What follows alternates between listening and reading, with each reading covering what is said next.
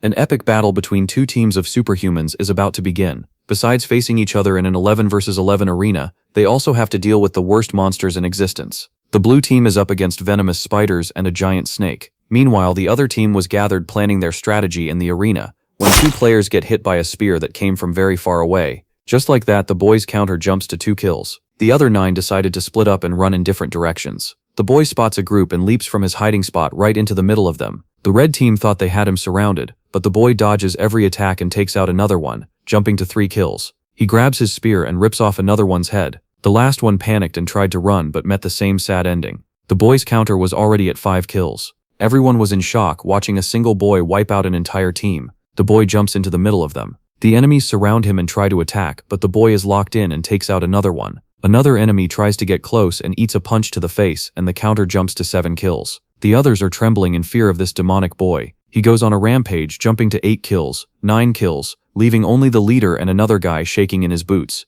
The moment the scared one looked away, he got hit in the chest and was eliminated instantly. The leader, the strongest superhuman on the team, backs off begging for mercy, but the boy is hungry for more and lands a shield strike, so powerful it made the entire arena shake. Everyone was in shock watching him eliminate all 11 superhumans, becoming the first man to ever wipe a full team in this sport called Battlefield. But to understand who this boy is, we need to go back in time. Because before Battlefield became a sport, it was a reality. This very boy lived through. Everyone was living a normal life until the unexpected happened. The boy bumps into someone, and when he goes to fight, he finds out the person is a demon. And that's where it all started. Monsters emerged, and the destruction of the world began. In the middle of this war, superhumans were created to fight them. In the final dungeon, the heroes had to flee, or they would be killed by the great demon. But the greatest hero, Seo Moon-ye, decided to stay behind and sacrifice himself, saying, "I hope you guys write a biography about me." And so the gate of the final dungeon was sealed thanks to him. When the world returned to normal, a ceremony was held to unveil the statue of the great warrior. What nobody expected was that 17 years later, something would fall from the sky, right in front of Yeyu's statue. Everyone was curious to find out what it was, but what nobody expected was that it would be the hero himself, Yeyu, rising from the ashes. The great hero wakes up in the hospital in shock, completely lost in time. A nurse had to turn on the TV to convince him that the year was 2021. In the middle of so many changes, he received the worst news. His fortune had been donated to an orphanage. According to his will, his house was turned into a museum in his honor, and his car was auctioned off to charity. In the end, the savior of humanity was completely broke and homeless. While processing all of this, Ye used his scanner eyes on himself and was shocked by what he saw. Not only were his attributes still at the same level as before, but he had unlocked a new ability, Immortality, which made him immune to physical death. He concluded that the act of sacrificing himself had activated this power. When the door to the room opened, in walked back Jeho, his old friend and fellow member of the 7 heroes. The two headed to the rooftop, and Xiaobei started catching his friend up on everything that had changed. That's how JP found out about Battlefield, a virtual reality sport where teams of espers compete in digital dungeons, the most popular pastime in the world since the end of the war. When Yepi asked about his country's ranking, Xiaobei simply didn't know how to say it. The answer was, last place. The MC couldn't believe it. Xiaobei decides to take his friend to stay at his place for the time being. On the way, he asks if Yepi would be interested in Battlefield, and Yepi says he doesn't want to live as a superhuman anymore. Looking out the window, he spots a female superhuman on a billboard. The MC is amazed and says she's sexy, but when Xiaobei tells him that's his daughter, the protagonist freezes, because the last time he saw her she was 6 years old. Settled in at Xiaobei's place, Yepi made it clear to everyone that his only plan was to binge every show he had missed over the years. The next morning when they opened the curtains, there were reporters everywhere trying to get to him. The MC gets up and decides to speak once and for all. At a luxury hotel, he holds a press conference. Basically, he said he's not grateful for any of it and takes the chance to say everything on his mind because he's never giving another interview again. During the press conference, an old man asked if he has any intention of becoming a Battlefield player. He simply said, no. The old man questioned why, and he said he doesn't find it exciting. The bald guy asked if it was lack of excitement or fear of failure, but our protagonist fired right back. The only thing that's a failure is that bald head of his. On his way out, a guy called out to him and said a player named Gerald Walker claimed the 7 heroes are nothing. The protagonist was like, who is this guy? But the boy explained he's the top 3 Battlefield players in the world. Ye Po sent a big go fuck yourself to that guy. Everyone was watching this. When Walker saw it, he was furious and decided right then to fly to Korea and meet Ye Bar face to face. The bald guy lost it and is dying to get his hands on the MC. Holy shit, dude! The next day, someone received the startling news of a match with the US. As Gerald complained that this was too sudden, the legendary hero found his screaming annoying, and just as Gerald began to scream at him, Yahello closed the call. When asked about the matter, the head coach revealed that there is an official match with America in 2 weeks. While the hero claimed that he couldn't care less, Gerald affirmed that this was his fault for provoking Gerald Walker. The protagonist failed to recognize this name, so the head coach reminded him that this was the man he had flipped off on live TV, while claiming that he would teach him a lesson. According to the head coach, Gerald was greatly pissed off by what the protagonist said about him, which he found rather petty. The American also decided to take out his anger on the Korean team, as the one who claimed that he wasn't even among the strongest players refused to enter the game. Yahello found this rather odd, as he had no relation to the Korean team. As the head coach needed to deal with the mess his friend made, Yahello claimed that he would enjoy life for now. Only then did our hero realize something about the upcoming match. Hayan would also be participating, seeing how she was playing for the Korean team. Later on, someone screamed that they had arrived home. Yahello was startled by the sound, but as he turned around to see who it was, he was left quite shocked. The girl had returned home early. Hayan claimed that she wanted to see her parents, but most of all her uncle who went missing 17 years ago. When she asked about his whereabouts, her mom revealed that he was in the living room. As soon as the legendary hero greeted her, Hayan was left quite overjoyed.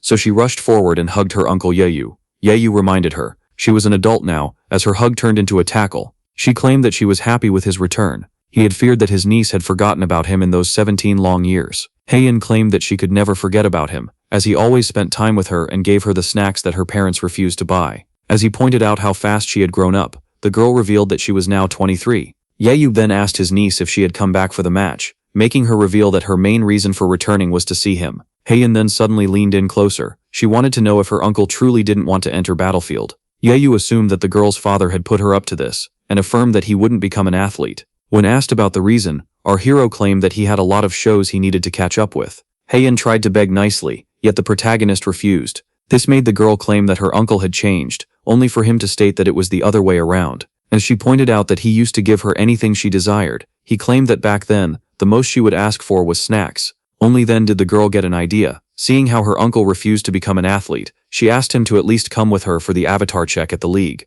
The legendary hero tried to state that he had a final episode to watch, but after seeing his niece resort to her puppy eyes, the man found himself with no choice but to accept and ask about their destination.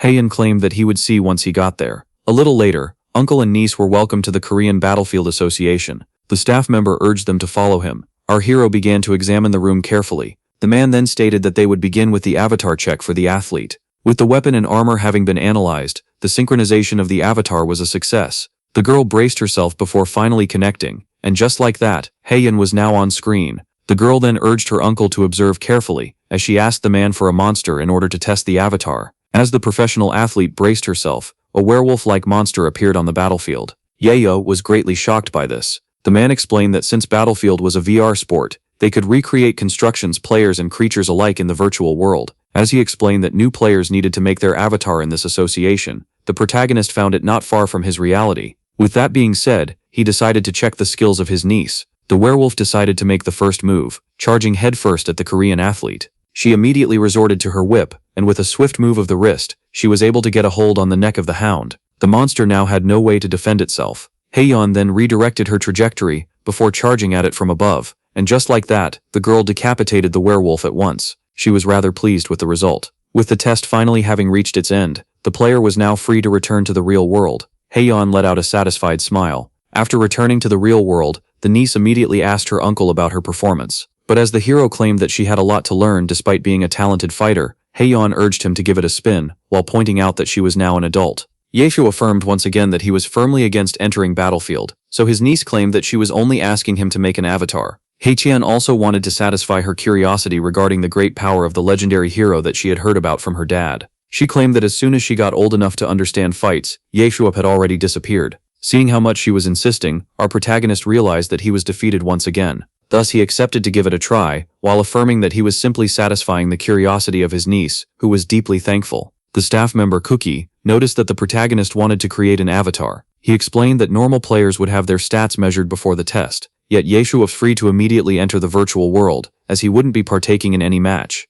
Yahello then asked if he could enter the VR as he was, so the man explained that by doing so he would enter the dungeon with no weapons, and in his current attire. Thus he urged him to take a weapon with him. Our hero claimed that those weapons exhausted their users. The carriers were light for their size, making the man claim that those were normal weapons for the testing room. When asked if he would like something else instead, Yahello contented himself with what he had, as he claimed that the shield would only get in his way and that the spear was enough for him. And just like that, the legendary hero finally agreed to enter the virtual dungeon. Once the loading was done and everything had been analyzed, the scan finally ended, and the avatar based on the protagonist was about to be created. As soon as he opened his eyes, the man asked our hero if he could hear him. It was explained to the legendary hero that this virtual reality was an exact copy of the testing facility. Yahello was shocked, as he almost felt like he was truly going inside a real dungeon gate. The man then explained to the hero that his avatar synchronization would be very easy. As his niece wished him good fortune, the legendary hero asked for a monster with the same stats as the one that his niece had faced.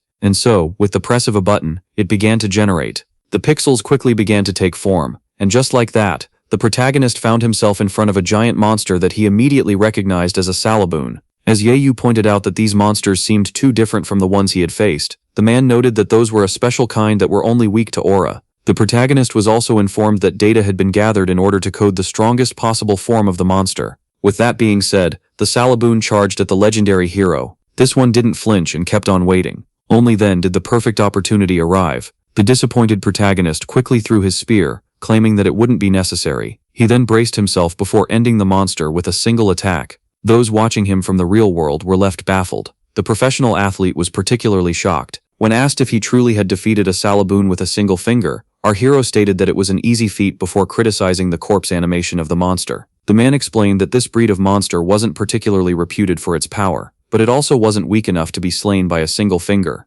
Yahello then urged the man to give him another, better monster, claiming that he needed to put something to the test. Our hero was shocked to see that this VR was no different from the real world, which made it perfect for the upcoming test. Yahello, who defeated the monster that was supposedly the strongest of his race, demanded something more challenging. Only then did a mysterious voice claim that the legendary hero wouldn't be content with a simple Salaboon. The Korean man was intrigued by the sudden words spoken in English. The man was particularly shocked as the system began to act on its own. He tried his best to retake control of the situation, but an outsider had breached the security and was trying to take control of the system. Only then did an angry presence arrive, barging through the giant hole in the wall before slicing up the monster and finally sticking the landing. The bald man wanted to know if the legendary hero was still up for a fight. Yahello recognized the one in front of him. The American explained that the Korean had challenged him first and that it was pretty cowardly of him to keep silent after seeing him actually take on the invitation. The star tanker couldn't care less about our protagonist being one of the 7 heroes and was determined to expose him as a fraud. That being said, Gerald charged at the protagonist. Yahello didn't even move as this one launched his attack. The swing of the axe dealt great damage, yet the tanker was shocked to see that it had missed and that his enemy was nowhere to be seen. Shock turned into startlement, as the other one, who had snuck behind him, claimed that he wasn't afraid. At last, the legendary hero had found a worthy challenge. With that being said, the Korean and the American were now face to face, and as tensions slowly began to escalate between the two, they were being watched on the big screen. Hayan had a hard time following what was happening. A voice then claimed that everything was under control. As the door opened, 3 new individuals entered the room. The one with white hair assured the pro athlete that he had already agreed to this encounter. The man and the girl were shocked to see the head coach as well as the president of the association arrive. Seeing how surprised they seemed, the president explained that everything had been agreed on, and that the staff must not have received the news yet. Park Jin-tae, who was the president of the Korean The Battlefield Association, asked Miss Moss if everything was to her taste. Emma Moss, who was the manager of the American player, thanked the president for granting their unusual request. Park Jin-tae laughed as he pointed out that the legendary hero wouldn't be able to oppose the decision, as he had treated him to countless meals in the past. In fact, the president thinks that this confrontation was for the better, as it might be what the protagonist needs to awaken his desire to participate in the battlefield. Back to the fight, both the Korean and the American swung their weapons at each other and clashed with all of their might, which resulted in a great burst of energy. The clash was so powerful that it blew our hero a few steps back. Even the sturdy tanker wasn't spared from the recoil of the shockwave. Now, as they stood face to face, Yahello admits to having underestimated his opponent. He decided to use his scanner eyes. This allowed him to fully see the stats and skills of his opponent. The protagonist was shocked, as his endurance and strength were maxed out, which makes him an elite tanker, as well as having decent focus. Our hero began to think that the American that seemed like he had the power to back up his arrogance. Gerald urged the Korean to stop eyeing him and resume the fight already. Yahello theorized that the talented tanker, who had both bark and bite, would have been a great help in the final dungeon back in 2005. And just as the protagonist began to analyze the ability of his opponent that was perfect for his class, he suddenly thought of something. Our hero began to think about his new ability. Yahyup, who originally planned to use a virtual monster in order to test this power that he discovered in the hospital, decided to use the American instead. And with that being said, he charged headfirst at his opponent with a shocking speed. Gerald swung his axe while thinking about how predictable the move of his opponent was. The tank was then shocked as his opponent cancelled his charge right before hitting him. Yahyup had now begun the test. And right before the axe could hit him, he stated to his opponent that he would show him a neat trick. With that being said, our hero found himself getting slammed to the ground. Hayan was shocked to see this happen, as the niece asked her uncle for the reason he refused to evade an attack that he could have easily dodged. Gerald found it rather odd that his opponent stood still in front of his attack, as if he aimed to be hit. But just as he tried to analyze the situation, a voice suddenly claimed that it didn't expect to feel so much pain from a single attack. After hearing this, the American was left startled. Gerald then did his best in order to evade the incoming projectile at the last second. The man was shocked by all of this, and was even more intrigued. Upon realizing that a spear had been thrown at him, he found this unbelievable, as the Korean should have been eliminated after refusing to defend against an incoming attack.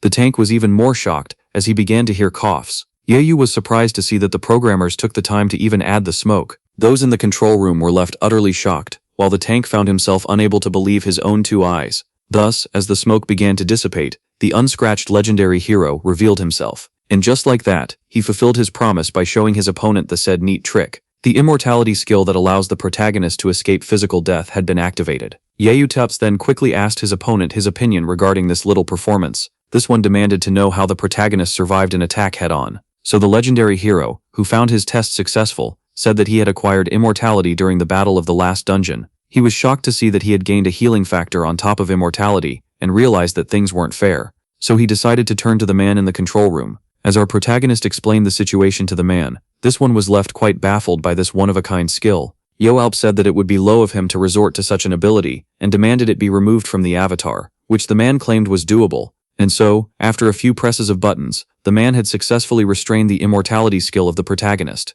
Seeing how shocked the American was, Yoalp revealed that he wanted to test this ability, as it was brand new. Then he explained that he doesn't want Gerald to blame his loss on an overpowered power such as immortality. Seeing this, the American firmly grabbed the spirit of the Korean and began to approach him. He then gave it back while claiming that the arrogance of his opponent lived up to its reputation. While wondering if it was the same for his skills, Yoalp clarified that it wasn't the case, as the rumors didn't do his great power justice. The tank claimed that he would like to see it for himself, while urging the protagonist to resume their fight, as it was finally a fair one-on-one. The legendary hero tried to argue that the American should at least go defeat the top 3 before challenging him for a second round. And as soon as he insinuated that he wasn't the strongest in the league, Gerald was left quite angered. Upon seeing the big one charge at him, the protagonist realized that his words must have hit home. Gerald was determined not to hold back, and so began a relentless rampage of axe swings. And in the end, the most powerful of the slashes ultimately missed the target that suddenly vanished. Only then did the tank realize that the spearman was right behind him, and as soon as he turned around, the American noticed that the Korean was striking him with an unexpected move, and despite being quite surprised, the heavy one managed to escape just in time from the swift blow. The legendary hero couldn't help but acknowledge the skill of his opponent, who clearly had a reduced vision field due to his giant shield. Even so, he decided to finally end the fight. And so, after bracing himself, the Korean launched his spear with all of his might. The tank managed to catch it with his shield at the right moment. Even so, the throw was so powerful that it managed to blow him away a few feet. And while the protagonist was satisfied with these results, the tank found himself troubled. He was horrified to see that the quick projectile managed to change trajectories mid-air, which showcased the powerful control level of its wielder. Gerald had finally tasted the might of the legendary hero, who claimed that the victory was his. The American tried to argue that the fight wouldn't be over as long as he lived, making the Korean reveal that he had deliberately spared him. Gerald was then confused. As Yoalp stated that his giant shield was a liability, he became more and more intrigued as the protagonist urged him to use a smaller shield in order to become a better tank. Yoalp stated that he was giving him tips because he acknowledged his talent, while stating that the huge shield was limiting his field of vision. Gerald was then particularly shocked as Yoalp correctly guessed that he was told that his vision wasn't wide enough back in his younger days. Our hero then theorized that this was the reason he decided to use a bigger shield, to increase his defense and give himself time to analyze the situation. He also explained that this wasn't a good solution, as the huge shield would turn against him in the face of someone skilled enough to abuse his small field of vision. For this reason, he suggested to the agile tank to use a smaller shield, as it would improve his performance later on. When asked if he was serious about those steps, Yahyup revealed that even with them, the tank wouldn't be able to take him down. In the end, the American claimed that it might be beneficial to pick up a smaller shield, After seeing this on the big screen, the head coach was left shocked that his friend was helping the already powerful enemy player improve his game. That being said, the protagonist decided to leave and rush back to his shows back home. Yet before leaving, he claimed that he would charge Gerald a tuition fee for all the great tips that he had granted him. The man agreed, but affirmed that he had his own terms. This left the protagonist rather confused. Gerald demanded Yayu grant him a second fight during the official match. Hearing this, the legendary hero, who was too busy with his shows, affirmed that he doesn't care about Battlefield, and even cancelled the tuition fee. The tank grabbed the Korean by the shoulder, clarifying that he would do anything in order to see him participate. Yet Yayu refused to go back on his decision. Seeing how the American firmly demanded a second fight, the Korean realized that he was dealing with a madman. Gerald screamed at the legendary hero for daring to waste his potential, making Yayu claim that he was free to use his power as he pleased. And so, as the two of them kept on arguing in the virtual reality, those in the real world watched in bafflement. Only then did something strike the mind of Park Jin-tae. The president suddenly had a sneaky idea to use the situation for his own benefit. The next day at the Bake residence, as he kept on watching his show, our protagonist began to wonder if the two main characters would finally become a couple, when suddenly, a flash news alert interrupted him. Important binge-watching left him quite disappointed. As things were just getting interesting, the news declared that the legendary hero who claimed that he wouldn't become an athlete might change his mind after his spar with the American tank. This one watched as the journalist revealed that this scoop was built on a low-quality video sent to them by an anonymous individual.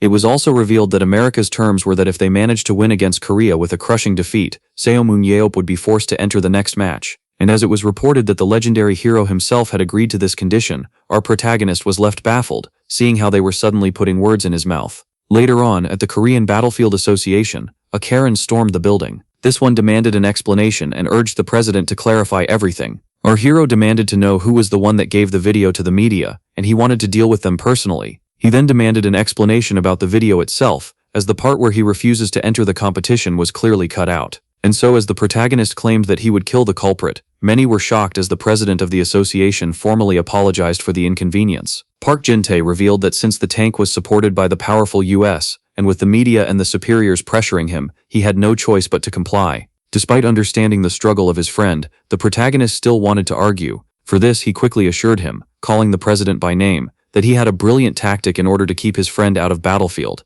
as Yayu would only be forced to participate if the United States wins without suffering a single death. The president revealed that he had told the US that the legendary hero would only participate if they had proven their worth. Yet, as he explained that their not-so-weak Korean team would surely take out a few Americans, Yayu immediately refused, affirming once again that he doesn't want to participate. Park Jin-tae revealed that this term, unlikely to be satisfied, was the only way to arrange things, before playing the friendship card and asking the protagonist for this one favor. The president even began to beg, claiming that all of the funds would be given to a charity of the hero's choice. Despite being irritated by this matter, Yayu knew that he couldn't simply discard his long-term friendship with Park Jin-tae. Thus, he finally agreed, leaving the old man overjoyed. The president was so pleased that he rushed to kiss Yayu, who desperately tried to keep him away. The legendary hero then affirmed that the association has to stop pressuring him to join, if even one of the Americans goes down. Park Jin-tae gave his old friend his word. And so, as the president proposed going to a nice restaurant, Europe wanted to know if the president would be inviting him. The man who knew a nice place confirmed that he would be the one treating. Despite wanting to keep his promise, the president felt sorry for the legendary hero, as the battle simulations made things very clear.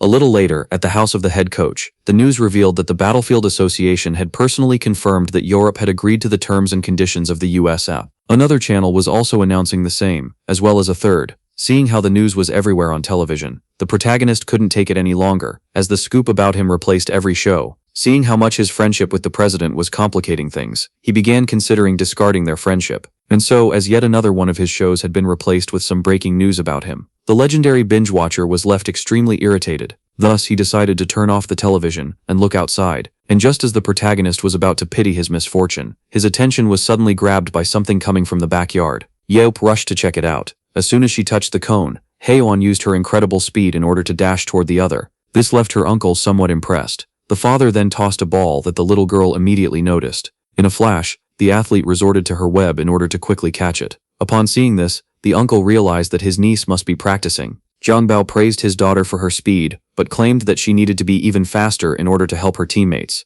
seeing how she was an assistant stealer. Yeop claimed that his friend was being too severe on his own daughter, and so he decided to use his scanner eyes, and just like that, the stats of his niece were already revealed to him. Yope quickly noticed that the girl had excellent speed and agility, with the second one having already been maxed out, yet it was safe. To say that her potential in these categories was clearly inferior to her father's meant she wouldn't be able to reach the level he expected, but seeing how she outclassed him in strength and resistance, it wouldn't be right to make her an assistance dealer. The legendary hero concluded that the training method that was excellent for his friend might not be the best choice for his daughter. Hayan was exhausted and demanded a small break. Our hero began to worry, seeing how the one who had just noticed him was the strongest player on the national team, and yet with this kind of training, she wouldn't be able to take out a single American player. Hayan asked her uncle if he had watched her practice, so he confirmed and claimed that this training might not be suited for her. Xiaobei tried to claim that his daughter just needed a little more practice in order to acquire the necessary speed, so the legendary hero affirmed to his friend that he and his daughter were two different people. Yayu revealed that agility and speed training weren't necessary any longer, as the girl didn't have as much potential as him regarding these categories. According to him, her skills with the web as well as her agility had already reached their full potential. Yayub then guessed that the head coach wanted to train his daughter to assume the same role as him due to her speed skills, yet this wouldn't suit her. The uncle then turned his attention to his niece. When asked about the next step after catching the target with the whip, the girl claimed that she would destabilize it before giving it to her team. Yayub claimed that this wasn't right, and that she needed to kill it by herself. He revealed that she wouldn't be as good of an assistance dealer as her father, as she didn't have his speed or agility, or even allies to deal the finishing blow. Thus he urged her to focus on her swordsmanship as well as strength in order to deal the finishing blow. The protagonist then picked her weapons up before deciding to show them a demonstration. Now, in front of the training dummy, he quickly resorted to the whip in order to successfully catch the target. The legendary hero then explained that as soon as the enemy had been immobilized, they needed to be finished off with the sword immediately. Yayubei then asked father and daughter if they had understood him,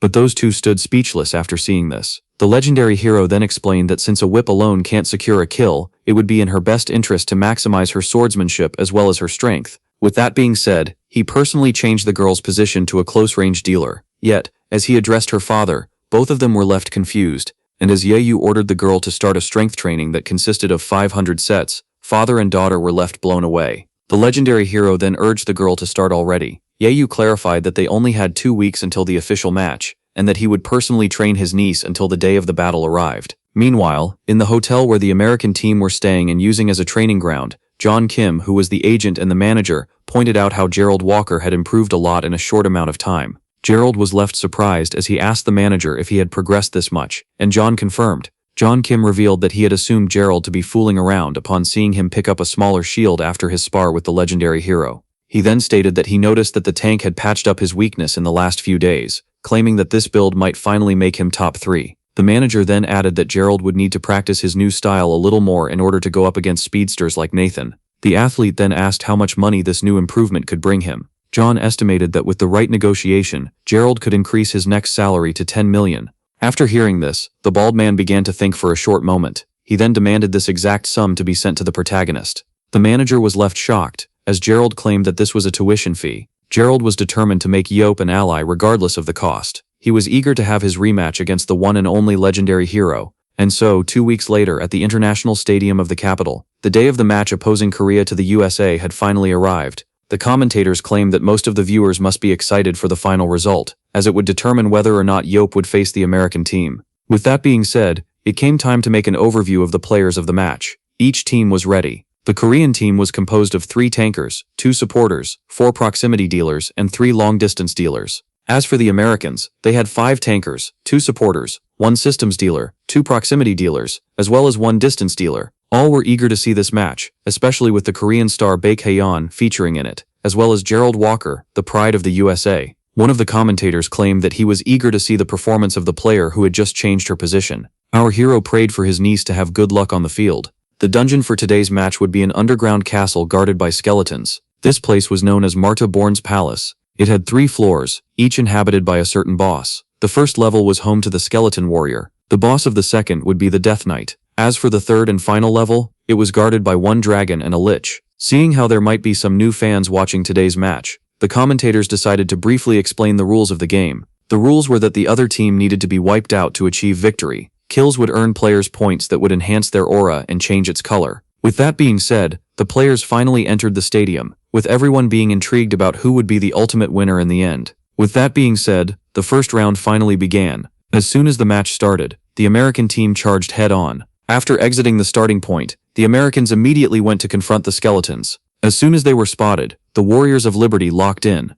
The members of the American team moved in harmony with each other, while slowly tearing their way through the skeletons. Compared to other teams, this one was pretty slow, yet the Americans would become an unbreachable wall after finishing their farming session, which made everyone wonder about the plan of the Korean team. Meanwhile, on the Korean side, Hayan knew that she had to apply what she had trained for. The commentators, who were focusing on the Americans, just noticed that the Korean national team was rushing through the battlefield, only to notice something rather intriguing. For some reason, the Koreans were ignoring the skeletons. The players did the same as they dashed forward into the second area. Everything was going according to plan, according to the coach. If this little maneuver was successful, they just might achieve victory. All were left intrigued as the Koreans decided to adopt a rather aggressive approach by charging at the boss instead of farming like they normally did. This was a high-risk, high-reward tactic that could potentially earn them a lot of haunting points. Taking out the skeleton warrior would also make the floor that he was guarding close shortly after. Thus, if they managed to successfully kill the boss, the Koreans might just be able to foil the plans of the Americans. Only then did the Koreans arrive at the boss room, and just like that, the players immediately charged at the skeleton warrior. All were left on the edge of their seats as the national team immediately jumped into the boss battle. Only then did someone alert the tank about a sudden development. That person was none other than Paul Ward, the recon of the Americans. Gerald couldn't quite understand what he meant, and urged him to elaborate. The tank was then startled upon learning that the Koreans were actually going with a solid plan by trying to take the boss first. Hearing this, Gerald's teammates proposed to immediately escape to the second floor, yet he urged them to stop what they were doing and rush to the boss room. Meanwhile, back with the Korean team, the boss was almost down. All charged in as their ace was now able to secure the kill. The Koreans decided to protect her until she could finally eliminate the boss. But just then, something unexpected happened, and before the girl could even react, she was hit from the side by a giant tall, bald man. Hayan hadn't seen the tank coming. While her teammates began to panic, they were now in front of Gerald Walker. The head coach began to panic as it was explained that the tank had used the storm ability of a teammate to catapult himself through the air.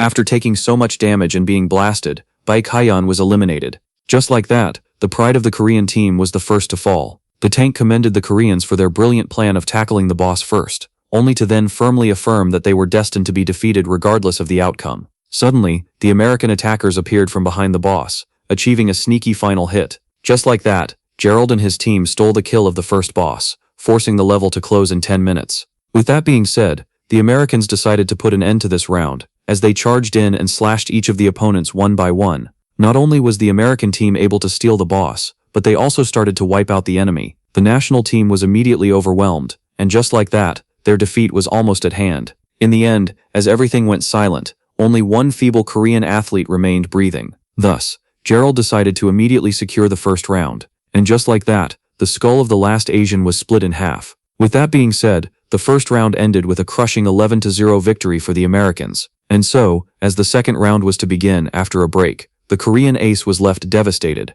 Hayan was shocked to see herself lose once again. But just as she was about to think of how powerless she was, even with the help of the legendary hero, someone decided to use this chance, as the entire team was gathered, to give his opinion on the Korean team regarding their performance. Our hero claimed that he would have rather dragged his eyes through glass than witness their incompetence. Thus he would show pity by giving them advice. One of the players tried to state that the legendary hero wasn't their coach, only to be quickly silenced by him. The girl was shocked to see her uncle in the locker room, as he explained that he was only doing this in order to avoid becoming their teammate. Yahello stated that it was no surprise to see their plan fail, as they were far weaker than their opponents, with the mental tolerance of a blonde with a broken nail, which is why, in his opinion, the Korean team could never beat their opponents as they are now, regardless of how much they repeat the match. But seeing how it would be too pathetic to see them fall powerlessly, our hero decided to be kind by teaching them how to take down the opposing star tank. Our protagonist explained to the young one that the arena of the match was a dungeon that he and the president conquered back in their younger days, claiming it to be rather easy, except for the third level, which was kind of annoying. He then affirmed that the Koreans could never get there with their pitiful skills, and decided to review their first round. The legendary hero claimed that their plan would have actually worked if they weren't a group of incompetent fodder. Yahello then addressed the forward positions, claiming that regardless of the situation, they should be aware of the enemy's position at all times, which is why they should have initiated recon first. As for the back positions, it would be in their best interest to help those in the front, seeing how useless they became as soon as their ace fell. All players were left ashamed of themselves, as the protagonist claimed that their defeat was only natural, as they were not aware of the basics. Yahello felt bad for his friend, as he had to deal with this incompetent national team, And so, after making the Korean team doubt their very reasons to exist, our hero concluded his review of the first round. With that being said, he decided to directly inform them of the plan for the second round. Later on, as soon as the second set began, the Americans made their move by splitting into two teams. After splitting into teams of 5 and 6, the team with the most players, which was also the fastest, would try to conquer the hunting grounds, allowing the team of 5, led by the star player, to farm monsters without any interruptions. According to the presenters, this tactic would allow Gerald to use his talents to the fullest. Yet as the camera turned towards the Korean team,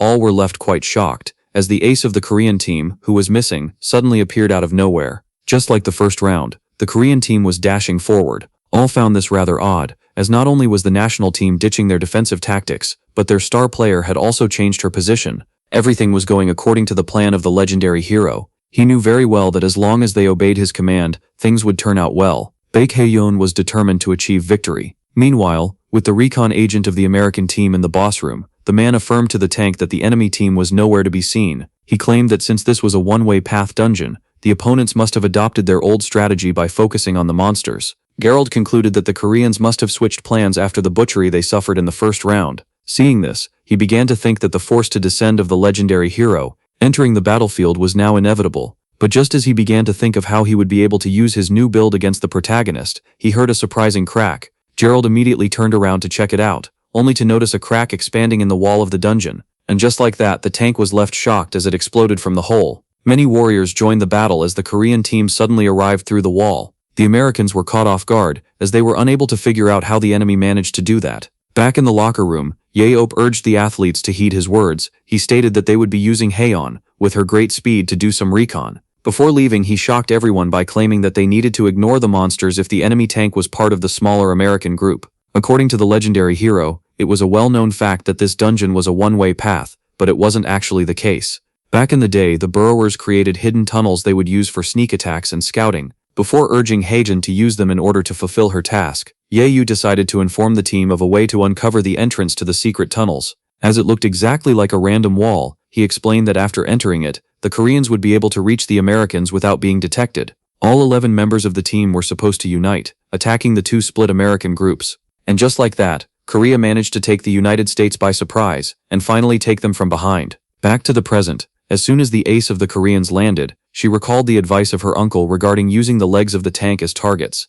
Hayan theorized that this might not be a good strategy, as Gerald was known for being a tank that always stood tall, meaning that his legs must be pretty powerful. Yahello explained that since he was using a small shield that he hadn't mastered yet, he wouldn't be able to guard his entire body, and would have a hard time protecting his allies. Then again, the legendary hero stated that Gerald was talented enough to quickly master the small shield, and that his legs couldn't exactly be labeled as weak. Yet Yahello was certain that a group of 5, certain of its victory, would be caught off guard by the sneak attack of an entire team with the speedy Hayan at its head. The legendary hero was certain that his plan would make a difference, which is why he urged the national team to follow it. With that, the niece felt deeply thankful toward her uncle, and just like that she dashed forward. The Koreans were trying to launch an attack before the enemy could even recompose themselves. The commentators guessed that the Korean, backed by the focused fire of her ally, would be the one to take on Gerald Walker. Focused fire was a skill that enhances the abilities of the target. And just like that, the girl, along with 2 allies, charged toward the axe wielder, only for these 2 allies to be quickly slain with a single swing. The tank was shocked to see Hayan escape his attack with her teleportation. Only then did he realize that he was never in the first place. And so, as the girl scored 2 kills, the man quickly realized that the Koreans were targeting the backlines, while a player tried to sneak him from behind. Only then did he quickly notice before unleashing an instant counterattack. After taking out a 3rd player, Gerald urged the rest of the vanguard to fall back and reposition. Seeing how there was still some time before the rest of the team came back, the 3 Americans were forced to face 8 Koreans on their own. And just like that, the assault immediately began, with each of the remaining Americans having many enemies on them. Yet the star tank was certain that they wouldn't be overpowered by such a weak team. Before throwing his axe in order to secure himself the 4th kill, she decided to grab the opportunity. Gerald was left startled, upon noticing someone behind him. He quickly turned around and took a defensive stance, only to realize that the opponent was nowhere to be seen. When suddenly, the ace of the Koreans reappeared in front of him. Hayan then delivered her blow and successfully amputated the leg of the middle-aged man. She then proceeded to grab the one he had left with her whip before making him fall to the ground. The American group fought well, but was overpowered by numbers, and was forced to fall, yet took out 7 Koreans with them. Now the pride of the US found himself facing an unavoidable demise. Gerald asked the girl if the legendary hero had given him any advice. They advised them, seeing how they had changed their tactic. Yet this one didn't reply as Yu simply pointed her sword at him. In the end, the impressed Gerald couldn't help but smile as he suffered a final blow. And just like that, the unexpected happened. Curio managed to turn the tables and actually won a round against the United States. Upon seeing this, the head coach was left baffled. And just like that, our protagonist had fulfilled his promise by teaching the national team how to take down the powerful tank. Shortly after, the second round came to its end. The commentators immediately pointed out the excellent performance of the national team that surprised everyone. Even so, they were still unable to secure a single round against the American team.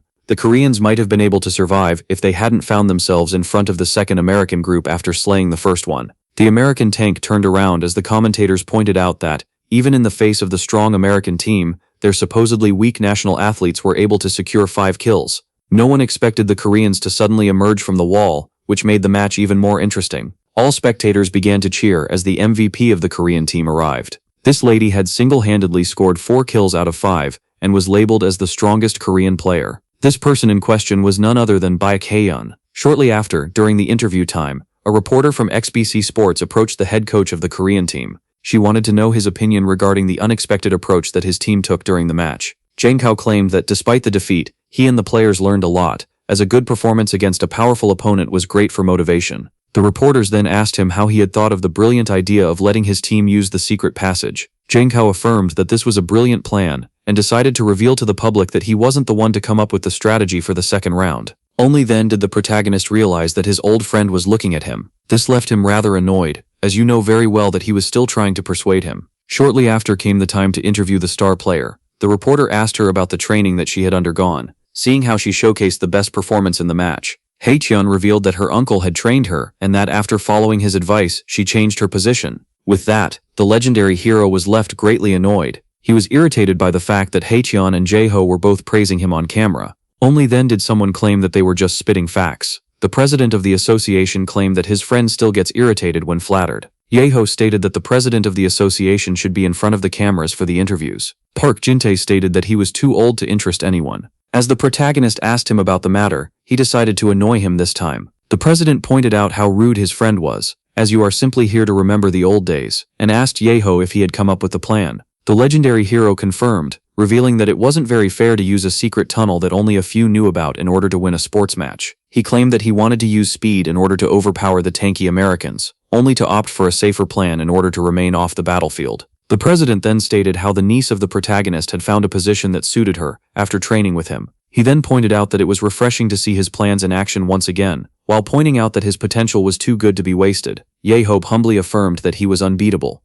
Only then did Park Jin-tae suggest that the little hero abuse his abilities for a longer time. Jae-ho was left confused, as he had clearly won the bet. The president promised to never bother him again before finally explaining himself. He revealed that the Korean Battlefield Pro League season will begin in a few days. Jae-ho assumed that the man wanted him to enter it as an athlete. This one immediately denied, claiming that it would be way too ridiculous, and that he just wanted the legendary hero to face some star players in charity matches before the start of the league. And just as the president assumed that his friend was about to refuse, Jae-ho stated that he would think about it. This left the old man shocked, and as he asked the protagonist to repeat what he said, Jae-ho claimed that he would give it some thought, while thinking that his friend was starting to lose his hearing. Park Jin-tae knew very well that his friend, the hothead, would immediately say no if he dislikes the idea. Only this time, he doesn't seem opposed to it. Jae-ho revealed that he grew intrigued upon seeing his niece fight, and that TV shows could never replace the thrill of real battles. The president was left baffled as the legendary hero claimed that VR might be his only way to fight once again.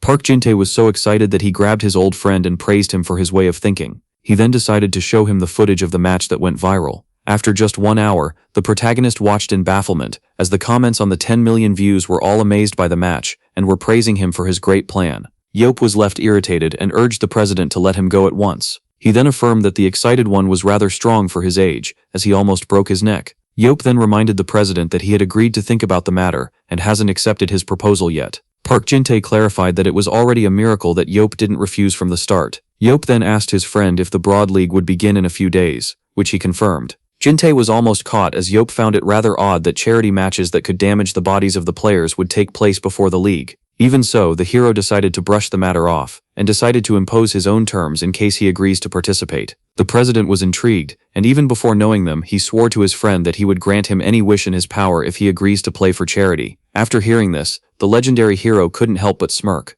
The next day, at the residence of the head coach, with his foot on the ground and his sword in hand, Jangbo was left utterly confused. The baffled man began to demand an explanation. Yayu claimed that it was obvious, and that he had agreed to enter charity matches as the president accepted to follow his terms. The legendary hero revealed that at first he wanted to use the rest of his life to watch TV shows, before going into complete silence as he realized what he had just said. Xiaobei grew concerned for his friend. The protagonist revealed that he wanted to brace himself for the matches, despite the fact that they should be easy, seeing how the national team of the country was badly trained, which made the head coach apologize. Xiaobei was happy to see his friend pick up the spear again, yet failed to understand why he needed to regain his sword, only to be then triggered by the protagonist, who wanted to drag him along to share his pain, as the only decent Korean player left was Hayan. Xiaobei stated that it was a bad idea, as he hadn't done this in 17 years, which made Yoap tease him about his fear of being ridiculous in public. The protagonist assured the head coach that he only needed a few training sessions in order to regain his sense of battle. The head coach tried to argue that he was a man on the doorstep of his 50s who hadn't fought in 17 years, so the legendary hero decided to remind him that he never makes mistakes. Thus, Yoap resorted to his scanner, eyes on his friend. Xiaobei had truly fallen off his prime after 17 years of retirement, yet the protagonist was certain that he would recover most of it after some training. With that being said, he urged him to ready himself for a hellish training session tomorrow, as an evil smile appeared on his face. At that moment, the head coach realized that he was doomed. Park Jin-tae recalled the two conditions of Yoap, with the first being that Hayan must be on his side so that he won't have to kill her, and that Xiaobei must also participate. The president began to think of how having 2 of the 7 heroes on screen would attract a lot of sponsors. Thus, he decided to make a few calls in order to cash in a few favors. Shortly after, the news of Baek Xiaobei and Seomun Yoap fighting side by side once again covered all platforms as it spread like wildfire. Our heroes still had 1 week before the charity game. Those 7 days were filled with a lot of clashing and screaming. Xiaobei repeated the words of his mentor regarding him having a failed technique if he is slightly slower than his opponent, which made the mentor even angrier, as despite knowing the right way, his friend still did it wrong. With that being said, the head coach began to harness his power once again, and just like that immediately dashed forward. The middle-aged man then charged at the legendary hero and began to bombard his shield with a tempest of sword slashes before finally taking a few steps back. Xiaobei was pleased with his performance. Yet his coach claimed that it was acceptable before recalling a time when he could stab an enemy 3 times in the split of a second. Xiaobei urged the protagonist to spare him, scolding him as he was. He was in his prime back then. He then expressed how his age was affecting him, causing great exhaustion. Xiaobei affirmed that this was but a fraction of the training they used to do, before urging the man to continue, which startled him, as they had been here for 8 hours. Our hero affirmed that he wanted to wrap things up as fast as possible in order to watch his show in peace, making his friend remind him once again that he was 48. The one in the tracksuit was left intrigued as the head coach claimed that he couldn't watch his show, seeing how he had somewhere to be. And so, later on at the Korean Battlefield Association, the protagonist was greeted by the man from before, who was known as Yoo Hyun-so, the technical manager. He then introduced our hero to Tanner Brown from the World Battlefield Association, who was here to observe him during the tests. At that moment, Ye-Yoof's attitude began to show. He pointed out that they should have been done with testing, and while the legendary hero tried to argue that his fight with Walker should have been enough, Hyun-so revealed that he needed to take the athletic test. The manager clarified that despite there having never been any issues with data transfer, these tests make sure that the VR abilities are similar to their physical counterparts. Ye-Yoof was shocked to see how accurate their application process was. Hyun-soo revealed that the technology was powerful enough to perfectly scan and replicate the data of the players, and as he revealed that it can even detect abilities that were still dormant. The protagonist was baffled by the technological advancement of the year 2021. The manager claimed that this was due to a well-guarded secret of the World Association that manages the system, which was created from certain espers. After hearing this, the man couldn't help but compare the word association to burrowers. Thus, the veteran demanded to know if they were certain that the World Battlefield Association wasn't governed by some enemy survivors. Upon hearing that they weren't, he revealed that he would have butchered them all if it was, which made the manager realize that he was dealing with a maniac. A little while later came the time to start the agility, aura, and strength tests in order to create an accurate avatar for him. First, the association needed to measure Ye-Yoof's strength. As soon as he learned that he simply needed to pull the lever, the protagonist did so with all of his might before finally letting it go, and as his score of 813 showed up, the manager asked him to repeat the test once again. Thus, the 30-year-old pulled the lever 2 more times, and upon seeing his score, he realized that this must be the limit for his strength. Inside the control room, the manager was intrigued, as he had expected the legendary hero to have abnormal strength. Now came the time for the speed test, with Youn Boom having to go from the first switch to the other as fast as possible until he heard the bell. Thus, as soon as the starting signal was given, the legendary hero locked his target in and charged at the first switch before quickly going to the other. Inside the room, all were shocked to see that a tanker class possessed such incredible speed, with the exception of his fellow hero. Shortly after the test came to an end, the protagonist asked for his result, which the manager revealed to be a surprising 9063. Youn Boom began to claim that he could have scored 970 if he had put his back into it. With that being said, came the time to repeat the test for a second time. On his second try, the legendary hero scored a 971. The manager as well as Mr. Brown were baffled to see that the tank had actually lived up to his words. Youn Boom then asked about the speed test high score, and was told that it was 107. He suspected that the record holder was Nathan Bernard. Our hero had seen the player in footage sent to him by the head coach. After that, he had agreed to enter the charity matches. Youn Boom found himself intrigued by the young man whose speed rivaled even Prime Jemu, who used to have 100 points of agility. With that being said, the protagonist was having fun, and decided to retake the test and try to score 975. He then began to ready himself. The legendary hero began to concentrate. For some unknown reason, our protagonist was feeling as if he was at his peak, and so, after gathering his forces, he decided to unleash them, and just like that, the third attempt began. As he proceeded to go from one switch to another as fast as he could, everyone in the room, even his fellow heroes, was shocked to see that his speed had once again increased. Shortly after, as the test ended, the protagonist finally caught his breath. As he asked about his score, all were left baffled. Youn Boom, who claimed that he should have scored a little higher than before, was baffled to see himself get a 107, similar to the highest score ever recorded. He found this rather odd, as his speed should be slightly lower than Jeyu's and Nathan's, meaning that he shouldn't have scored this high. For some reason, the protagonist had surpassed the imposed limits. In order to confirm his suspicions, he demanded to retake the strength test. As it was explained to him that he just had to pull the lever once again, the protagonist began to concentrate, and just like that he pulled it with all of his might. Once again, he left everyone in the control room utterly baffled. The score of the legendary hero managed to immensely increase, reaching 8-9. The manager assumed that the protagonist was warming up before making him reveal that it wasn't the case, and that it was related to focus. Youn couldn't figure out how he was able to surpass his strength and speed limits. This shouldn't be possible, as according to his scanner eyes, he had already reached his peak. Yet his results were telling him otherwise. Youn was certain that this new feeling wasn't alien, and only then did he realize where he had felt it before. This emotion was the same as the one he had when he was left alone in the last dungeon. The legendary hero had managed to surpass the human limit of concentration during his last experience with near death. He then realized that the focus category must have some hidden power, as it was strengthening his other stats after going over his limit. Youn was now annoyed, having realized that he was now an immortal with great power who had no real wars to fight. For some reason he couldn't help but feel that he was being forced to enter the battlefield. With that being said, came the time to use the giant marble for the aura test. The manager explained that Youn just had to pour all the aura he could into it to change its color, which was more accurate than the method used back in 2005. This was the most important test, as aura was determined at birth most of the time, and was the hardest stat to increase. After awakening his powers and noticing that his order was 96, Youn had undergone a lot of training in order to max it to 100. As soon as he placed his hand on the sphere, all were left at the edge of their seats, eager to see the result that would come out. The legendary hero began to fill the marble, while thinking about how he had 100 aura points, which was the peak of the human limit. At the end of the test, the measuring marble turned dark. After seeing this, Mr. Brown was left utterly baffled. Youn, who had scored a 1030, asked about his own result, and only then was it revealed to him that he had actually exceeded the human record. Upon learning this astonishing news, the legendary hero claimed that it was only natural for him. It was then revealed to him that the previous record holder was Shulon, who was one of his fellow heroes, leaving him intrigued by the achievement of the young one, as it was pointed out that her record was hard to break. The protagonist pointed out that she did have a terrifyingly powerful aura. Shulon was as stubborn as Youn, which is why every time he would scold her, they would get into a fight with each other. Our hero was certain that his previous colleague would become infuriated if she learned that he had actually broken her record. As the tests were finally concluded, the manager decided to notify the protagonist of something important. As it was revealed to him that his immortality would be forbidden in the matches, Youn found it only natural, as he would automatically win if he was unkillable. The association formally apologized for limiting his abilities, promising compensation. Youn couldn't care less, as he would only play once. The legendary hero then gladly welcomed the offered compensation, while claiming that his immortality skill was useless anyway. Meanwhile, somewhere else, Appointee Hood affirmed to the others that their only hope and savior was that one individual, which is why they needed to hold on to their faith. He then firmly claimed that their faith had been rewarded with a great revelation,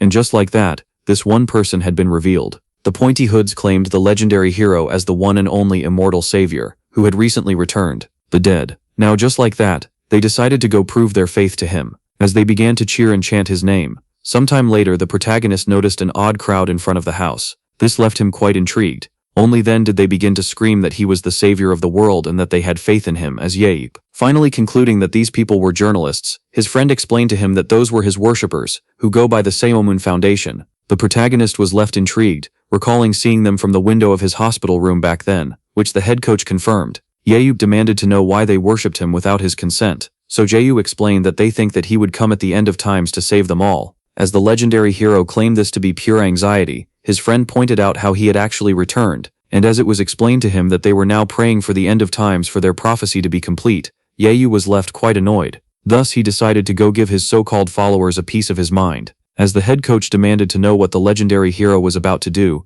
Yahello claimed that the answer was obvious. And just like that, he dashed forward, jumping as high as he could before landing on the fence. He urged the Foundation to stay silent, yet as they kept on babbling among each other, he urged them to stay silent, until finally they obeyed his command. Yahello claimed that he was aware of their faith and his position in their eyes, which is why he urged them to come to their senses and get out of his sight, leaving all of them shocked. Yahello angrily screamed at them for doing this instead of finding a job, and affirmed that he would terminate their leader at once. At first the followers were shocked to see that their deity was refusing their faith, before then collectively agreeing that he must be testing their strength. The protagonist was then left quite shocked, as none of them moved from their spot. As soon as they kept on worshipping him, he was left quite intrigued. He was now certain that those people were fully delusional. Upon seeing how annoyed his friend was, the coach realized that a disaster was about to unravel. Yahello gave the association 10 seconds to get out of his sight, before he knocked some sense into them. Jaeho desperately tried to calm down the craziest of them all, as Yahello affirmed that laws don't apply to him, meaning that he was free to rough them up. And so, after a 10-minute-long beating, many of the cloaked lunatics were knocked down. Yahello had successfully dealt with the mentally insane who worshipped him. He then asked one of his young followers if he would dare to follow him again, so the child affirmed that he would. Yahello praised the boy for his cleverness, and urged him to stop following the cloaked lunatics. Thus, after calmly affirming that he was human, Yahello stated to Jaeho that now came the time to practice. The baffled coach addressed the legendary hero, and as he claimed him to be completely insane, Yahello took it as a compliment, before pointing out that he never consented to being worshipped. Jaeho realized that reasoning was useless, before urging his friend to go inside before the reporters arrived. Yet Yahello revealed that he would beat them up as well. Jaeho affirmed that this would attract trouble, as Yahello claimed this approach effective against those who want to know about his past in the orphanage. Meanwhile, a figure from high above was intrigued to see that the so-called savior, as the protagonist pointed out that he doesn't understand the fixation people have with celebrities, he suddenly noticed something afar. At that moment, this immediately made him leave, so Yahello decided to brush it off. The day of the charity match finally arrived, and everyone was gathered at Incheon International Airport. All the big names in the field were here for the protagonist, including the American battlefield agent, known as Joe Fellman. Joe explained that the last time he came to Korea was 15 years ago, as it was filled with great potential that made the American agency #1 after recruiting. As the man claimed that it was a shame that they couldn't get Jaeho, his assistant pointed out how he and the rest of the heroes weren't into battlefield at the time. Shulan, who finally decided to become an athlete, immediately resigned after that. She had been nerfed at the time. This was the only possible option, as her power and extinction ray would have wiped out a team of 11 in a few seconds. He had missed 2 heroes in the past. Joe was determined to finally get his hands on their leader, who, he was the strongest of all. Only then did something catch the attention of the Americans. They were left quite shocked as another foreigner set foot on Korean soil. This was none other than Jake Rand. The European battlefield agent was also an Esper. Just like that, he appeared in front of the Americans. The focus of the media immediately shifted toward the arriving European. As Jake pointed out that they needed to keep their competition fair, Joe realized that things had just gotten complicated, and so as tension immediately settled between the 2 men who were here for the legendary hero, the photographers suddenly focused on 2 other individuals. They had shiny jewels and expensive boots. The 2 shiny peacocks wanted to see the one who ruined their dungeon business entering the world of Battlefield after claiming it to be boring. Those 2 were none other than Jane and Philip, the Morrow brothers, who own the Party Lumiere Battlefield Club, and who were also here for the legendary hero. They claimed that they would make the protagonist sign with them no matter what. At that moment, all of the agents noticed each other. Their instincts immediately kicked in. All of them were determined not to let the others steal the protagonist from them. At that moment, all heard a shocking sound. The music of high heels had the airport silent. Only then did she arrive. This lady was considered a force of destruction comparable to none. She had finally arrived in Korea. Xiaolan, who was the youngest of the 7 heroes, was here to meet an old acquaintance. Meanwhile, the stadium was overfilled with spectators. As someone claimed that the Burrower's wash would have caused more casualties, his friend urged him to stop saying such things.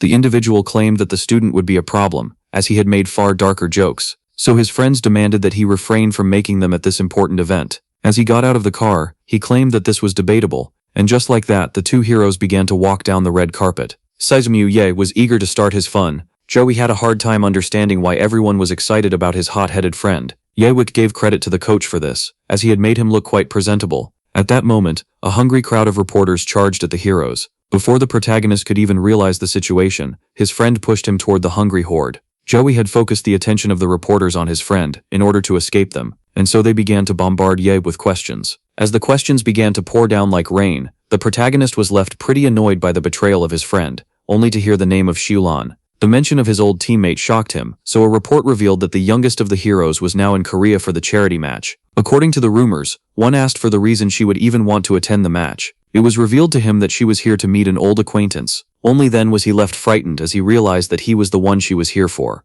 Later on, the legendary hero opened the door dramatically. As he made his way through the locker rooms, all of his teammates were shocked to see the one and only legend in front of them. Yepur then asked the coach if he knew about the most recent matter. And while the daughter was excited to learn that Xiulan was in Korea, the father began to fear the worst. Jemefa urged his friends to be wary at all times, and even carry some protection around. Yeyu tried to claim that he wasn't that bad with the girl, so Jemef reminded him of how he used to curse and bully her, until she began to cry. Even without knowing Korean, the protagonist claimed that the girl couldn't possibly seek revenge with her extinction ray, while the coach claimed that the past 17 years should have healed the grudge. Yet, unlike the girl, Yeyup hadn't aged a day and was still the same person who used to mistreat her. Back in 2005, everything was in chaos. A Chinese warrior known as Hulan was selected for the last dungeon raid and became one of the 7 heroes. Being the only daughter of a wealthy family, as well as a powerhouse, she earned herself the protection of the Chinese government. The 17-year-old Shulan grew up like royalty, yet this stubborn type who claimed that she had already reached her max despite being far from it, was greatly loathed by the team leader. For this reason he would criticize her every move. Yeyup was in fact extremely harsh toward her. In fact, the protagonist even called her a complete idiot, whose only quality was her powers. For this reason, both father and the daughter agreed that they would need to organize a second funeral for Sumun Yeyup. Yeyup decided to put this matter aside, as they had more urgent matters to attend to. He pointed out that all of the team must be aware of the rules of the charity match, but since they had a beginner among them, he decided to go over the rules quickly. According to the coach, the 2 teams facing each other would be Love and Hope. The opposing team, Love, was made exclusively of national players, while their team included some selected players, as well as his daughter. To make things fair, the coach of the national team, who was a proximity dealer who could teleport, would be part of Team Hope. The legendary hero, who was a tanker, who would be armed with 4 spears and his shield, with his skills restrained, would also be their teammate. Yeyu revealed that he was a little anxious about the upcoming match, as he hadn't fought in quite a while. Park Chulho, who was the captain of this team, affirmed to the coach that they would do their best.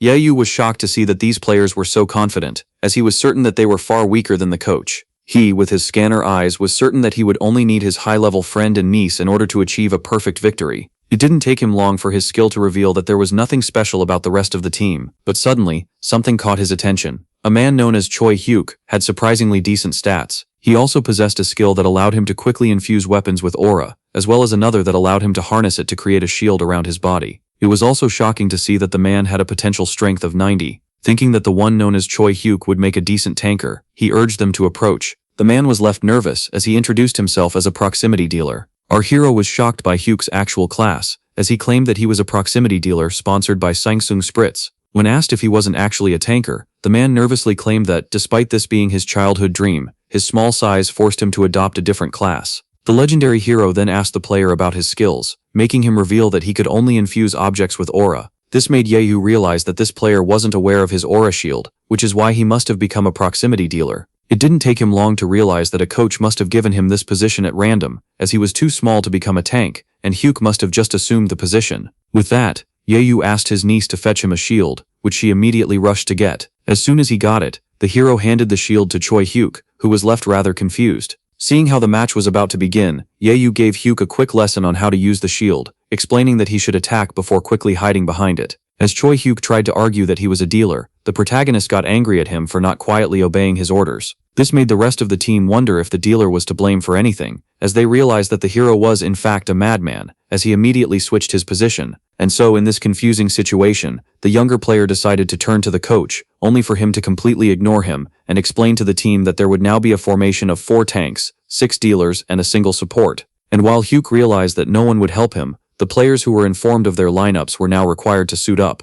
Yahyup found his attire light, so Jae explained how the suits offered the same protection as their armor, with a fraction of its weight. Our hero claimed that he was comfortable before turning to his old friend, who claimed that he never expected to see himself in one of those suits. Jae then asked the legendary hero about his opinion regarding his original weapon, that they had slightly adjusted. After taking a good look at his equipment, Yahyup declared that he was satisfied with the modifications, as Jae revealed that this spear had received special care. The coach tried to explain that this spear was now considered a historic relic, yet Yahyup could only see a simple item he had received last year. Jahyup then urged the legendary hero to be wary on the field, as he was used to fighting monsters and burrowers. He revealed that despite the national team being mediocre, they were still pro players, especially trained and experienced to fight humans. Unlike the protagonist, Yahyup thanked the coach. The coach gave his warning before claiming that they would now see firsthand the prowess of the new generation. Shortly after, cheers from the crowd began to fill the stadium. All were eager to see the match between Team Hope and Team Love. The protagonist's scanner eyes revealed that the average national player was stronger than his teammates, yet he was intrigued to see no real talent among them. He then confirmed his suspicions by asking Jaho about the player picking process, making him reveal that they mostly relied on total points.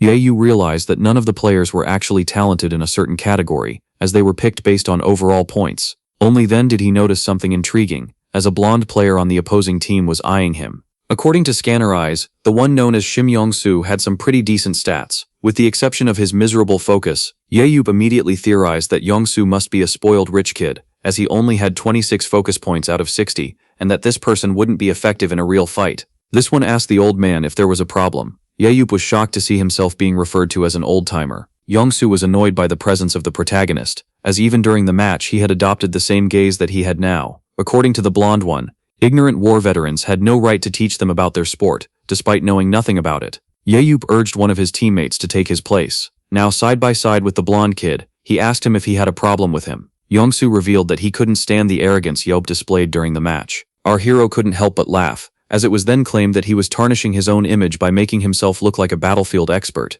And as Yong-soo claimed that Yahyup wouldn't be amused after defeat, our hero asked him about the work of his father, making the boy reveal that he was the vice president of the association. Yahyup claimed that it really showed. Only then were the players urged to go to the battlefield. Yong-soo was left quite irritated, as the hero treated him like a spoiled kid. Yahyup revealed that he wanted to know about the type of man that could possibly raise a failure such as the blonde one. Due to his harsh past, he disliked pampered children who were born with a silver spoon in their mouth. Now Yahyup was excited for the game, as it would allow him to give one of them a piece of the real world. As soon as the players entered the field, all began shouting the name of the protagonist. Everyone was left overjoyed, as the legendary hero finally agreed to enter the world of the battlefield, which is why this charity match would attract a lot of viewers. There were also some pretty big names in the audience, such as Gerald Walker, Joe Fellman, and Jake Grant. No one could forget the Morrill brothers, as well as the youngest of the 7 heroes, Shilon. And just like that, the long-awaited charity match began. The commentators declared that today's battle arena would be Azaz's spiraling cave.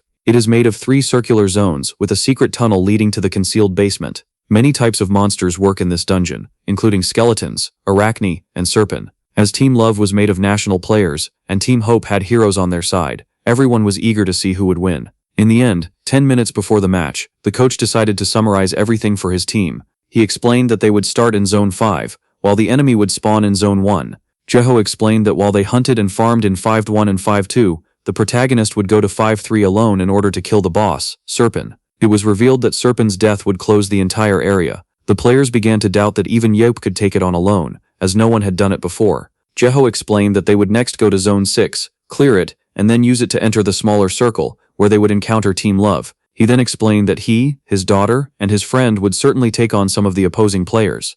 Yeyu was certain that his team could even win an all-out brawl against Team Love, and that his friend had lost his guts after becoming the national coach. Seeing how they just needed to win 2 rounds out of 3, the protagonist decided to mess around in the first but had other plans for the second. Back to the present. As Team Hope spawned in Zone 5-1, the coach told the players to take their positions. The ace of the Korean team was the main dealer of the squad in the fit. while her father and uncle were in the rear group. Up front, Choi Hayu was also included in the forward group. Our protagonist then greeted an old acquaintance. As the ceiling was covered by arachne monsters, the creatures descended underground in order to feast on the players. Meanwhile, in Zone 1 Fire Hyun found themselves facing the same problem. Chae Woo-hyun, who was the team leader, commanded Young-soo to attack, but the blonde one, blasting fire, claimed that he didn't need to be ordered around. Just like that, the giant bugs were getting incinerated, yet the player couldn't be more annoyed. He said he couldn't believe that the so-called legendary hero was looking down on him. Young-soo thought that the 7 heroes were overhyped, especially their leader. As he took out his anger on the enemy, he was determined to personally eliminate the protagonist out of the game. Meanwhile, the legendary hero claimed to his friend that it was now time for that move. And so, after dashing forward at incredible speed, Jeho used the protagonist's shield as a stepping stone before getting launched like a cannonball. Now, in between the giant monsters, the coach began to swing his blade as fast as possible, and as soon as he began to fall, Jeho would arrive just in time to offer his shield as a trampoline. The teamwork was immaculate, and the monsters were getting easily wiped out. Upon seeing this, everyone was amazed by the legendary duo. Despite there being an entire swarm of arachne, the monsters were getting easily wiped out by the heroes. And so, as all the bugs on the ceiling had been incinerated, the coach began to complain about his back. With that being said, they decided to take care of the cleanup ahead. Upon seeing the 2 heroes next to each other, one couldn't help but be amazed. Despite knowing that arachne weren't reputed for their strength, they would be invincible if one couldn't crack their shells, and yet Yeyu made the matter seem rather easy. Despite the fact that he seemed like he lacked strength, only then did Choi Yuk notice what was happening. The legendary hero was resorting to his skills. The new tanker possessed the ability Focused Aura, which allowed him to channel his energy into a weapon. As it was his first time using a shield, he couldn't help but feel out of place, but he quickly realized that he could also use his skills to reinforce it, just like his weapon. And just like that, the young man charged ahead in order to test his theory. As he took out his first bug, he began to think that in offense as well as in defense, he needed to use his skill. Yeyu was intrigued to see the new tanker progress so fast, and so pleased by this, our hero decided to show his worth as well. When suddenly a spider attacked him out of nowhere, Yeyu quickly grew tired of the small fry, and immediately took it out with his spear. As another one attacked from the back, he then quickly riposted with a swift move from under the arm, which left the Moro brothers excited, as they had recognized this move as the protagonist's signature, 100-centimeter throw. Yeyulan confirmed. The youngest hero knew very well that this move seemed simple at first glance, but it was actually a technique that relied on his throwing ability to make the spear reach maximum speed. Yeyu would only catch the projectile after it moved exactly 100 centimeters.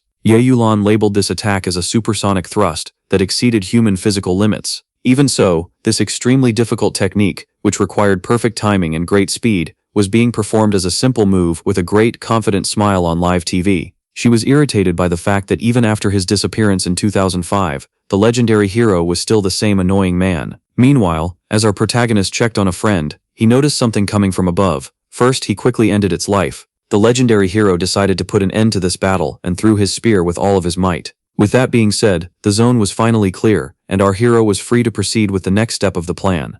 Xiaobei began to praise the team on its great performance, and as he pointed out that they needed to attack Zone 5-2, he noticed that the protagonist was missing. Xiaobei informed him that the hero went straight to the boss and urged them to catch up. The coach knew that, despite his friend seeming like a hothead, he was actually a genius, which is why he decided to trust his judgment. With that being said, it was time to attack Zone 5-2. Meanwhile, in Zone 5-3, our hero found himself face to face with the boss known as Serpent. That was an old acquaintance of his. Yeyu claimed that he felt as if he had fought this creature not too long ago, and so, after gathering his thoughts, he dared the creature to approach. The serpent quickly launched itself at our protagonist, only for him to immediately duck underneath it. Now that the reptile was exposed, the legendary hero gathered all of his strength before thrusting its skull with his spear, and just like that, a boss that requires a team effort to beat had been obliterated by Seum Yu Ye. Shortly after, he was surprised to see his team arrive earlier than expected, and while he claimed that he had expected them to take longer to reach him, all were left shocked.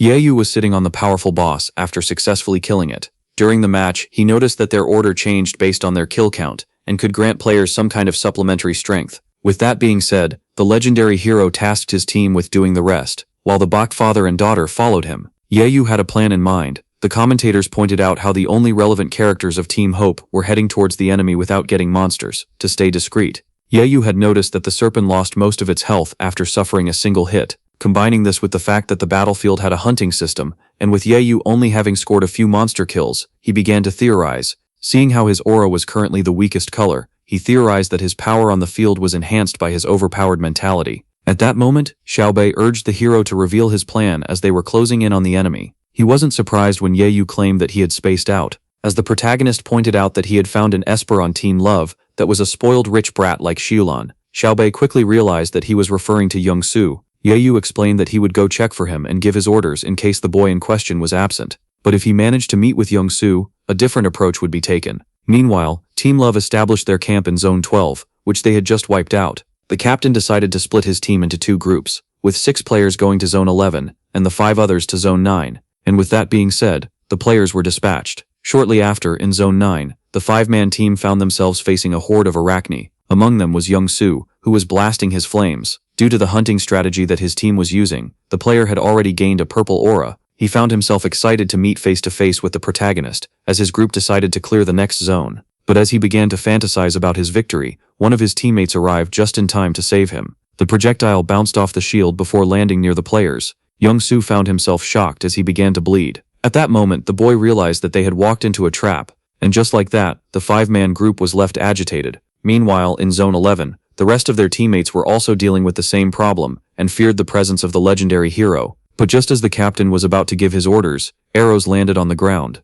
The 6 members of Team Love found themselves in front of 8 members of the opposing team. Among the ambushers was the anxious Choi Hyuk. He recalled the instructions of the protagonist regarding them approaching Team Love from the other side of the dungeon. After dealing with the boss, Yop urged his teammates to do their best, as they were going up against a national-level player. And so, seeing how the protagonist had promised to help them once done with his task, the 8 athletes decided to charge at once. Back in Zone 9, the protagonist claimed that he had thrown his spear with all of his might, but his friend knew very well that he was just messing around. Yop stated that it would be embarrassing for the coach to die on his shield, yet his friend urged him to just get it over with. And just like that, the legendary hero gathered all of his strength before catapulting his partner Rudolph with his might. The protagonist decided to execute his spear throw once again, and so he concentrated all of his strength before throwing his weapon as fast as possible. With that, Team Love had to be wary of 2 incoming high-speed missiles. They quickly realized that they needed to protect the blonde one, as he was clearly being targeted by the heroes. And just as the boy braced himself for impact, he and the rest of his team were shocked to see that their teleporting coach was in fact aiming for the tankers. One of the players urged his teammates to deal with the proximity dealer first, only to be terminated in the blink of an eye by a spear throw. The members of Team Love decided to attack the coach at once, before his teleportation skill could reset.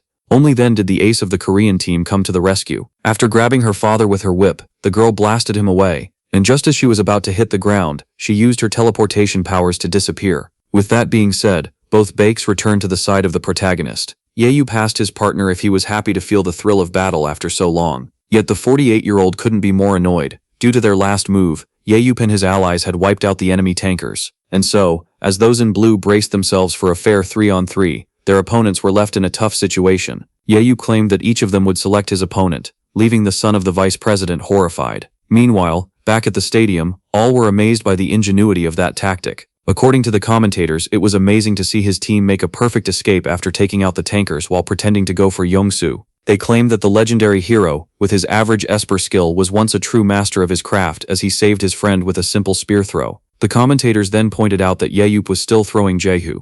Back to the fight, both father and daughter bypassed the son of the vice president before attacking their respective targets, and while the boy was unable to believe what he saw, the hero claimed that there was nothing amazing. He then proceeded to slam Youngsu with his shield, before asking him if he would like to run his mouth once again. Yayup affirmed that the boy was nothing but spoiled bread, before striking the final blow. Meanwhile, in Zone 11, upon seeing that Tian Hope had scored 5 kills, the rest of Team Love was shocked to see that their teammates had already been wiped out. In fact, they had a hard time accepting that their allies had been terminated so quickly. One of the players was particularly filled with frustration. He immediately charged ahead, claiming that they could still win this round if they managed to terminate the 8 enemies, in order to defend their pride as national players. The target of the athlete was Choi Hyuk. This one began to recall the quick lesson of the protagonist, and how he should quickly hide and attack by using the shield. With that being said, he blocked the incoming hit. The boy then saw that his opponent was wide open, and as he tried to strike him down, this one backed away at the last moment to avoid a critical hit. The now irritated athlete was shocked to see that the newly appointed tanker was actually showing a decent defense.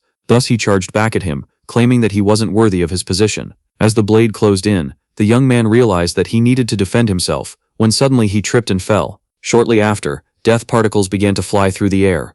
Our protagonist had achieved his 3rd kill of the round, which allowed him to save Hyuk. He praised the boy for his performance, and urged him to let them take care of the rest. Yope wanted to finish things up as fast as possible in order to commence the second round. Shortly after, the first round ended with a crushing score of 8-0. The most victorious player of the first team was Baek Jae-ho. And so, a little later in the waiting room, all began to praise him for his performance, as everyone claimed that his technique was immaculate, and that he should just become an elite player instead of a coach. The man decided to stay humble. The 48-year-old was a little embarrassed to have partaken in the match at this age, yet was still thrilled to have picked up his sword once again. Even so, the MVP of the game knew very well that all the credit for his victory went to his friend, the protagonist. The legend here was immersed in the show, and was left baffled by the unraveling of the plot.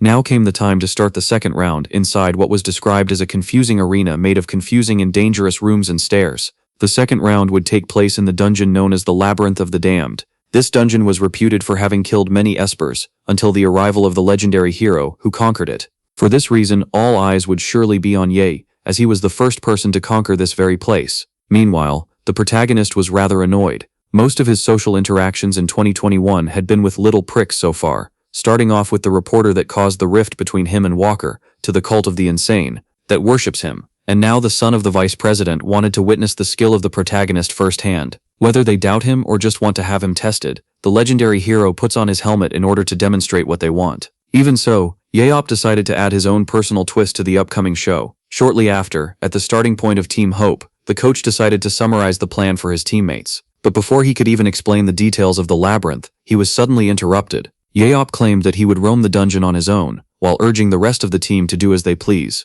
When asked if he remembered the layout of this dungeon, the protagonist revealed that he was the one to create its map 1 year ago. Yeop, who realized that 2004 was actually last year for his time-traveling friends, explained that this VR dungeon was a perfect replica of the real one. As the coach agreed to let his friend go, seeing how he knew the dungeon very well, this urged him and the team to brace themselves for a surprise. Yeop decided to fight with all of his might. Thinking about how the other team was on the opposing side of the dungeon, this made it easier for him to guess their next destination, as he dashed forward. Hayan was concerned about her uncle going in alone, so her father reassured her that despite Yeop being a lazy bum, he was an invincible genius inside dungeons. And as he claimed that Yeop must have a plan, Hayan couldn't help but find Yeop outstanding. Even so, the coach began to doubt his own words, as Yeop was crazy enough to charge forward recklessly. Suddenly, the legendary hero stumbled upon some monsters. Now faced with some skeleton soldiers, a small sense of nostalgia began to kick in. Thus, Yeop decided to greet his old opponents, the skeletons, by charging them shield first. Our hero then braced himself, and as soon as the right opportunity arrived, he executed a circular attack that hit the 3 skeletons at once, and even countered one of them. Yet the 2 other monsters weren't defeated just yet. For this reason, the tank slammed one of them with his shield, before dashing forward at maximum speed in order to impale the second one as well. After successfully taking out the monsters, he began to think of how this dungeon had been conquered last year for him, but 18 years ago for the rest of the world. In the Labyrinth of the Dead, it was easy for one to die from fall damage, as gravity was 10 times stronger where there was no footing. The protagonist was aware of this, and threw his spear, in order to pin it against the wall. He knew what would happen if the right technique was employed. Yutui then used his spear as a way to catch himself and ease his fall. And just like that, he turned one of the dungeon's greatest dangers into a helpful shortcut. Shortly after, Tian Love was shocked to see the legendary hero land in front of them. They were horrified to see him arrive so quickly, as the first 10 minutes of the round hadn't been over yet. Yut revealed that he had completely analyzed his opponent in the first round. All were left on their guard, only for him to affirm that they were nothing but a bunch of mediocre athletes. The captain urged his team to stay calm and ordered the retreat. Che Wuyun affirmed that this was the only way, as the protagonist must be here with some of his teammates. The protagonist was actually here alone, and couldn't help but comment on the captain's decision to run away. Yut knew that he would have won the match immediately if they had chosen to face him, and decided to show appreciation by letting the game last a little longer. With that being said, the legendary hero resorted to his scanner eyes. He began to look for a certain fighter among the enemy players, and as soon as he located him, Yut immediately eliminated this player. The captain couldn't help but stand helplessly as Yut scored the first blood. The protagonist knew very well that this player's poor speed couldn't have possibly dodged his attack. Yut was disappointed by the fact that he couldn't retrieve his spear, but he didn't actually mind, as he had 3 others left. Despite seeing that his prey had escaped, the legendary hero kept a cool head, and decided to go to that one place. Meanwhile, Tian Love had retreated to one of the lower levels of the dungeon. As the captain pointed out that they had been caught by surprise, his teammates claimed that it might have been better to fight Yut head-on, as he seemed to be on his own. But the captain affirmed that they couldn't risk it, as they would have suffered great casualties if it turned out that the enemy had been lurking in the shadows. And so, as he theorized that the protagonist might try to strike them once again, the commentators were left intrigued by the protagonist, who was now standing on one of the high grounds while staring at the bottom. After realizing that he had found a good point for retreat, Yahello began to calculate the position of the enemy based on their speed and the time that had passed. His chances of actually needing the location of the enemy were similar to the odds of a flip of a coin. Thus he began to pour aura into his spear. Yahello positioned himself for the throw. He then got quite excited as he launched his weapon with all of his might, while recalling a quote he had just heard from his TV show. And just like that, the spear began to make its way to the bottom of the dungeon. Its speed was infuriating. One could even label it a supersonic projectile. The enemy team, which was discussing the battle plan, failed to notice the spear that struck one of them like a falling lightning bolt. The captain of love was left incredibly shocked as the spear just appeared out of nowhere. The commentators were stunned as well. Yahello managed to achieve his second kill of the game by nailing the flip of the coin. According to the commentators, the very scene they had witnessed just now was the most stunning kill ever recorded in Korea. And so, seeing how the protagonist had scored his second kill with great ease, Young-soo was left irritated, claiming that they needed to fight, as the tanker was obviously alone. The captain desperately tried to calm the boy, who stated that they needed to deal with the protagonist at once, to hunt in peace, and send a group to pressure his team. Choi Woo-yoon revealed that the student was right, as they were short on members, which made the blonde one ask him about his plan. Upon seeing the commotion, the legendary hero quickly realized that his prey were arguing among each other. Young-soo called his allies spineless cowards. He tried to explain that his ability would be enough to take out the protagonist, yet the captain asked him to restrain himself, as his power consumes a lot of aura. At that moment, the boy grew tired of orders and decided to let loose and do as he pleased while attacking our hero. And just like that, his fireball resulted in a spectacular explosion. Young-soo proudly claimed that he had immediately figured out the hiding spot of the legendary hero. At that moment, Yope called him a total idiot. The one who successfully blocked the fireball with his shield revealed that he had actually made his presence known on purpose in order to be noticed. He then proceeded to leap forward, while claiming that the blonde one had poor acting skills. Team Love was shocked to see that the legendary hero had blocked a head-on hit from Young-soo's fire abilities. Due to his great firepower, the blonde kid became the core dealer of the Korean team. Despite having the mental abilities of a toddler, they couldn't overlook the fact that his powerful fire blast had been casually blocked. The captain split his forces into two teams, with the first one tasked with farming, and the second one composed of dealers in charge of tracking down the protagonist. He asked the three dealers to pretend like they were going for recon on the western path to catch their target by surprise, and overwhelm him with numbers.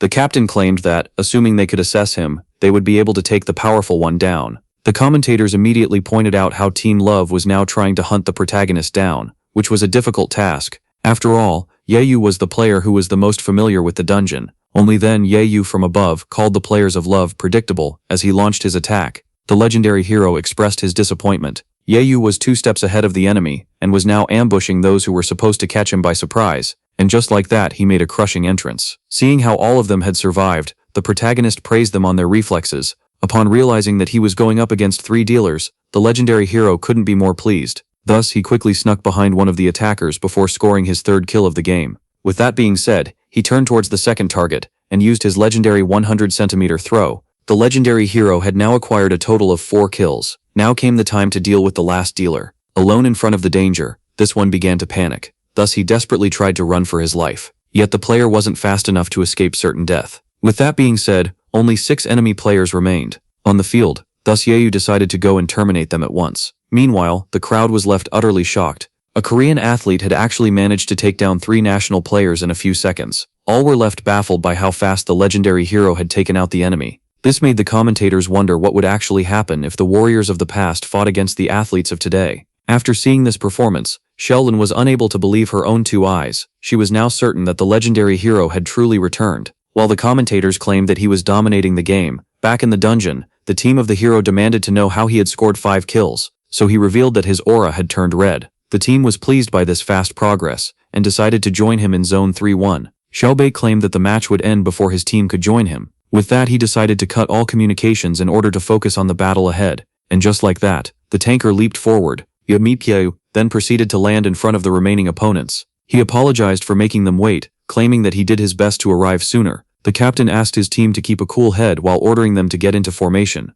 Yamipyew was entertained, as it seemed like they had come up with a strategy to take him down. He quickly noticed that players were coming at him from all sides, and just like that, the 6 of them had successfully surrounded the legendary hero. Yomipi quickly realized that the opponent was trying to attack him from all sides, yet he was certain that this tactic couldn't work against him, as he had already predicted who would be the first to attack him. Our hero had correctly guessed that one of the quick players, such as Yubuko, would be the first one to attack. This athlete was using his skill, acceleration, in order to enhance his speed for 30 seconds. By using his aura, Yomipi began to think that this was a decent skill, as it allows the user to reach speed and agility that are over 100. Despite the fact that this ability would make him faster than other espers, there was a clear reason for why the national players always lose in the international league. Yomipi was then surprised to see that the player had actually done his thrust, yet Yomipi knew very well that even if he manages to increase the speed of his body, his mind would remain slow and wouldn't be able to keep up. And just like that, the protagonist managed to score kill number 6. Seeing this, the captain urged the core dealer to use his explosion spheres. Shim Young-soo immediately began to bombard the legendary hero with his firepower. The captain then urged the player known as Jin-yoon to charge ahead, as the target must be blinded by the smoke. This one decided to spare no effort. He fearlessly charged right ahead, disappearing into the smoke. And after a quick moment of silence, the player was suddenly smacked down with a swing of a shield. And as the protagonist scored his 7th kill, the captain and the core dealer were both left horrified. Yomipi now had 2 spears in hand. As he dashed forward, he quickly threw his weapons at the enemy, allowing him to score a double kill. With that being said, only 2 remained. Thus, after picking up his spear, Yomipi realized that he only had to score 2 more kills to win the game. Young-soo began to tremble, as even the French team didn't butcher them with such brutality. According to Scanner Eyes, the enemy captain had decent stats and a slowdown skill that works on a target that has an aura that is weaker than the user. Yomipi revealed to Chaewoo-yeon that having a good ability won't find much use, as a good portion of the foreign players outclass him in aura. At that moment, the captain urged the blonde boy to flee and let him deal with the legendary hero. Yomipi immediately criticized the two of them for babbling mid-battle as he stabbed the distracted enemy captain. Kill number 10 had been scored, and just like that there was only one. The frightened blonde boy demanded that the hero stay away. This one couldn't help but smile as he prepared himself to eliminate the rich kid. And just like that, he punched him with all of his might using his shield. With that being said, Seo Moon-ye finally achieved kill number 11. The commentators were left utterly shocked, as for the first time in Korean battlefield history, a player had managed to wipe out an entire team on his own. After the crushing victory of round 1, an even more unbelievable achievement had been made in the second. Despite the fact that the Korean team was missing its key player, the fans still. It flooded the media as the legendary hero had wiped them out on his own. None of the experts had expected him to adapt himself so fast to the battlefield. And just like that, all began to chant his name, Yahello. Then, asked about the odd object floating in the sky, his friend explained that it was a drone camera. As soon as he heard that this flying camera would record them and broadcast their image in the entire stadium, the first thought that crossed the protagonist's mind was to flip everyone off, which left the coach startled. Yahello rushed to restrain the one who just couldn't take the matter seriously. And with that being said, the MVP of the first round dragged the MVP of the second towards the interviews. Shortly after, in front of the cameras, as the reporter presented herself, the coach humbly introduced himself as a player for this match. The protagonist gave her a nonchalant greeting. The reporter then praised both heroes for their performance, before directing her first question towards the MVP of round 1. When asked if he was expecting to do this well in the match, Yahello revealed that he actually didn't. The coach explained that his friend forcefully dragged him onto the field, yet due to harsh training and muscle memory, he was able to recover his skills quickly. With that being said, it came time to interview the MVP of round 2. When asked about his feat of wiping out the enemy team alone, Yahello revealed that it was perfectly expected and rather easy. He explained that he took it easy in the first round, in order to analyze friend and foe alike, and once done, he finally let loose in the second round. When asked if he had any advice for the opposition, he began to think of how many of them were in the wrong position and had little knowledge about their own abilities. At first, Yahello wanted to criticize the poor work of their coach, but upon feeling a darker presence behind him, he decided to switch to a softer tone. The reporter then asked the hero if he would like to teach the players, so he revealed that he wasn't even tempted, seeing how pitiful they were. Then again, according to Yahello, all things were possible in a capitalist world, in the right circumstances. Later on, the protagonist was enraged to see that they weren't going home, so Yahello revealed that they were going to the post-match party and that Hayan went ahead. The legendary hero was left disappointed, as he wanted to watch his show-stopping low kicks, yet the coach knew very well that he had already watched it. As Yahello kept complaining, his friend urged him to stop and questioned him about his answers during the interview. The legendary hero clarified that he wasn't interested in butchering the enemy on the field himself, but wouldn't mind teaching others how to do so. He then confronted his friend, who had become a coach despite clearly being bad at his job, so Jaeyu revealed that he had no other choice. Jaeyu thought that he could become a coach after spending a decade by the side of Yaeub, only to realize how talented this one truly was. As he kept on training others, he had assumed that after being by the side of Yeob, he could become a world-class coach, just like Emrawakasa, who was also a fellow hero. Jae-yu began to assume that his friend truly wanted to be a coach, as he claimed that today's match made him realize that there was no proper trainer in Korea. Yeob claimed that, with the right salary, he wouldn't mind becoming a coach and helping his friend out. He even generously stated that he would give Jae-yu advice for free, which made him curious about what he had to say. Advice number 1. Choi-yuk is to enter the national team as a tanker. Number 2. The quick Yu should focus on final blows, as he can't manage his speed. As for number 3, it regarded Chae Woo-hyun who would do marvels as a rear-back tanker. Yet the last advice shocked the coach, as it consisted of cutting out the son of the vice president. Seeing this reaction, Ye-yu assumed that his friend was scared of the vice president, only for the coach to remind him that he was still a member of the 7 heroes. Jae-yu explained that they don't have a good enough reason to get rid of the player with the highest aura and the team who has incredible firepower. Yet Yue argued that the boy was as slow as a toddler and was the main reason behind the defeat of his team. Jae-yu tried to argue that he was still useful, but the protagonist claimed that he would remain a liability until he increases his focus. In the end, the main change for the national team would be to replace Young-soo with Choi Hyuk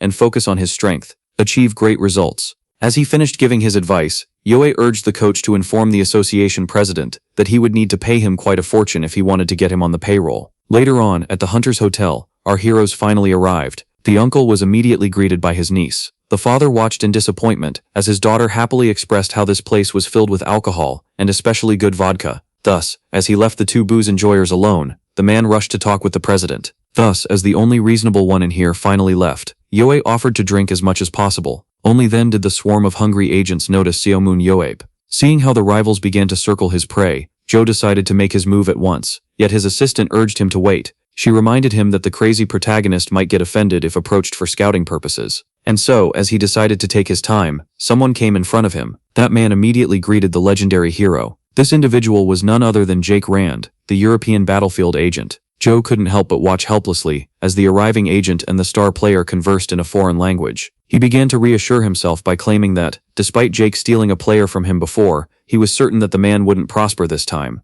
According to the American, Seomon Yeop was an extraordinary player who would only sign up with someone that really understood him. And so, as Jake gave the protagonist his card, while Joe was certain of his failure, Hayan was intrigued by her uncle speaking fluent English, seeing how he dropped out of school, so he explained how he learned it while traveling around the world. Yeop then explained that during his encounter with Walker, he also spoke English, which intrigued the girl, as she had only heard her native tongue. Hayan was devastated to see that her idol wasn't a bad student like her, and as Yeop began to tease her about her stupidity, she was left rather offended. Seeing how the European had left, the American decided to step in, only to be left behind once again. At that moment, 2 shiny eggs asked the legendary hero if he spoke English. The Moro brothers were left utterly amazed as the Korean claimed that he spoke French as well. They were even more shocked that the legendary hero was aware of them as the owners of the French weapon business. Hayon explained to her uncle that they were now the owners of Field Club Paris Lumiere, which was currently #1 worldwide. As it was revealed to him that Nathan Bernard was also part of their club, our hero quickly realized that this was the boy who was as fast as Prime Jeho.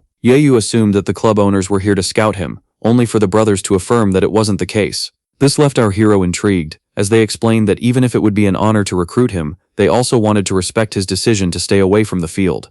In fact, the Moro brothers claimed that they were here for Lady Hayon. Hayon was shocked to see that Club Lumiere was aiming to scout her. After her French-speaking uncle explained the situation, the uncle urged his niece not to overdo it. As she thanked the bald men for considering her, they claimed that they had been observing her for some time. The shocked protagonist demanded to know if this was a ruse to enlist him, yet the French affirmed that they only spoke the truth with players. The brothers revealed that they didn't want the girl at first, as she would hesitate to score the kill. Yet after her position swap, she suddenly gained what she lacked. The protagonist found those two to have a good eye, as they explained that if her swordsmanship was enhanced, she would be a great asset to their team. They then politely extended the invite to the legendary hero, as their team would be unstoppable with him, Nathan and Haydon together on the field. The Moro brothers then promised a high paycheck to the protagonist, as he revealed that he would reach out to them if he ever considered becoming an athlete. Seeing how generous their offer was, Yeyup asked if clubs generated a lot of money, which the brothers confirmed, in case one could train and sell powerful players. The French then stated that they were long-term admirers of the hero and offered him a free weapon, which he gladly accepted.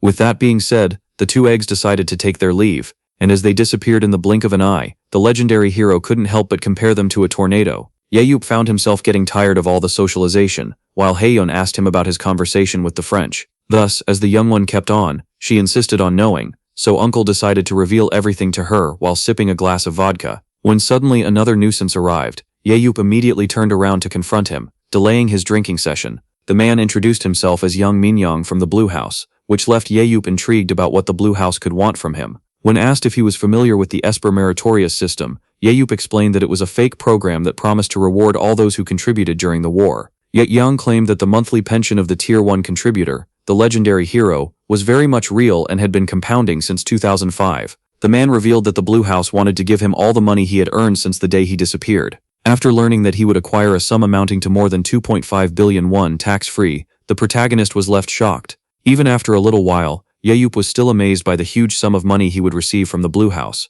This ridiculous amount was slowly taking over his mind. As he began to calculate how much his net worth would amount to now, Hayan asked him why he was muttering to himself. Only then did someone else approach him. The American agent quickly introduced himself. Seeing how Jayu was obviously here to scout him, the exhausted Yahyup urged him to leave at once. After hearing this, Jayu affirmed that he would keep it short. The agent explained that the legendary hero must still be adapting to this new world that was now free of wars and the burrs he had sworn to take out. Yahyup was then left curious, as this one claimed that those were simply issues that would be resolved with time. According to the agent, Yahyup would slowly build a life for himself after getting used to the peace and find a new vocation. Xiaobei then gave the Korean his card and kept pushing forward, claiming that he should contact him if he related to anything he said. Only as he walked away did the American agent realize that he was mostly speaking nonsense. The uncle found Zhao to be a rather weird man and asked his niece about him. Hayon revealed that the man was also known as Money Ghost, and one of the few who became rich early in the world of the battlefield after scouting Koreans.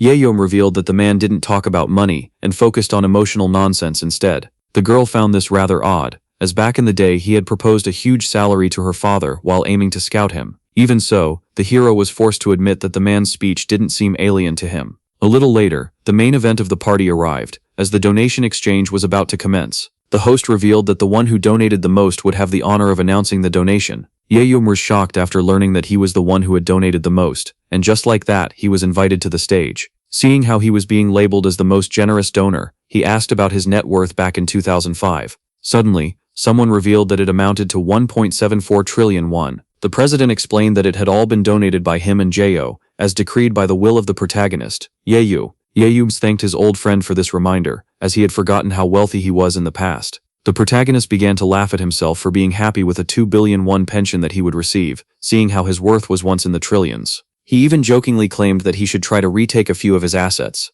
After pausing for a short moment, Yayu explained that after all of his assets had been donated in 2005, he returned to a modern world that felt completely strange to him. He then pointed out how everyone claimed him to be some sort of great savior. Yayu declared that he didn't pick up the weapon out of compassion for the people, but for the thrill of battle instead. He even revealed his secret wish about the war raging on forever, so that he wouldn't lose his life's purpose. For this reason, Yayu was unable to understand why everyone called him a great savior, as in his eyes he had ended the only source of entertainment he ever had. The protagonist also stated that he was at least proud that all the children his donations had helped had now become adults. He claimed this to be his greatest feat, as he refused to let any child have a childhood as miserable as his. With that being said, the protagonist finally got off the stage. Someone then immediately praised him for his great speech. Park Jin-tae explained that the past net worth of the protagonist couldn't cover all the trouble that he had caused it, so Yayu blamed his behavior on his childhood. Yet, according to the president, this had nothing to do with trauma, and Yayu, who asked him for the reason behind his presence here, was simply born a degenerate.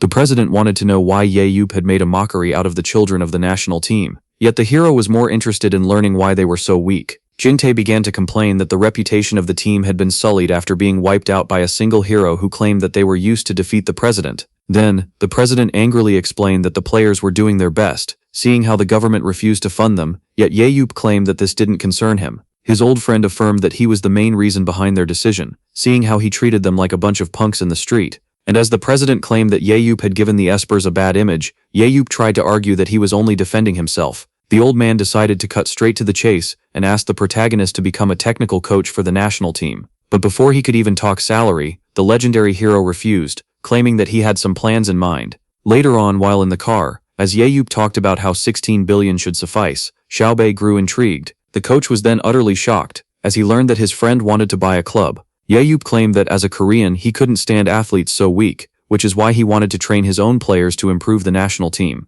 Xiaobei explained that he would need at least 20 billion to buy a first division club, so Yeyup declared that starting and improving a second division club would grant him more money. Only then did the coach realize that his friend wasn't trying to help his own country and simply wanted to fill his pockets instead. Yeyup couldn't help but laugh, as if to say it should have been obvious from the start. As soon as they arrived, Xiaobei urged the protagonist to get out of his sight. Only then did Yeyup notice something intriguing. He spotted a figure near the house that seemed quite familiar. Xiaobei rushed to greet Xiaolan, who claimed to be here to resolve some personal matters. The legendary hero was left intrigued, as back in the day he could easily read the emotions of the girl, who now seemed calm, and so feeding her extinction gray, he decided to scan her stats. Upon seeing the girl's powers, the protagonist was left shocked. This Xiaolan was stronger than the one he once knew, as she had gained a new ability and had almost maxed all of her stats. Thus he decided to directly ask her if she was here to take his life. Xiaolan revealed that the idea became tempting after learning about his immortality, but claimed that this wasn't the reason behind her visit.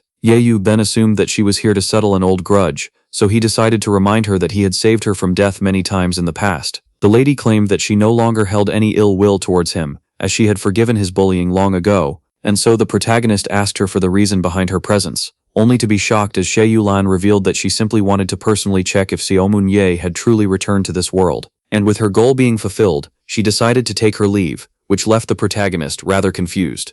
In the end, the Koreans were unable to understand the reason behind the presence of the Chinese lady. Yeyup then began to remember the old days. Back then, Yeyup would scream at her for her incompetence. Xiaolan couldn't help but cry, and claim that she was unable to get any stronger. The girl then noticed something alarming. Suddenly, a giant monster appeared behind her. Xiaolan immediately rushed to use her ability, yet found herself at the complete mercy of the monster, as she didn't have enough energy for the extinction ray. And just like that, the monster dealt a powerful blow. Only then did the savior of the girl criticize her, as she was about to get herself killed by such a weak creature. The legendary hero, who saved Yolan's life at the last moment, asked her if she was injured. The baffled teenager couldn't help but blush. Back to the present, the lady was happy to see that the one who had saved her many times had truly returned. The next day, as the protagonist received the promised money from the Blue House, he began to wonder which club to buy. Junga was surprised to see that his friend had learned about mobile banking, and asked him if he truly wished to get himself a battlefield club. The protagonist confirmed, claiming that he needed a new hobby. Those who supported his decision claimed that this wouldn't be cheap.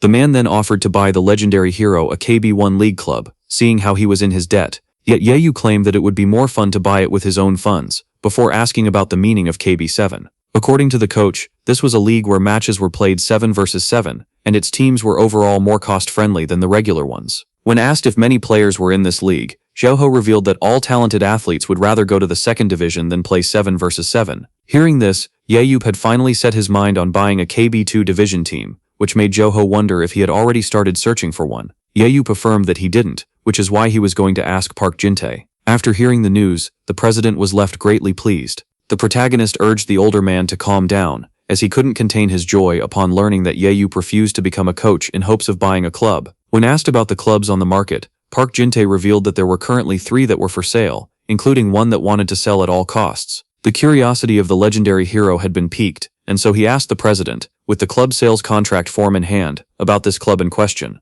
Later on at Bushoen Stadium, a game between 2 teams was about to occur. The one known as Hanjoan Industry particularly piqued the interest of our hero. Meanwhile, the inside of the stadium was filled with cheers. Most of the spectators encouraged the GT Knights, while the few others cheered for Hanjoan, who had always been in last place. Seomun Yop was certain that his disguise would allow him to blend in, but as soon as they saw a man covering his entire face taking a seat, most of his neighbors decided to change their seats. Yop began to pray for one good player, as the second division must be a total disaster. Seeing how pathetic the national team was, soon both teams appeared. The confident members of the GT Knights once again faced off against Hanjoan and their low morale. The first player checked by scanner eyes was rather pathetic, as were the second, the third, and the way to the fifth. Only then did someone interesting appear. Our hero suddenly laid eyes on 2 players known as Namgung Juhoon and Nojungwan. Yop was intrigued to see that the skinny one with glasses was a supporter. His ability seemed decent for the role, as it allowed him to shield himself and his allies using aura, but seeing how he had a skill potential of 95, it was safe to say he would be better off as a dealer. No one could have guessed the true potential of the one with the glasses, seeing how skinny he was. And just as our hero was about to label the others as trash, he noticed a player with stats comparable to Chae Woo-hyun. This one also possessed a common but powerful ability that greatly buffed his strength. Yeyup was surprised to find 2 diamonds in the middle of these lousy players, before taking a look at the benchwarmers. Only then did he find something stunning. A player known as Lee Na-yeon had some intriguing stats. Upon seeing her jumping ability, the legendary hero couldn't help but compare her to a flea. The stats of the girl were pitiful, yet she could still be useful with a bow. In fact, this player could even become a frightening force if she manages to reach her speed limit of 100. And so, 60 minutes later, Yaep was left quite amazed. Upon looking at the crushing defeat that Hanjoin Industry had suffered, he realized just how weak they were. Yet this somewhat pleased him, as making such a pitiful team grow strong was a thrilling challenge. With that being said, the legendary hero finally decided to purchase Hanjoin Industry. 2 days had passed since then, and someone at the Battlefield Association decided to leave the team that suffered because of his management in better hands. As Yope claimed that he would make Hanjoin Industry the #1 team, its old owner claimed that he had full faith in him. And just like that, the two men shook hands, with the old owner affirming to the new one that he had all his support. The news of the legendary hero buying Hanjoin Industry for 5 billion won quickly made the news, yet most found this ridiculous, as they simply wanted him as a player. Later on, the president congratulated him on his new team, only to then be quite annoyed, as he heard Yope claim that the purchase shouldn't be met with praise. Park Jin-tae then asked the fight. The new owner, what are his plans regarding the team's theme? The president claimed that Yope was wise not to modify anything and to just evaluate the players, seeing how maniacs like him shouldn't try to manage. Yope then decided to take his leave, which made the president realize that he had acquired a new vehicle. Our hero explained that since he now had a reason to get out of the house, he couldn't ask Jae-hyo to drive him around forever.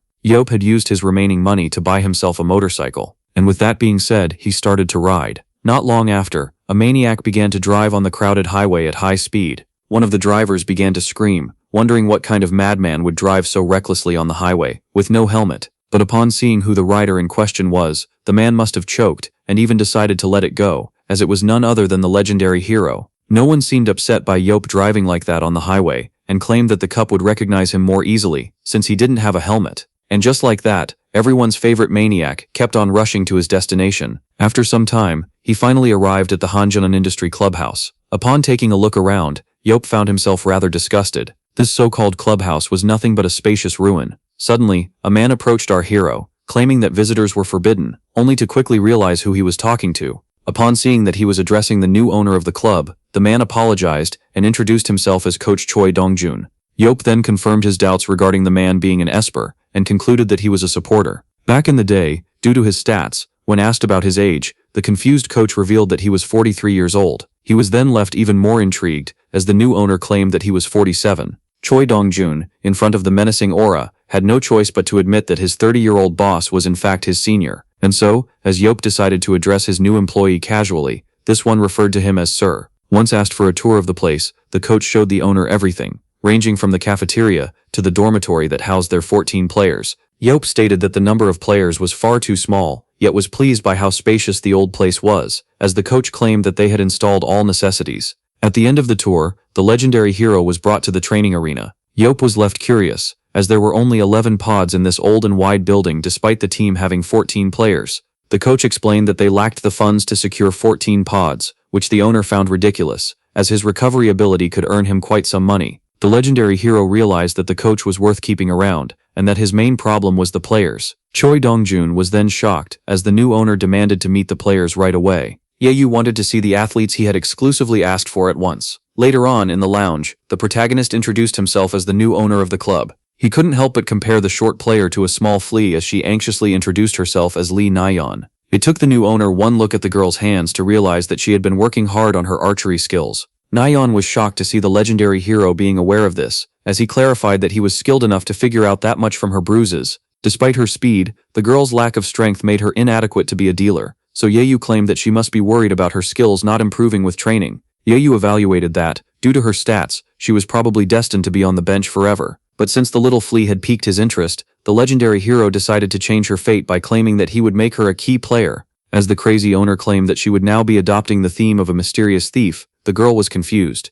Yayu clarified that he would turn her into a thief that robs the enemy of his focus. Yayu asked the girl if her training was leading to any progress, so she called herself hopeless, and thus the protagonist got her off the team. This was the scenario that went through the girl's head, if she decided to say yes. Yayu then reassured her that he intended to keep her on the team. In fact, he was being very serious when he claimed that he wanted her to become a key player. As the legendary hero claimed that she had one specific ability she excels at, the athlete immediately assumed that he was referring to her archery. Only for him, He went so far as to claim that even the most mediocre of espers would be useful with a bow in hand, leaving her quite shocked. According to the new owner, the greatest strength of the girl was her speed. He claimed that she should try to increase her running speed in order to pair it with her jump skill. A quick and bouncy marksman with the ideal to steal the kill of the enemy and quickly escape before getting caught. Lee Na-yeon realized that her main job would be to bully the opponents, which the legendary hero Yape confirmed. Yape then firmly affirmed that this would be her one and only job, as you would need to escape as fast as possible, seeing how the enemy would loathe a kill thief. In other words, Yape wanted Lee Na-yeon to be an amusing troublemaker on the field. Thus he claimed that he would ask the coach to focus on her speed, and declared that, after acquiring a decent speed, she would be able to enter the matches. Lee Na-yeon asked if she could truly become a key player, so the protagonist confirmed, claiming that she had the potential to even make it to the national team. And just like that, the face of the little flea beamed with hope. When asked if he really meant what he said, the protagonist confirmed. The girl couldn't help but smile, as a bright future might be in her reach. And thus, as you begin to jump from excitement, Yahello asked her to call in Namgong Jahon on her way out. And so, a little later, another player announced himself at the door. Yahello quickly permitted him entrance. As the supporter introduced himself as Namgong Jahon, Yahello found himself in front of the skinniest esper he had ever seen. The protagonist couldn't help but think about how his new team was filled with interesting players. As the skinny one asked for the reason he had summoned him, and upon learning that he was no longer a support, Namgong Jahon was left utterly shocked. Yahello quickly got annoyed as the player insisted that support was his true position, and so, as the legendary hero began to scan the athlete, the latter found it rather odd that a man he had never met wanted to change his position all of a sudden. The man was quite intrigued as he was ordered to become a proximity dealer. After hearing the protagonist claim that he had a talent with the sword, Namgong Jahon began to wonder if he had seen their matches. Yahello, who had slept through the entire match, falsely claimed that he wouldn't buy a team without looking it up first. The skinny one tried to argue that he had pitiful physical stats, so the hero blamed it on the fact that he only spams his ability in the back. Yahello then quickly got angered as the athlete dared to refuse his wisdom by insisting on staying a support.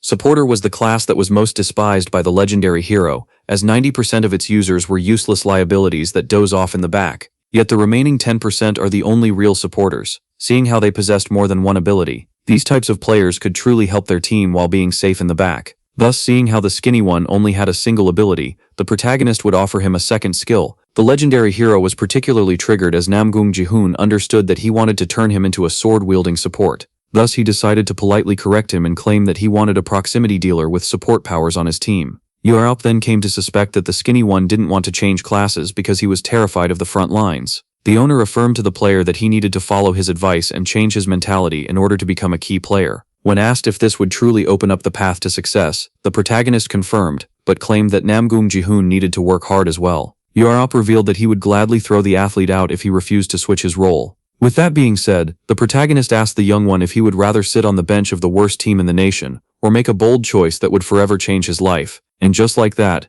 Namgong Jahon agreed to become a proximity dealer. As he exited the lounge, the coach asked the hero if he had finished his business for today. He was then intrigued as Yoyar asked him for a coach capable of teaching swordsmanship, and upon learning that this coach was required to monitor Namgong Jahon, the one who tried to argue that the athlete was a supporter was shocked to learn that he had switched to a proximity dealer. The man was left even more intrigued, as he was demanded to focus on Lee Na-yeon and her speed. Yarop then urged him to enhance the stamina of the first team, as they were far less durable than the GT Knights. But just as the owner was about to take his leave, something came to his mind. Yarop began to wonder how he should rename this team. One day later, our protagonist seemed upset. Jaho, who noticed that the protagonist was uncharacteristically lost in his thoughts, was urged to leave him alone. The national coach claimed that he was concerned about his friend, who wasn't even watching his match, and assumed that this had something to do with his new team. Jaho advised them to recruit more players, only to be startled by the protagonist, suddenly standing up. The owner of the house then left, and as the freeloader claimed, he was going to recruit. As Yarop realized that he needed more players, he decided to use the loud annoyances outside in order to achieve his goal.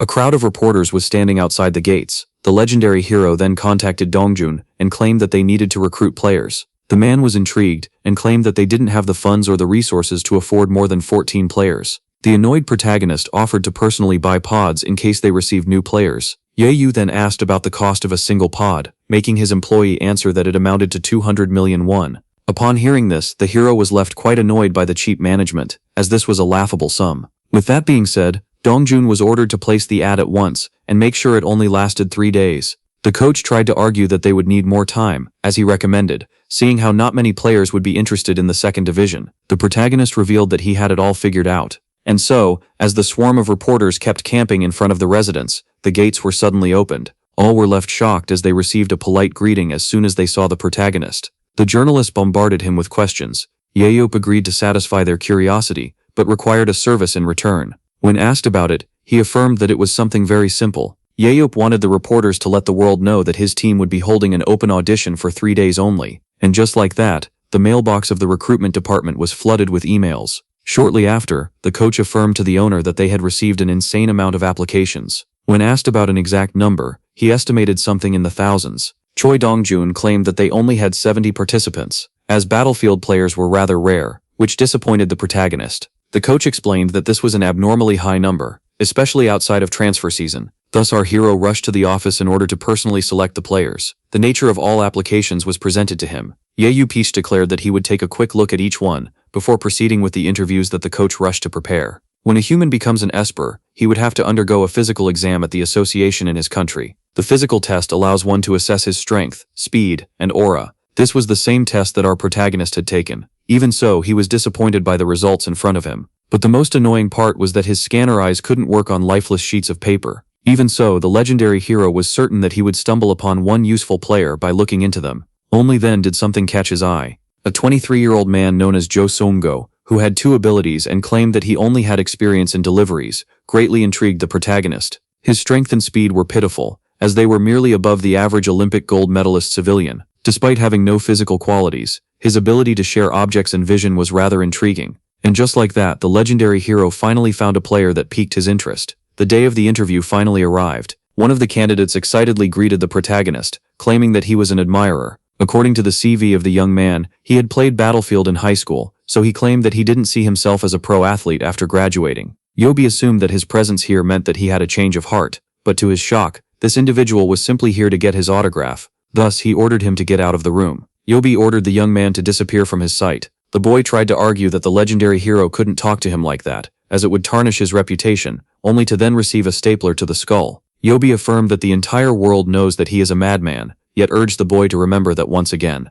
And so, as the coach desperately tried to calm the owner, the latter asked for the next candidate to enter. Upon seeing an unconscious body being escorted out of the room, all the other candidates became anxious. Now came the time to interview Joe Sunga. The nervous young man quickly introduced himself. The coach was shocked to see how bad this young man's stats were. Thus he decided to ask his superior why he had agreed to interview the boy, only for the man to have a big smile on his face. Upon using his scanner eyes, Yahello could clearly see that the young man was honest on the CV regarding his trash abilities. Yet his abilities, on the other hand, could be considered an asset. The expected first and second would allow him to transfer an object or share a scene he had witnessed to a chosen target that could be 3 kilometers away. Yet after seeing that the young man had a third skill that allowed him to share aura, the legendary hero was left pretty shocked. The ability known as aura transfer was rather rare, and a great weapon in the hands of a good tactician. Yahello immediately realized that Joe Sunga himself wasn't aware of this power, as he didn't list it on his CV. After looking at the boy's age, he noticed that he was about the same age as Nyan, which the coach confirmed. Despite being intrigued by the statement, he was even more confused, as the protagonist claimed this to be destiny. With that being said, our hero decided to start questioning the young man. Yahello wanted to know if the one who had put only delivery driver on his CV had any experience in the field, only for the boy to affirm that he didn't. This made the legendary hero curious about why Joe Sunga had applied, as his stats were enough to discourage anyone. The young man explained that he was well aware of his pathetic stats, yet revealed that the battlefield was his lifelong dream. In the past, he would always use his weakness as a reason to quickly give up, and while others might think that he was applying for the fun of it, the boy who heard about the auditions while making one of his deliveries fully intended to try accomplishing his dream. After hearing this, our hero decided to proceed with the rest of the questions. When asked about the maximum range at which he could transport an object using his ability, Joe Sunga claimed it to be 2.5 kilometers, yet Yahello knew that it was 3. While being questioned, the boy revealed that he would first use the aura location of his skill in order to triangulate the target that must receive the item. This made Yahello realize that Joe Sunga could detect anyone in the range of his skill. The young man tried to explain that he would need some time to locate every target, yet Yahello didn't mind it, as dungeons usually have few hiding places. The legendary hero realized that this ability was more useful than it seemed, as it turned out to be perfect for recon. The coach was then left intrigued as the owner claimed that all thieves require an assistant. Thus, as the protagonist asked the boy for his name once again, he revealed to him that he had actually gotten the position, And while the one with weak stats was left overjoyed, the coach was baffled. The man was even more intrigued, as Yayu explained that Joe Sunga would pair well with Lee Nayeon. The legendary hero had decided to build his entire strategy around these two, claiming that they would give any opponent a run for his money. Later that day, a party was organized in order to celebrate the new owner of Hanjuan Industries. The members of the team had thrown a great cookout.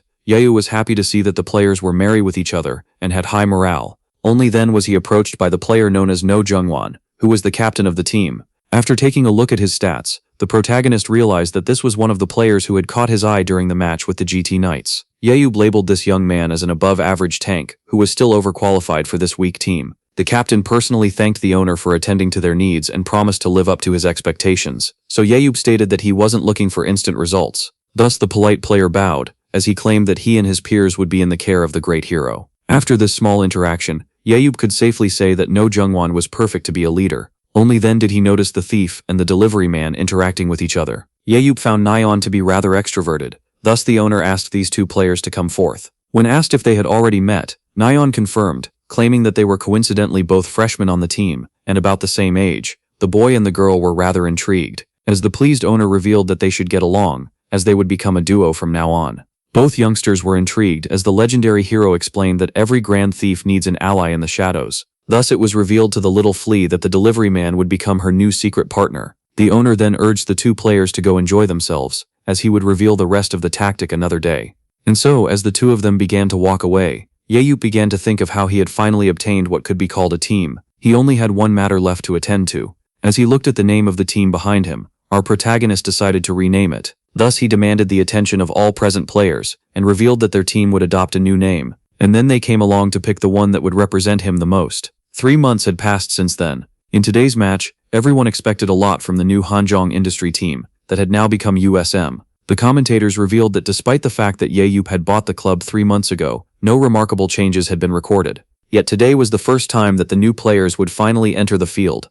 Yayu urged all of the players to stick to the plan, especially Joe Sunga. As the boy expressed his doubts, the owner revealed that this tactic would enhance performance and make a great show. With that being said, the legendary hero urged his trainees to get out on the field and finally demonstrate the fruit of their 3 months of harsh training. And with that being said, the first round, opposing Yao SM to Incheon BC, finally started. Someone felt great about the invite of the Dragonist, as they hadn't been to a stadium in a long time. The mother of Hayan said that she went a couple of times to cheer for her daughter at the start of her career. As for the matches of her husband, she claimed that he didn't want to invite her as long as the team was bad. Thus, as Yoke realized that the choice of Jae-ho had forbidden his wife from watching a national match until now, it left him pretty pissed off. When asked if his team was anything like the Korean team, the protagonist claimed that they would be interesting to watch. And just like that, he promised his old friend a grand spectacle. The dungeon of round 1 would be Wizard Canyon. It was a beautiful fantasy-like place that also allowed aerial and aquatic combat, which meant that players would need to adapt quickly in order to achieve victory. The commentators claimed that everyone was taking interest in the YSM team, seeing how they had changed their key players 3 months before the match. The coach was shocked that the runner could achieve a 100-meter jog in a mere 3 seconds. Lee Na-yeon was undoubtedly an incredible runner. The coach pointed out to the owner that Jae had also improved, but the girl who had never entered a match before was a real talent. Before asking how he had uncovered it, Yelp, who wanted to keep his scanner eyes a secret, stated that he simply observed her muscle development, along with other factors. And so, as the coach began to praise the eye that discovered Baek Jae-ho, Yelp urged him to focus on the players instead, who would need to run in different types of dungeons. Lee Na-yeon's performance would be greatly improved by a fixed running form, which would make her prepared for matches. And just like that, these passed in the blink of an eye, and only 50 were left until the match. In training, the little flea managed to steal many monsters from the enemy. Even so, she was so fast that her opponents were unable to keep up with her. And just like that, the thief escaped with no problems. The legendary hero was pleased by the performance of the girl and asked her opponents about their opinion. The opposing team claimed that they were losing focus and were infuriated that their hunting had become much slower. The protagonist then praised the player for her performance, and decided to teach her some trash talk in order to pressure the enemy even more. Despite the fact that she always accepted the compliments with a smile, the player couldn't help but feel anxious. The world #1 warrior, who owned her club, had promised to make her a key player, and yet she had a hard time believing that the lowest of the low like her could become a key player or even make it to the national team. She couldn't help but doubt his words. In fact, one could say that the girl was doubting her abilities, and just that anxiety began to eat her from the inside out. Only then did someone call out her name, Lee Na-yeon. She was suddenly snapped back to reality, as the captain pointed out that she must be nervous. The flea began to panic, and clarified that she was calm, yet he claimed that there was no use hiding it, as it was only natural for her to feel fear in her first game. Some of her teammates claimed that they had felt the same in their first match as well. The captain explained that there was no shame in feeling anxious and that she should believe in herself. He claimed that since the #1 Esper had faith in her, she was certain to become the best thief in the game. And just like that, Lee Nyan was cheered up. The captain then pointed out to his team that they were trained by the legendary hero himself, and that they shouldn't let him down. And with that being said, he hyped them up while stating that they should execute the plan perfectly. As soon as the match began, YoSM split into 2 teams of 4 and 1 team of 3. The commentator then explained that YoSM must be using a special tactic, as one of the 3 groups skipped the hunting and made its way through the dungeon. The group of 3 was moving at an incredible speed. It didn't take them long to reach the enemy's side of the dungeon. Only then did the 3 of them stop moving. The group was now in a perfect position. Joe Sunga picked up a rock on the ground, claiming that it should do the trick. And with that being said, the boy began to use his objective transfer skill, and with that began the scouting process. This ability, which allows one to search for a target within a 3-kilometer radius, was perfect for recon, as it had a manual search engine to locate a receiver. And with that being said, he began the search. Movement was quickly detected. Joe Sunga had found a squad made up of 4 opponents, and was even able to recognize each one of them by name. Joe Sunga then informed the girl that the enemy was on the higher ground. With that being said, the flea went into position. She then braced herself before leaping forward. Lee Nyan achieved a high and graceful jump, only to then notice something nearby. The thief found herself in front of Espers battling dragons. Nyan had successfully found the enemy. The girl then readied herself to stick the landing, before jumping into the air again. Right after, Lee Nyan was happy to see that none of the opposing players would be fast enough to catch her. Meanwhile, the 4 opponents didn't notice her, as they were too focused on the hunt. The tank urged his teammates to push forward, as the monsters were almost down. Only then was one of their targets ended by an arrow shot. The players found themselves pissed off as their kill had been stolen, but the tank urged his teammates to keep their minds on the hunt. He then proceeded to send Jiwook in order to deal with the invading enemy. This one dashed toward the girl at high speed, and just before he could hit her with his blade, the strike missed its target as it landed on the ground. Jiwook, who was surprised to see the opponent vanish, was told that he was looking in the wrong direction. The swordsman then turned his attention toward her, as she stole another kill by bombarding the monster with arrows. The swordsman was left quite annoyed and realized that he must predict where the killer thief would land in order to win. And so, as soon as she was about to touch the ground, he decided to make his move. Lee Nyan kept on taunting the blade wielder, as she kept dodging his attacks. Jiwook was left pissed off by the archer. Humaki claimed that he was too slow to hit her. The commentators pointed out how the flea was getting in the head of the enemy, and how no one was able to keep up with her speed. The archer then found herself with an empty quiver. Thus she asked her partner for more ammo. The annoying kill thief, who had received arrows from Joe Sunga, would keep on bullying the enemy, seeing how she was in possession of a continuous arrow supply. But just as the commentator pointed out that the ability of the support made him a key player, he noticed something intriguing. Joe Sunga pulled out a book out of nowhere, and so, as the boy told his partner to notify him if she ran out of ammo, all were left shocked as he began reading comics in the middle of the battle. A few weeks before the match, while the team was still training, despite the many efforts of the B team, its players found themselves unable to keep up. The kill thief, Ye, claimed the girl to be a natural rage baiter, and that would do wonders in the field. Her partner, on the other hand, was having a hard time finding hiding spots, meaning that it would take him some time before delivering the arrows. Yabe decided to keep Namgong-jihun by his side at all times, as he had the right abilities and stats to act as a protector. At that moment, the boy found a hiding spot. He then picked up the quiver and transferred it to the girl. As he kept on doing this back and forth, the coach and the owner watched in intrigue. Ye wanted to know if the player would keep acting like a machine, so the coach confirmed, claiming that he had nothing else to do. The legendary hero explained that this scene was too boring, thus he decided to make the athlete adopt a funnier approach. For this reason, the boy began to read comics in the middle of the battlefield. His surroundings weren't peaceful either. The reading session of the supporter was happening in the middle of a battle. The commentators claimed this to be an intriguing scene, as Namgong-jihun was doing his best to slay every young wyvern while his teammate relaxed on the ground. The crowd found this to be rather ridiculous and were unable to believe that Incheon was struggling against this joke of a team. As soon as the thief notified her partner that she ran out of ammo, he quickly picked up a quiver and transferred it to her. After seeing this, the legendary hero couldn't help but burst out laughing. The woman realized that he was the one who had told the team to act as such, and so, as the legendary hero began to show off, proud of his good eye for talent, the lady asked him to use his gifts to help her husband. Yeyu revealed that Zhang Bao had ignored his advice regarding replacing the son of the vice president with Choi Hyuk on the team. The woman explained that despite her husband being out of the house for his job, she was aware of a conflict between him and the boy in question, which intrigued the protagonist. Yayu decided to put this matter aside, claiming that his friend should be more professional regarding his coaching career. Only then did the attention of these two turn towards the match once again. 2 additional players had joined the hunt for the flea, who was now in danger. Yet even with more players, they were still struggling to catch the thief. Her partner asked her to keep dodging the blows and flee by using a specific path. Nayeon agreed. As the boy asked if she would be okay, the nervous girl confirmed. While the enemy was still on her tail, Nayeon was now experiencing her first fight against an enemy team. Yet upon remembering the faith that the owner of the club had in her, as well as that of her teammates, the archer began to believe in herself. Upon remembering that their team was fighting in order not to disappoint Seo Moon-yabe, the girl realized that fleeing wasn't an option, and just like that she kept on evading the incoming blows. The flea jumped back as fast as possible. All were left greatly annoyed, as she began to call them out on their laughable speed. Nayeon was running as fast as she could while a total of 6 espers desperately tried to eliminate her. Even so, her speed and jumping abilities allowed her to escape death many times. Everything was going according to the plan.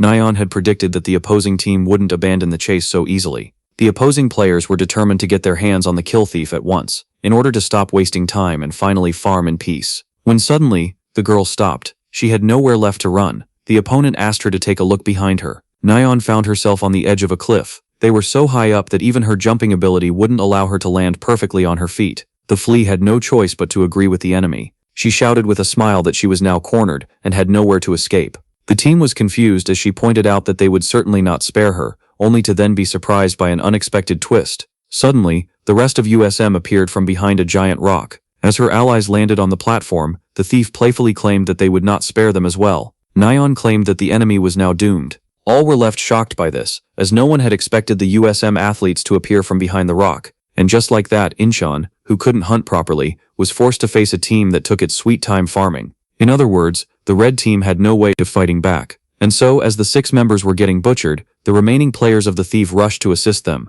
Yet it was pointless. And just like that, the team that scored the lowest on the leaderboard surprised everyone with its crushing victory. The commentators claimed that, in this entertaining match, they had discovered 2 new talented athletes. The players in question were the thief and her partner. As everyone was excited to witness their future games, just like that, Lee Nayeon and Jo Sung-ho were bathed in admiration in their first match. Even so, the 2 surprised players had a hard time believing this. The girl that noticed something intriguing, as she turned to the owner of the club Yaep, recalled his words to her. He had fulfilled his promise, and the flea was now a key player. And so, upon receiving a thumbs up from the #1 esper in the world, the 2 young athletes couldn't help but be flattered. With that being said, round 1 ended with a crushing victory. No one had expected Yaepam to win. This outcome was so surprising that it completely destabilized the enemy team. YSM used the same containment tactic as set 1, and the second round left Incheon powerless to fight back. And just like that, the team that was on the bottom of the leaderboard achieved a perfect win in both rounds. Everyone had already predicted who was to be nominated MVP. Lee Nayeon claimed that she was honored by the title, and that she would like to thank the man who spotted her talent and taught her how to rob people. And just like that, the legendary hero was given credit for this victory. It was safe to say that this match had broken the internet,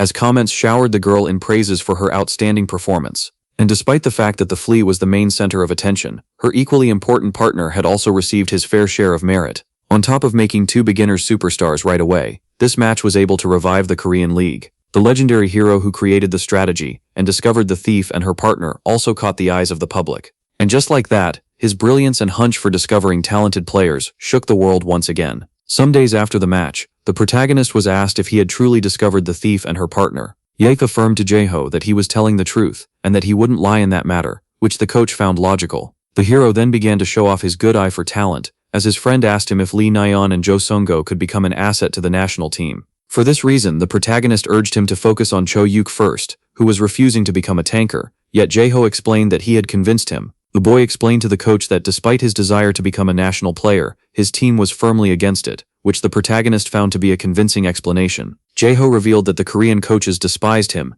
as he was a stranger to the game yet entered the national team out of merit, so Jaeho criticized their tutoring performance. Jaeho expressed his desire to meet those so-called coaches and see if they would dare to criticize his methods. Yet Jaeho knew very well that they wouldn't dare to utter a word for fear of getting beaten up by the madman. The coach was then shocked, as his friend asked about the price of Cho Yuk. The club owner expressed his desire to buy this player. According to Gonggam News, Yaesem had extended its win streak to 5, under the influence of the legendary hero. The thief became known as a force to be reckoned with, and she and her partner were now considered superstars in KB2. The coach happily showed the article to the hero, claiming that this was the first time ever that their team had won 5 matches with no defeats. With that, the man couldn't help but burst out in tears, as he had never expected the team to become so successful. Yahello claimed that this wasn't that much of a feat, and asked about the team's previous record. After some hesitation, the coach revealed that it wasn't even 3, which pissed off the legendary hero, who began considering cutting the man. Choi Dongjun pointed out how Nayeon became a celebrity after her first match,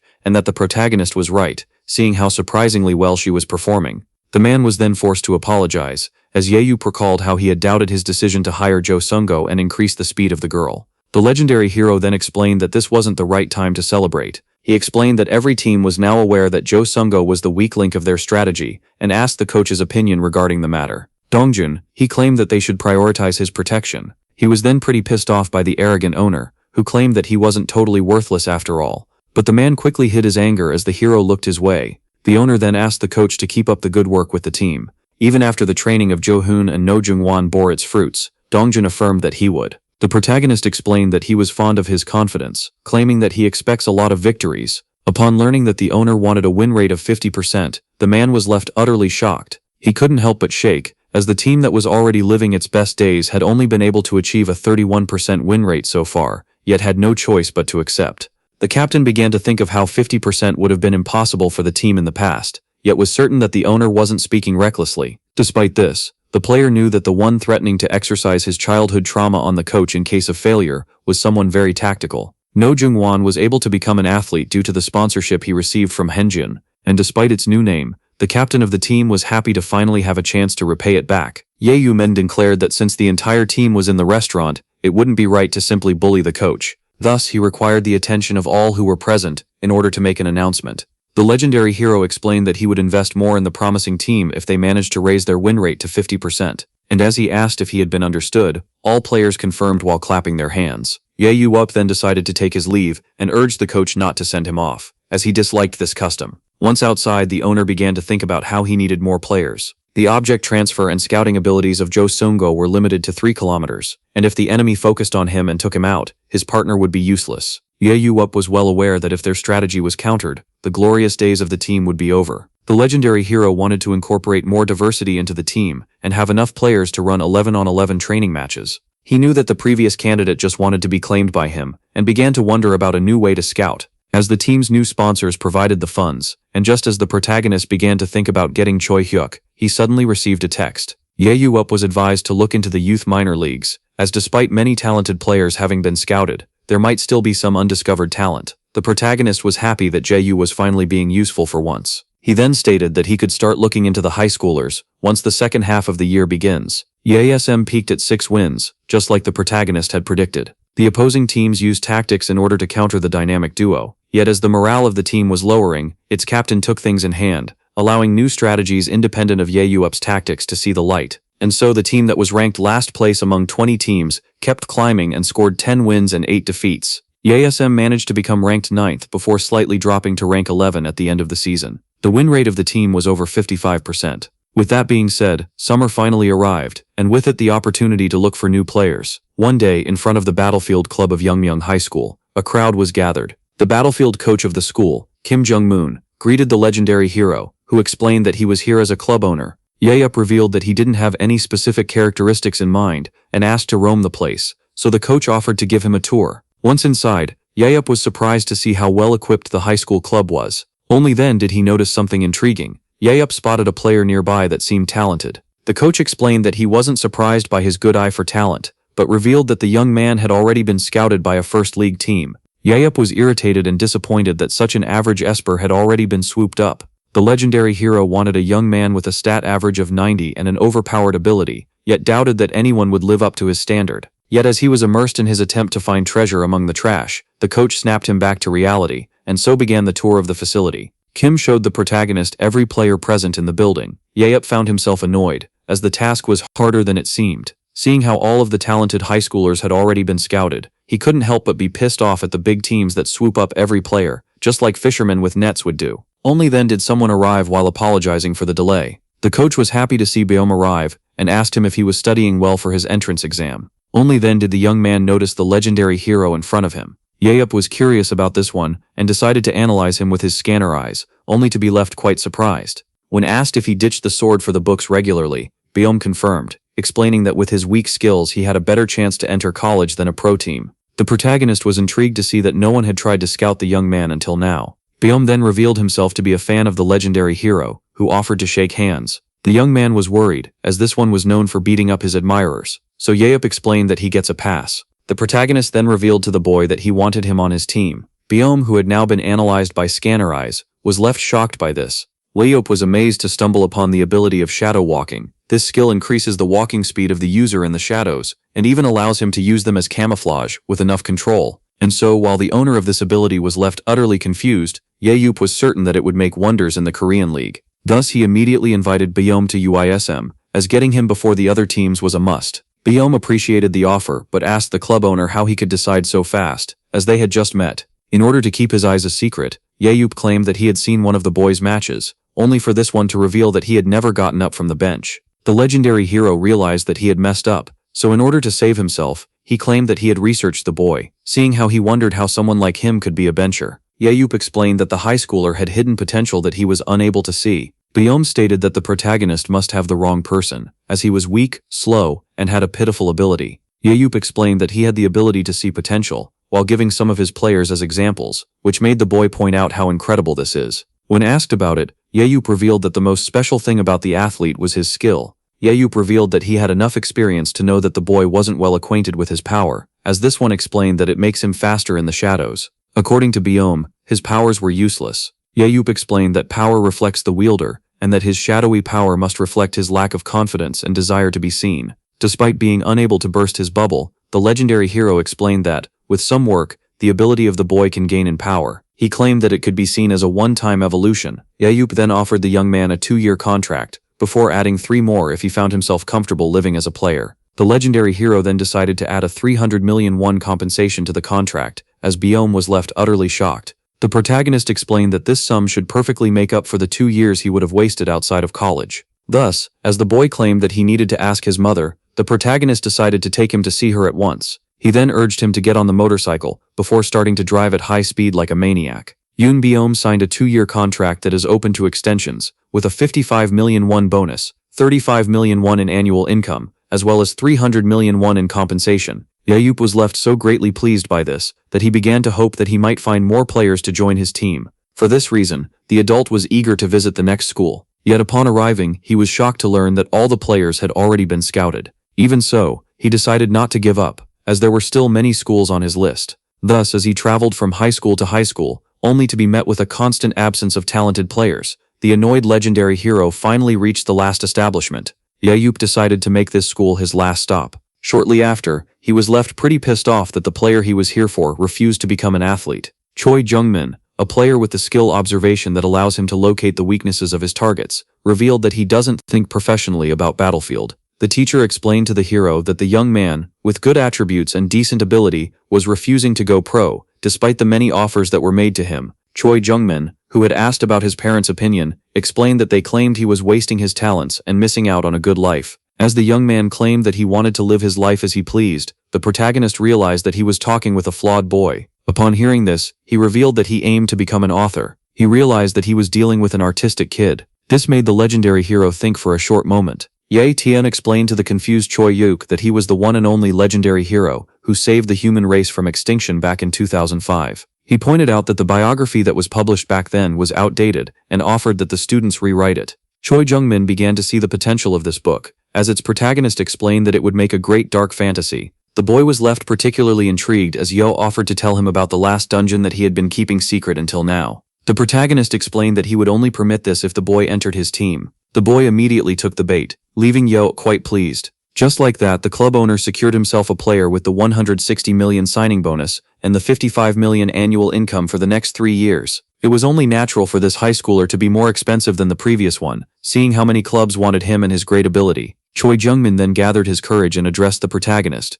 claiming that he had a question for him, so our hero affirmed that he was all ears. The boy wanted to know how Yo was free of weaknesses. It was the first time that Choi Jungmin had met someone this powerful. He revealed that when he laid eyes on the French team, all of them possessed some kind of hole in their defenses. Unlike the protagonist, Yop explained that he was one of a kind, so the boy stated that he should become a player instead of a club owner. Yope stated that it should have been obvious, and that the charity match loathed taking the lives of humans. After fulfilling the curiosity of the young man, he urged him to get back inside and wait for a call from their team. With that being said, the legendary hero decided to tackle the most important matter at hand. Yope called Jayo, who asked him if he had had any luck during his player hunt. The coach, who explained that all talented kids would usually be scouted by summer, was surprised to hear that his friend had found 2 players. Jayo was even more intrigued, as it seemed like Yope, who called to let him know that he would be home late, was eager to get his hands on Choi Yope. The protagonist wanted to see the player in person in order to have a chat. When asked about the location of this meeting, he stated that it was obvious. That night, at Sangsong Spritz clubhouse,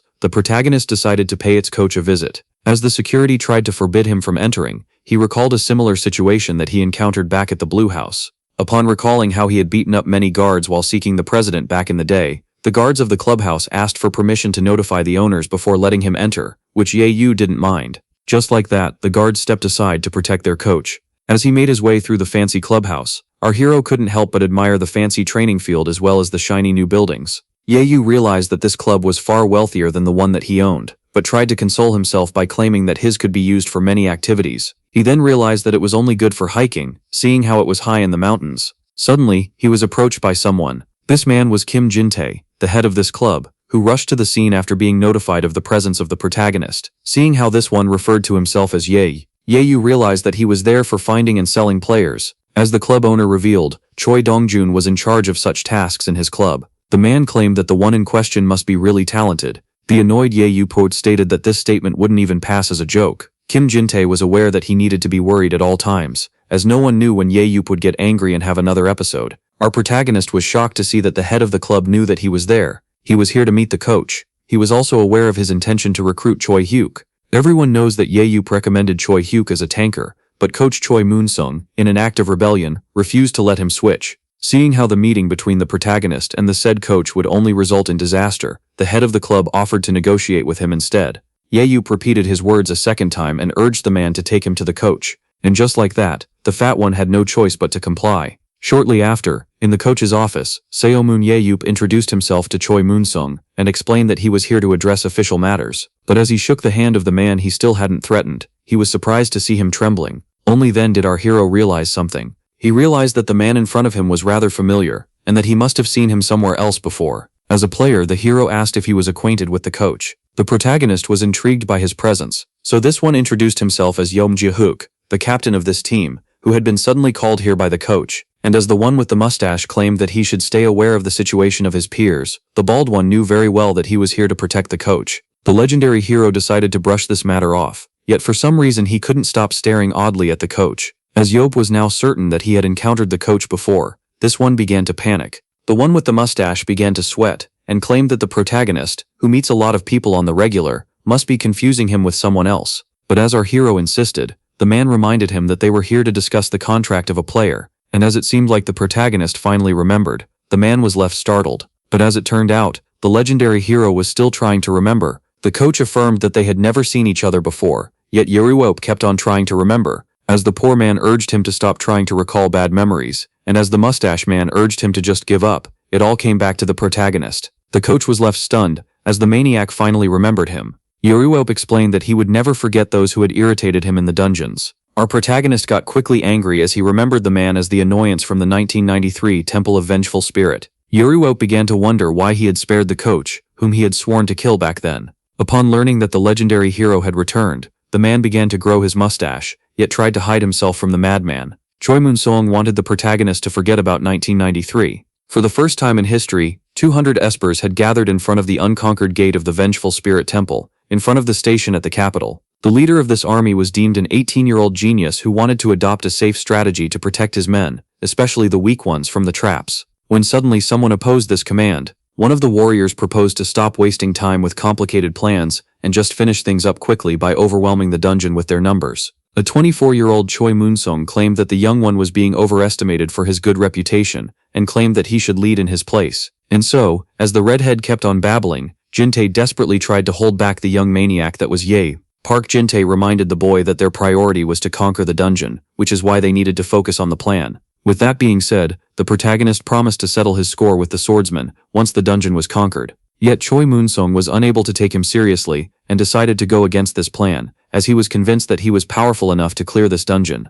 Once inside the Temple of the Vengeful Spirits, the humans were quickly attacked by the golems. Yahello urged the forces to proceed slowly and let the main unit attack the monsters while the rotating tanks protected them. When suddenly the unexpected happened, Choi Moon-sung charged right ahead, claiming that they would never beat the dungeon if they progressed this slowly. Distortion claimed that they shouldn't need an 18-year-old to lead them, only to then step on a moving tile. At that moment, the redhead realized that he had messed up. He recalled the words of the protagonist regarding this dungeon being filled with traps. And just like that, giant boulders came flying from the ceiling. And just as the swordsman thought that he was about to meet his end, he was pulled away at the last minute and saved from a crushing death. Just like that, the path of the adventurers had been blocked, and they had no choice but to retreat and take one of the longer roads. Choi Moon-sung was left shocked as a menacing presence appeared behind him. Shock quickly turned into fear as the maniac asked for a private conversation once outside of the dungeon. Back then, Choi Moon-sung received a beating so brutal that he still trembles to this day upon remembering it.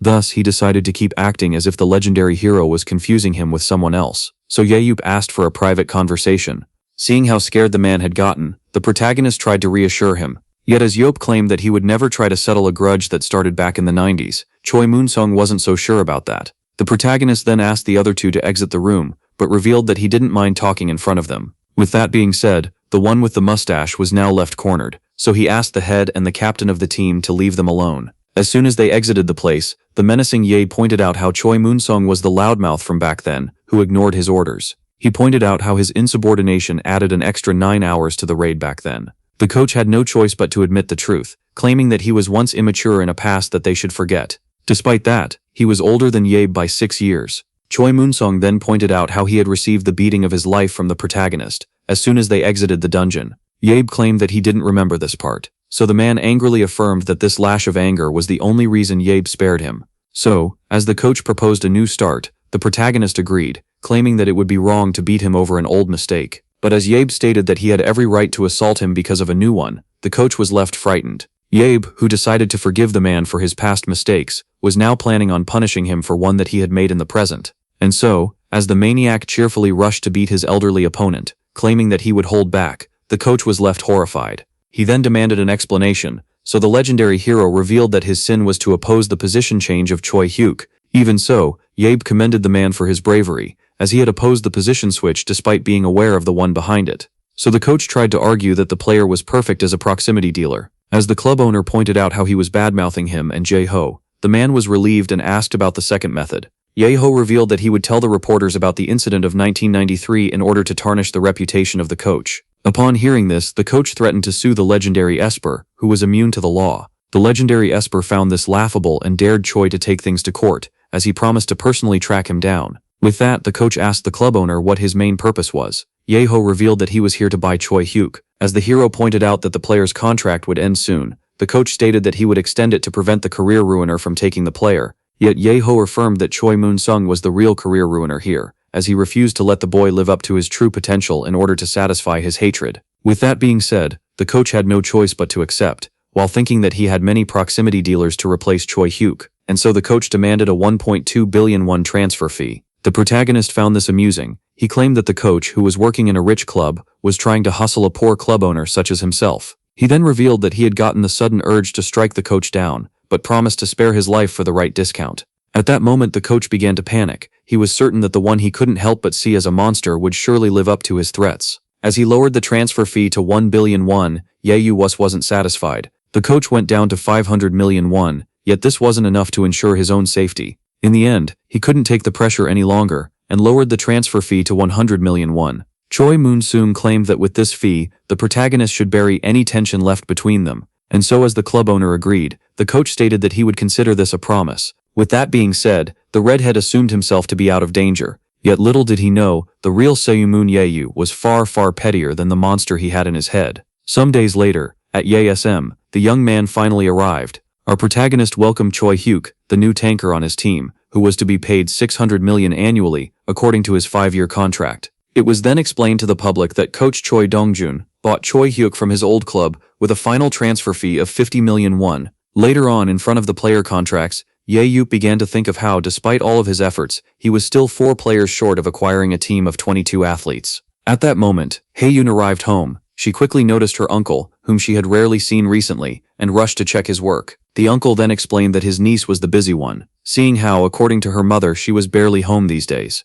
Only then did he notice the book in her hands. Upon reading the title, the protagonist assumed that it must be filled with easy French lessons. Yahello began to tease Hayan by claiming that 2021 was really wonderful, as it even had books for the mentally challenged. Seeing how hard the French was, the girl urged her uncle to come with her to France. Upon hearing this, the protagonist was intrigued. Later on, Jake Rand, the European agent, explained that the only thing left for the girl's contract to be complete was to complete the physical test in Paris. After the first half of the season, the athlete who switched her position became the MVP of the league and was praised as the #1 proximity leader. The Moro brothers, who had their eye on her for a while, immediately invited the girl to their club. Hayan had now signed the contract with Paris Lumiere and was about to start her journey in the European League. After realizing why his niece wanted to learn French, the uncle realized that he had been too busy to take care of her, yet was reassured, as her agent was worthy of trust. After completing the negotiation with the athlete, the agent decided to turn to the club owner. He revealed that the Moro brothers had invited the protagonist to their club, and seeing how confused he was, Jake explained to Youjip that they wanted him as a translator for the girl, and also aimed to give him a present. At that moment, the legendary hero remembered how the brothers, who still had their advanced weapon workshop, claimed themselves to be long-term admirers, and promised him a tailored weapon. As the Korean claimed that they must want to give him the weapon, the agent explained that this was the best they could do to attract him to Paris. Youjip claimed that he was too busy with his club to think about traveling, so Jake offered a helping hand. The hero realized that asking someone as important as him would be beneficial, and revealed that YOSM currently lacked money and players. He was then particularly intrigued as the agent proposed extending his scouting to Paris. Jake explained that Korea allowed a max of 5 foreign players per team, and that since France was more invested in the game, he might scout a decent athlete there. He then pointed out that observing the French league would greatly benefit the legendary hero as a club owner, and so after giving it some thought, Youjip realized that this idea was genius. And just like that, the Koreans got on the plane. Later on, at the international airport of Charles de Gaulle in Paris, the plane finally landed. Youjip, Hayan, and her mother finally set foot on French soil. The lady explained that she hadn't been in Paris for a long time and wished that her husband could have come along with them. Youjip explained that his fellow hero was too busy with work and that they should just let him watch over the house while they figured out a good place for Hayan to stay. Yet as soon as they arrived at the airport, the Koreans were quickly spotted by the French media. The legendary hero couldn't be more annoyed, as reporters always acted like parasites, regardless of the country. Only then did the bald egg behind the commotion appear. Youjip accused the man of bringing the reporters and demanded to know why an owner would personally welcome a player, making him reveal that he was the player manager. The egg then explained that the spotlight could only be beneficial to their new Korean recruit, which our hero couldn't deny. The legendary hero quickly realized that he was dealing with a sly man, as this one urged him to answer some questions on camera. For the sake of his niece, the reporter asked the legendary hero regarding his opinion of his first trip in 2021. He revealed that he was here as a tourist instead of a warrior, which left him pleased. He was then asked whether he was here due to a personal friendship with the Moro brothers or to become one of their players.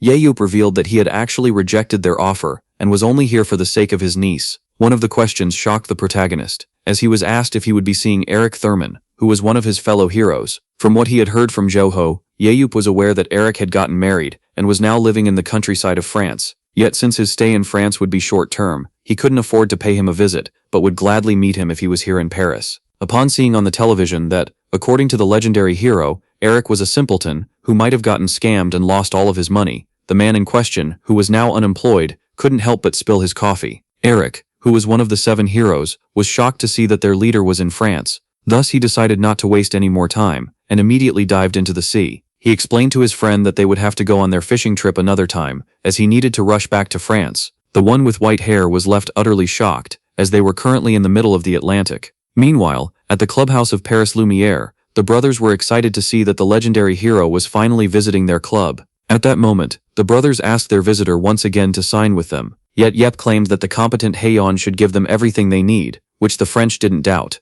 With that being said, the brothers offered the protagonist to take their physical test. And so, as they began to demand many profitable things like his signature, his presence at an exhibition, or even the right to film him, Yep was left annoyed. Thus he urged the French to stop, just as they had expected. Shortly after came the time to proceed with the physical test of Hayan. In the control room, the French asked the girl via his translator if she was all right, which she confirmed. With that being said, they decided to commence the test. Baek Hayan was tasked with terminating all spawning monsters, and as it was explained that she only had 60 seconds, the girl began to move quickly. She used her incredible speed in order to dodge the monsters, and before they could even try to keep up, Hayan unleashed her power. She then resorted to her whip and sword in order to terminate all the monsters. And just like that, the athlete completed the test in 22 seconds. As the girl asked her mother and uncle about her performance, both affirmed that she did incredibly well. Hayan claimed that she was practicing regularly. As the club owner, who was blown away by her performance, rushed to sign her up.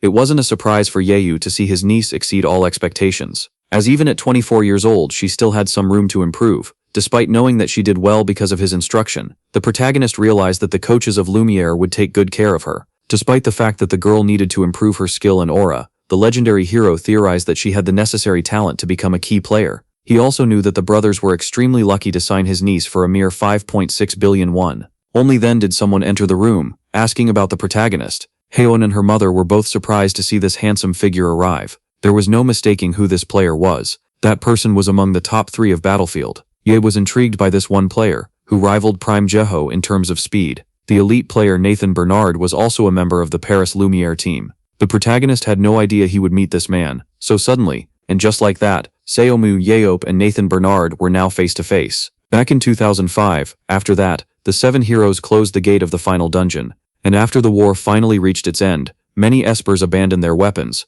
yet their kind was brought back to the spotlight once again, with the rise of Battlefield. Shortly after, only one topic inhabited the mind of everyone. All wanted to know who would become the successor of the legendary hero, as the #1 warrior. As Battlefield became the most popular sport, the public presented many names that could be worthy of the crown, yet only one player was always included in the debates. This man was the #1 of the French national team, and the star player of his club was also nominated Player of the Year, 3 times in a row. This man was none other than Nathan Bernard. The brothers were shocked to see their star player in the facility on his day off. So Nathan explained that he was here to see the legendary hero, Yeop. Yeop was intrigued by the gaze of the blonde Frenchman. Nathan claimed that he also wanted to greet his new teammate. Hey Kith and get her best to say hello in French. The girl then asked her mother if she had understood a word Nathan had said, yet she was distracted by his blue eyes. Nathan then explained that it was an honor to meet Seomon Yeop. Our hero quickly noticed that this man was more polite than Walker, and was still intrigued by the look in his eyes. And just as the protagonist decided to treat him with respect, as he was the new teammate of his niece, he noticed something intriguing. At first our hero thought that he was being attacked, but just as he was about to fight back, he was shocked as the young man was going in for a hug. Yeop couldn't help but panic, as Nathan was being too emotional for him. The legendary hero, who hadn't been caught off guard in a long time, received a warm welcome from Nathan. And just as the French player wanted to introduce himself, Yeop explained that he had seen him on video before praising his skills. Nathan, once flattered to see his childhood hero compliment him, explained that he was still far from his level. Yeop realized that this young man, with his insane stats and skill, was truly worthy of his praise. The only thing that wasn't particularly exceptional about Nathan was his maximum stamina. He was also intrigued by his powerful ability, known as alter ego, which allows him to split into 2 connected copies, each of which has a fraction of his aura. Yeop noticed that the young man, who still had room to become stronger, had the potential to even surpass Prime Joro, and seeing how his skills were highly technical, if they could be combined well with his alter ego, even his weak stat, his stamina, was still higher than the average 1st Division tanker in Korea. Yeop began to wonder about the performance of Bernard against Walker, who possessed great strength, stamina, and maximum speed. And just as he began to think that he would pay to see the 2 of them fight, he realized something horrifying. Yeop finally understood why the public likes Battlefield, as it allows them to satisfy their curiosity regarding who is the strongest Esper. Bernard, who spoke the name of Walker first, explained that the tanker had been continuously praising the hero after meeting him, despite their conflict at first. Yeop revealed that he didn't consider his encounter with Walker a fight, but more of a tutoring session instead. As Bernard was left shocked, the protagonist explained that he had taught Walker about humility, and gave him advice worth $10 million. Bernard was shocked to hear that things had been wrapped up quickly between the 2 of them, so Yeop stated that it was all over the news. The Moro brothers explained that the news didn't announce the winner. The protagonist explained how it was his victory, despite sparing the man. As Bernard asked the legendary hero if he could truly take on Walker alone, he didn't understand why they were so surprised that he could rival another human. The brothers finally realized why Walker had returned home stronger than ever, as he had received help from a man he had once hated. They then claimed that the legendary hero had allowed a potential opponent to grow in strength. Thus they began to sing his praises, as he was the only one who would do something so bold. And so, while the legendary hero was blinded by the 2 shiny eggs in front of him, Bernard began to think of how he managed to take down the star tanker and match the quick player, who always avoided confronting Walker on his own. The main reason for this was that, in matches, fights between a tanker and a proximity dealer were discouraged. Yet even then, Bernard wasn't sure about his victory. With that, he began to wonder about the strength of the legendary hero, who desperately tried to free himself from the club owners. Back then, the young man thought that he couldn't fight the legend, as it was presumed dead, but now, he was eager to try and take it on. Yahello began to think of how Bernard must have stolen the hearts of many ladies with his blue eyes, and so, he decided to warn his niece about him, only for her to claim that he wasn't to her taste. The mother appeared out of nowhere and asked her daughter about her type. Hayan revealed that she had a soft spot for hot-headed men, thugs. As the protagonist began to think about whether he knew any barbaric maniac who matched his niece's taste, he failed to notice how she was looking at him.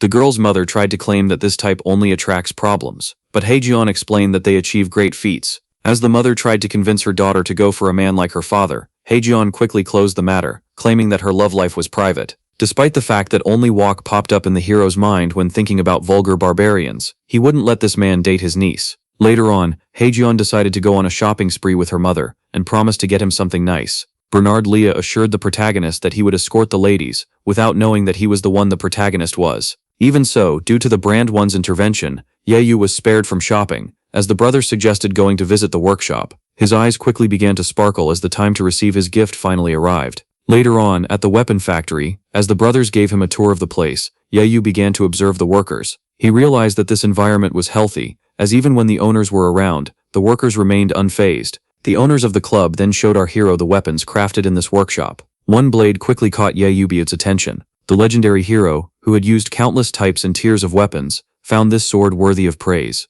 The brothers perfectly expected Yahello immediately recognize a weapon of good quality. With the arrival of the battlefield, the weapon industry was reignited, and despite the hardships, the Moro brothers turned this workshop into the #1 worldwide. Despite the fact that they only wanted to protect the blacksmiths that worked under them at first, they were able to make a fortune in their hardest time. As the hero began to think that those destined for success couldn't fail, they revealed that for this reason they were able to make him good weapons. The brothers were glad that they could finally present their gift to the protagonist. With the press of a button, the vault was quickly opened, revealing some sticks under the name of the legendary hero. Yahello quickly recognized those as spears. While the brothers urged him to give them a try, our hero was unable to find the button that extended them. So the manufacturers explained that the spear runs on aura. He began to power his aura into it, allowing the weapon to finally unfold. The club owners claimed that these spears were better than the hero's old weapons, as they were made by master craftsmen using the best quality materials. They also explained that it didn't matter that these weapons were more fragile than the old ones in real life, as they would only be used inside the virtual world.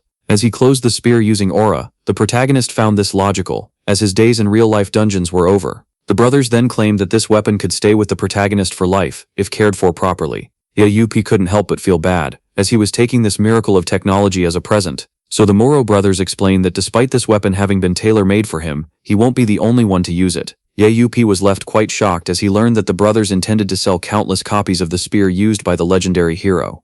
The protagonist couldn't help but feel scammed, as he discovered that the brothers were using him to sponsor their new product. At that moment they explained to him that if things worked out well for them, he would receive a generous fee. The brothers promised an annual payment of 2 billion won, as well as an extra 4.1 billion won each time he decided to use their product in a match. With that being said, the French asked the Korean about his opinion regarding this deal. The warrior and our protagonist tried refusing the offer, but his club owner side forced him to quickly accept this lucrative offer. As he signed the contract, the brothers asked him if he had read the whole thing. They then reminded him of the article that forbids him from discarding the weapon. As the protagonist claimed that he didn't mind it, to his shock, they brought up the fact that he isn't labeled as a player. The brothers then explained to him that only registered players were allowed to carry weapons. As he tried to argue that he had immunity, the hero was left shocked upon learning that immunity doesn't apply to customs. Yahello explained that he would like to avoid forcing his way into Korea with these spears in order to avoid the wrath of customs. And the president reassured him that there was a simple solution. They explained that since he was restricted from carrying the weapon with him, he had to register as a player.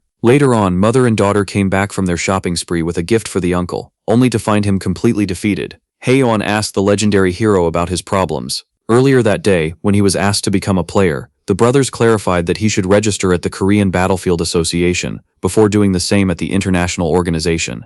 They explained that since the registration process was in the hands of the International Association, the protagonist could register in Korea while in France. The brothers said they could send one of their staff to execute the process, as the protagonist had already created his avatar, which made things even simpler. As the legendary hero lashed out at the club owners upon realizing that they had planned all of this, they urged him to take it easy, yet the madman was having a hard time containing his anger. Yahello began fighting the urge to scramble the eggs, who claimed that their bargaining talents allowed them to succeed, despite him being wary at all times. They then explained that there was no downside to becoming a player, only advantages, and that Yahello was bound to lose regardless of his choice. The brothers then explained that they would never harm their idol, for whom they had a collection room where they had stored his previous car, the vanity necklace he had won, and the diary he had given up on the 5th day, which they had bought at an auction. With that, Yahello was left boiling with anger, as he was forced to ask for an employee. Yahello was baffled by the fact that he was forced to become a player when he only planned to enter matches in case he needed money. The girl began to congratulate her uncle on becoming an athlete.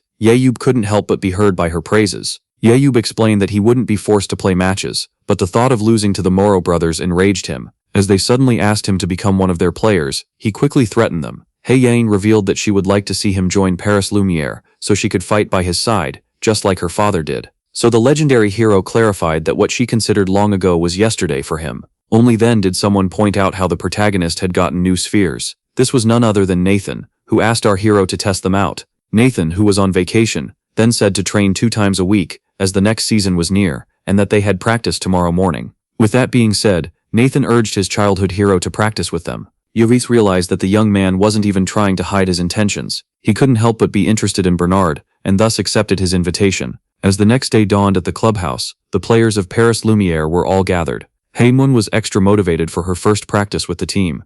Her uncle asked her to take it easy, as she wouldn't look cool if she seemed overexcited. He explained that she took after her father, who was so anxious during his first mission that he fainted after 10 minutes, which made the girl laugh. And just as the legendary hero pointed out that everyone was relaxed, the atmosphere in the room suddenly changed. All the players noticed that Seo Mounye was in the room. They began to whisper about how he was immortal and the strongest of all, as well as how the Moro brothers had actually managed to drag him here. Yet one player stood silent. Hayan. Hayan, who couldn't understand French, realized that they were all whispering about her uncle, and motivated herself by recalling that she was related to 2 heroes. Only then did a big tall black dude approach the protagonist. Yahello stood on his guard while the player introduced himself as the main tanker of the team, Chichi Lucas, and just as the legendary hero thought that the player was here to fight, he asked him to sign his jersey. And so, after granting the wish of the giant fan, Yahello asked him to look over his niece, which he accepted to do while being overjoyed by the autograph. Our protagonist realized that this tanker was a kind soul and wanted to tell his niece to get closer to him. The main reason for this was his incredible stats. On top of having most of his attributes over 90, Lucas had a recovery skill as well as a defensive ability. Yahello realized that despite Nathan being the number 1 on the team, this player was just as powerful. He realized that the marketing must not do Chichi justice, as he had the potential to become one of the strongest players, and he even surpassed Nathan in speed. Yahello realized that this young man could also play as a proximity dealer. He was also intrigued by his green blessing skill. Seeing how this power didn't concern fighting, he began to assume that the tall one was a plant enthusiast. Bernard then asked the protagonist if he had already met Chichi Lucas. The blonde one explained that his tall friend was amazing. On top of being a player, he was managing a charity foundation dedicated to forest protection. Thus, after understanding why the tall one had a plant-related ability, the protagonist asked Bernard why he seemed so happy today. The young man explained that he was unable to hide his joy, as his dream was about to be realized. Bernard revealed that he had always wanted to surpass the legendary hero. Seeing how he was part of the next wave of espers, the Frenchman explained that he idolized Seo Mounye,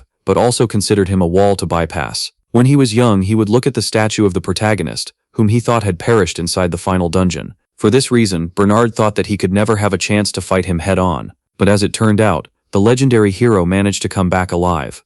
And so, as our hero stated that Bernard must want to defeat him, the boy explained that he had every right to dream. Bernard stated that he would keep on trying, and that he would spare no effort in today's battle. Upon hearing this, the spearman couldn't help but smile. Only then did someone make a flashy entrance. The coach of the team, Dubois Guffin, introduced himself to the protagonist. As he arrived with the club owners, he immediately proposed dividing the teams. The man explained that normally, for training matches, the players were divided between Team Chichi and Team Nathan. But since they were graced with the presence of the legendary hero, the match would pit his team against that of Nathan. Leop then asked Dubois if he split the teams based on their positions and skills, only for him to deny it. As he claimed their club had a precise technique to divide the players, Yahello decided to learn it, as it could be beneficial for his YSM. So the coach revealed how teams were divided, by a game of rock, paper, scissors. The team of the protagonist included him, Lucas, as well as his friends, along with some other side characters. As for Nathan, he had 10 of his trustworthy teammates to help him. And so, with the teams having finally been established,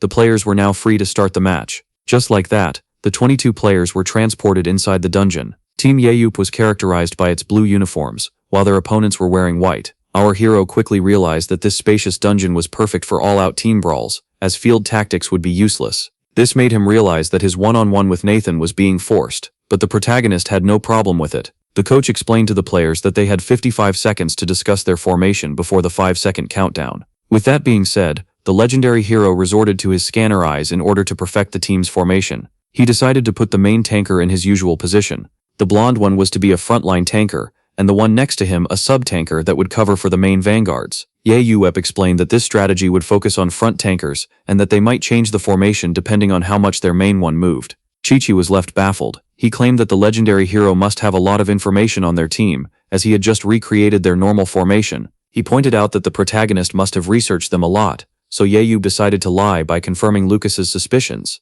Yayoop then asked his teammates to pay him no mind, as he wanted to focus on Nathan. With that being said, he decided to inform his teammates about the plan. All he wanted was for them to see the confrontation between the number 1 of the team and the number 1 of the world. Yayoop would be too focused on the match to do so. After finishing taking care of his team, Yayoop decided to take a look at the enemy. He quickly noticed that his opponent would be dual-wielding swords, which could be hard to go against. Yet it wouldn't be impossible, as dual-wielders usually focus on their dominant hand. And despite the looks, Yayoop knew that the boy's style would be tricky. With that, the protagonist began to wonder which of Bernard's hands was the dominant one. With that being said, the countdown started as Team Yayoop stood prepared. Team Bernard also seemed confident. And with that being said, the battle finally started. The protagonist elongated his weapon. Meanwhile, back at the control room, the coach asked the owners if Yayoop was aware that Nathan is ambidextrous. They confirmed that he surely wasn't. Dubois stated that, in that case, the protagonist might struggle against Nathan, who was known for his deadly and random attack patterns. He claimed that those with a good eye, like Seomun Yayoop,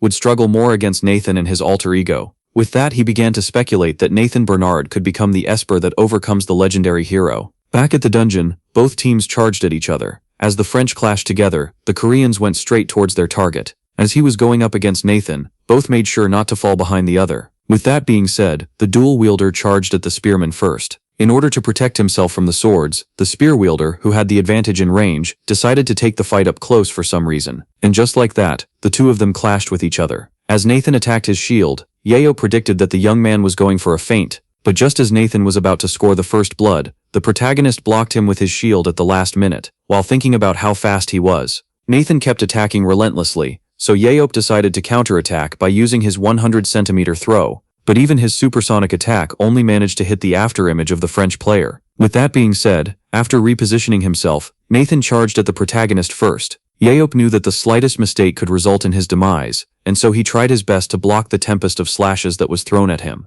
And so, as the young man unleashed attack after attack, the war veteran couldn't help but smile as he blocked them all. Only then did the Frenchman notice a hole in the defense of the Korean, and thus he immediately went for it. But to his shock, the legendary hero easily blocked his attack. Nathan was left baffled as the protagonist praised his reflexes. The young man realized that his opponent, who was way too calm, had given him an opening on purpose. With that being said, Nathan backed away. And so, as Nathan began to think of how he should try to overwhelm his opponent with speed, the protagonist claimed him to be predictable. Nathan was left too startled as the protagonist was now going for an attack, and so he backed away at the last moment. Yayoop was thrilled. He stated that his opponent was adorable for trying to fight him without skills, and decided to grant him his wish, and just like that, the tank charged at the sword wielder. Nathan had no choice but to try and escape every attack that was thrown at him. He quickly realized that the legendary hero had an astonishing offensive game. The young man realized that the opposing spear and shield were perfectly synchronized, and that ignoring one would result in death by the other. Yayoop was also maintaining a certain distance between the two of them that allowed him to attack relentlessly without worrying about a counterattack.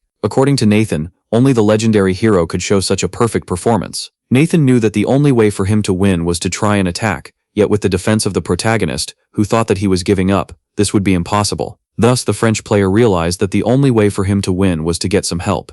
And just like that, he decided to fight with all of his might. Suddenly, the young man began to pixelate before slowly deconstructing his body. The protagonist was left intrigued, seeing how the Frenchman was now putting out his signature skill that divides him into two different copies. Our hero couldn't help but smile as he finally had the chance to fight Alter Ego. Meanwhile, in the control room, all began to talk about how, despite Nathan being the world's #1 weapon user, Youn was the best in history. The one with the glasses then pointed out that the legendary hero wasn't prepared for this type of fight. He explained that the war veteran only had experience in fighting burrowers, while Nathan had spent his entire life going up against humans, which makes this fight even more intriguing. Dubois explained that Yahello has reached the pinnacle of human skills, while the other one tried to argue that alter ego might turn things in favor of Nathan. It was also explained that the war veteran would now be fighting 2 weapon masters with unpredictable attacks. According to the one with the glasses, the legendary hero was going to struggle a lot. Meanwhile, back in the arena, with the fight of the 2 espers, the 2 Nathans charged at their opponent. And so, as the Korean was now being attacked from the front, he realized that the other copy was standing behind him, and just like that, he was bombarded with a tempest of slashes.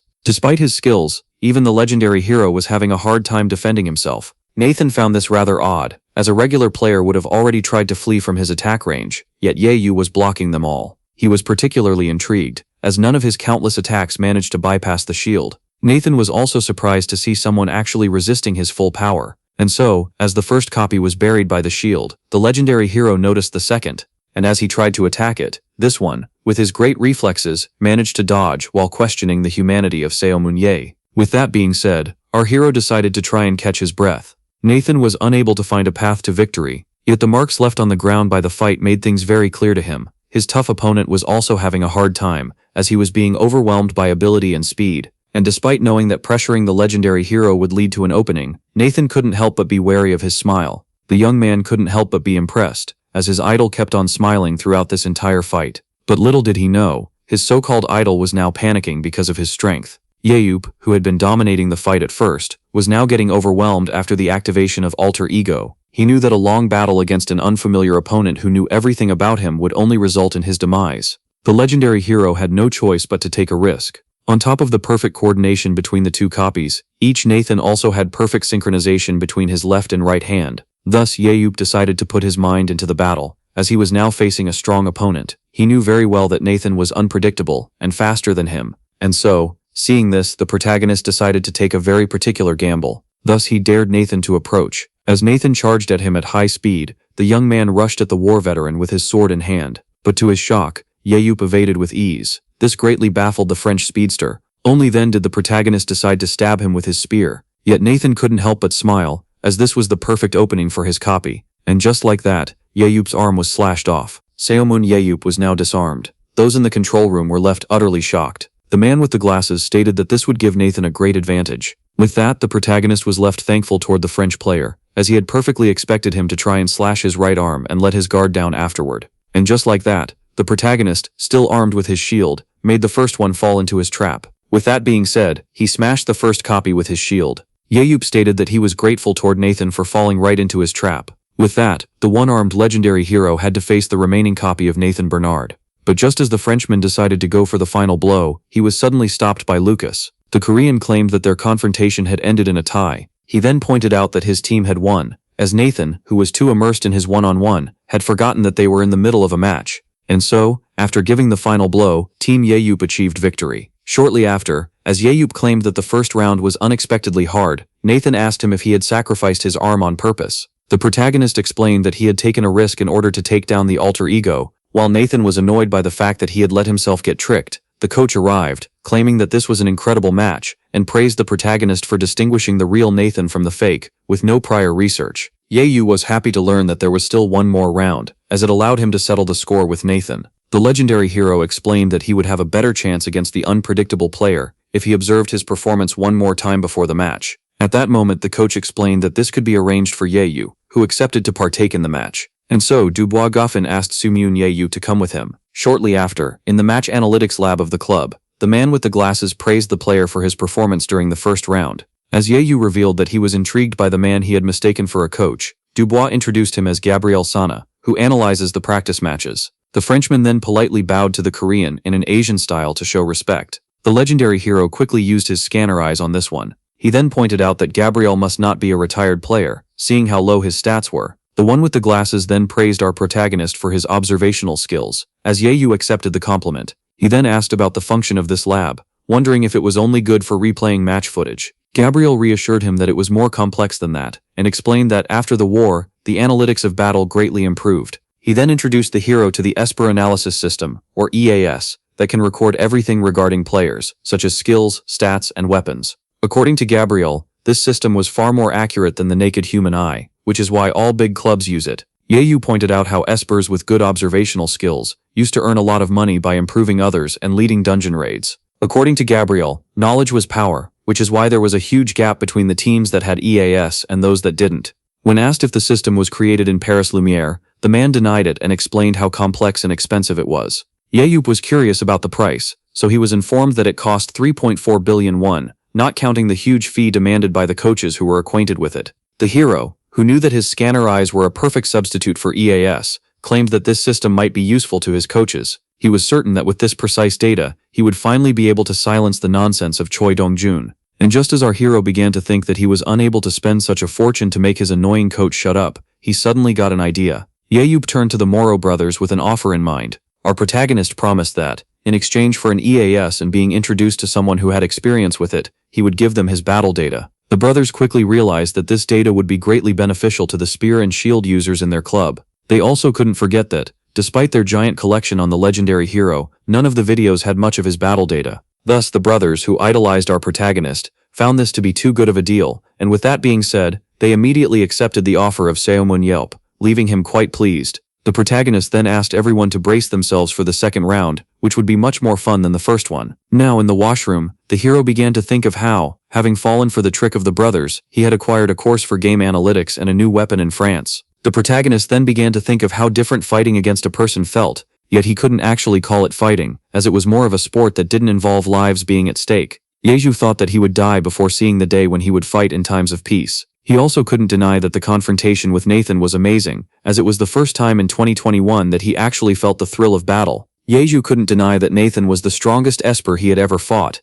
Even so, the one with the scanner eyes didn't want to be overpowered by someone so young. Only then did he notice something intriguing. Yeju had acquired a new ability called Amplification that allows him to enhance one skill or boost a physical stat by 10 points. Humanity still had a lot to learn about the abilities of Espers, yet as more and more of them began to appear, some facts were determined as certain. The abilities of Espers could be either innate or born from a traumatic experience, like the Countess's one that the protagonist had faced 1 year before. 1 year before our hero escaped the orphanage, there was one sentence that he used to hear countless times, and just like the many scars on his body, those words were forever carved into his soul. Back then, young Yeyu knew that the orphanage director had to pass by this one specific road. Only then did a car approach. This left the young hero startled, as he had to recognize the car as the one that belonged to the orphanage director. And just like that, the protagonist threw the rock in his hand towards it. It broke through the windshield and made the car crash. That day, when the life of the evil orphanage director was taken, was also the first night that Yeyu discovered his throw skill.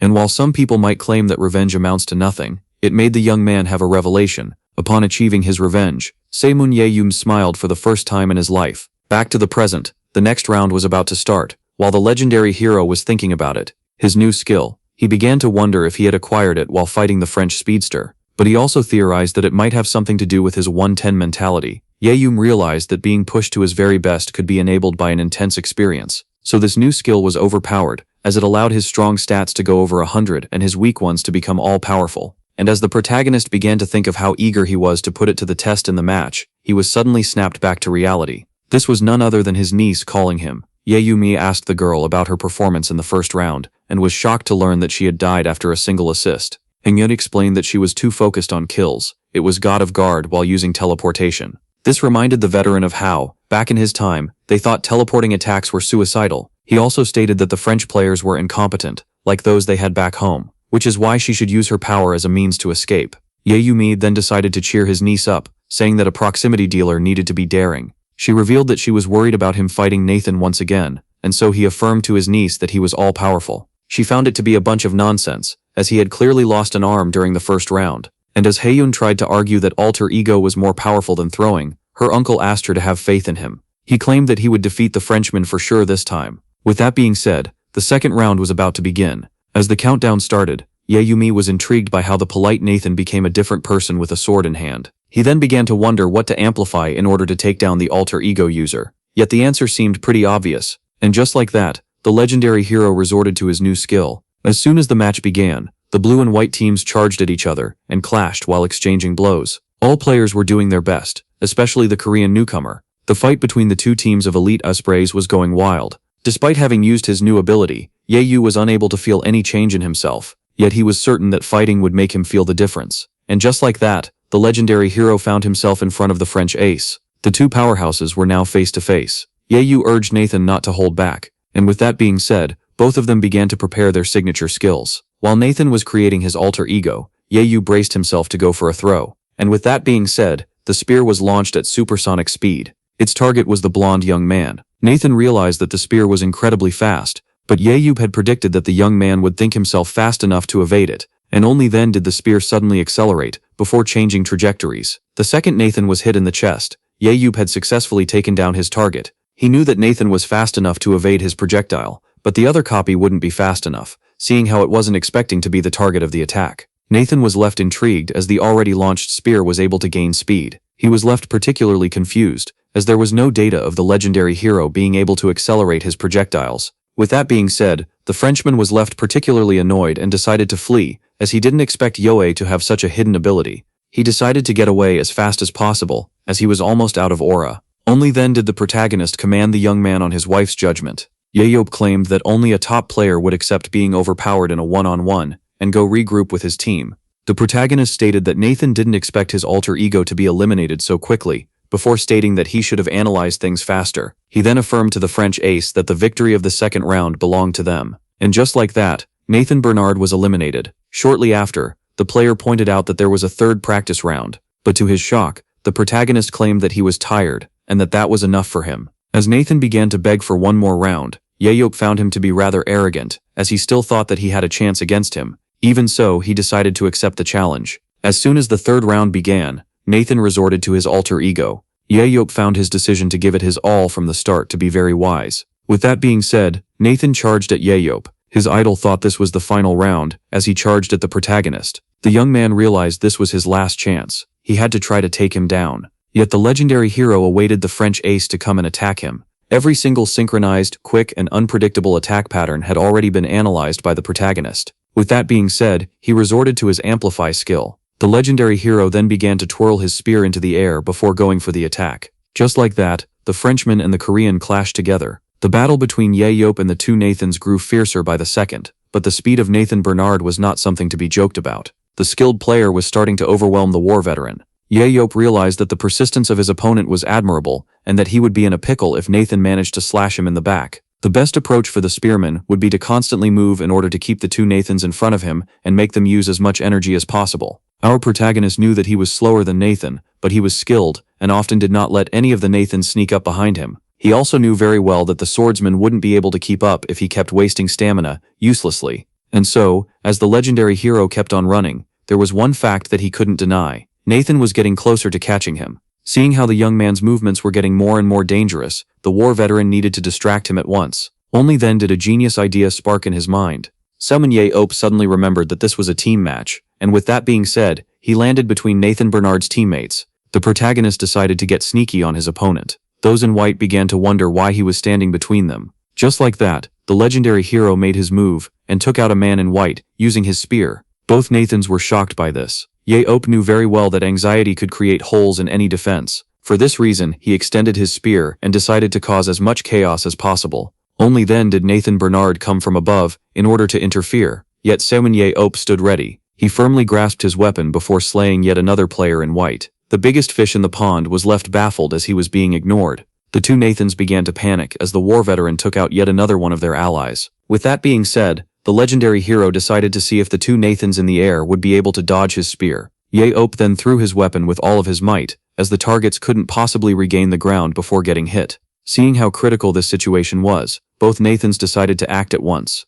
In that moment, the two of them used the other as footing, in order to dodge the incoming supersonic spear. Yet despite their success, the two Nathans were left horrified, as two more of their teammates went down, impaled by the protagonist. Everything was going according to the protagonist's plan. He revealed that he had used Nathan Bernard in order to take out the white team one by one. Yahello revealed that it was brilliant to use each other in order to evade the attack, but they made the mistake of blocking the view of their allies, who couldn't see it coming. The protagonist revealed that due to the quick movements of the French ace, the rest of his team wasn't able to react in time, and thus Youn allowed Nathan to approach, while urging him to be more wary of his surroundings. Meanwhile, those in the control room were left astonished. The coach was left shocked, as what seemed to be an escape at first turned out to be a devilish plot to limit Nathan's movements. As the brothers couldn't help but praise the legendary hero for his great performance, he began to question who they were rooting for. Dubois claimed that the Pride of France surely had a hidden trick in order to turn the tables, but Gabriel doubted this, as Nathan was clearly at a disadvantage, before pointing out the spearmanship of the protagonist.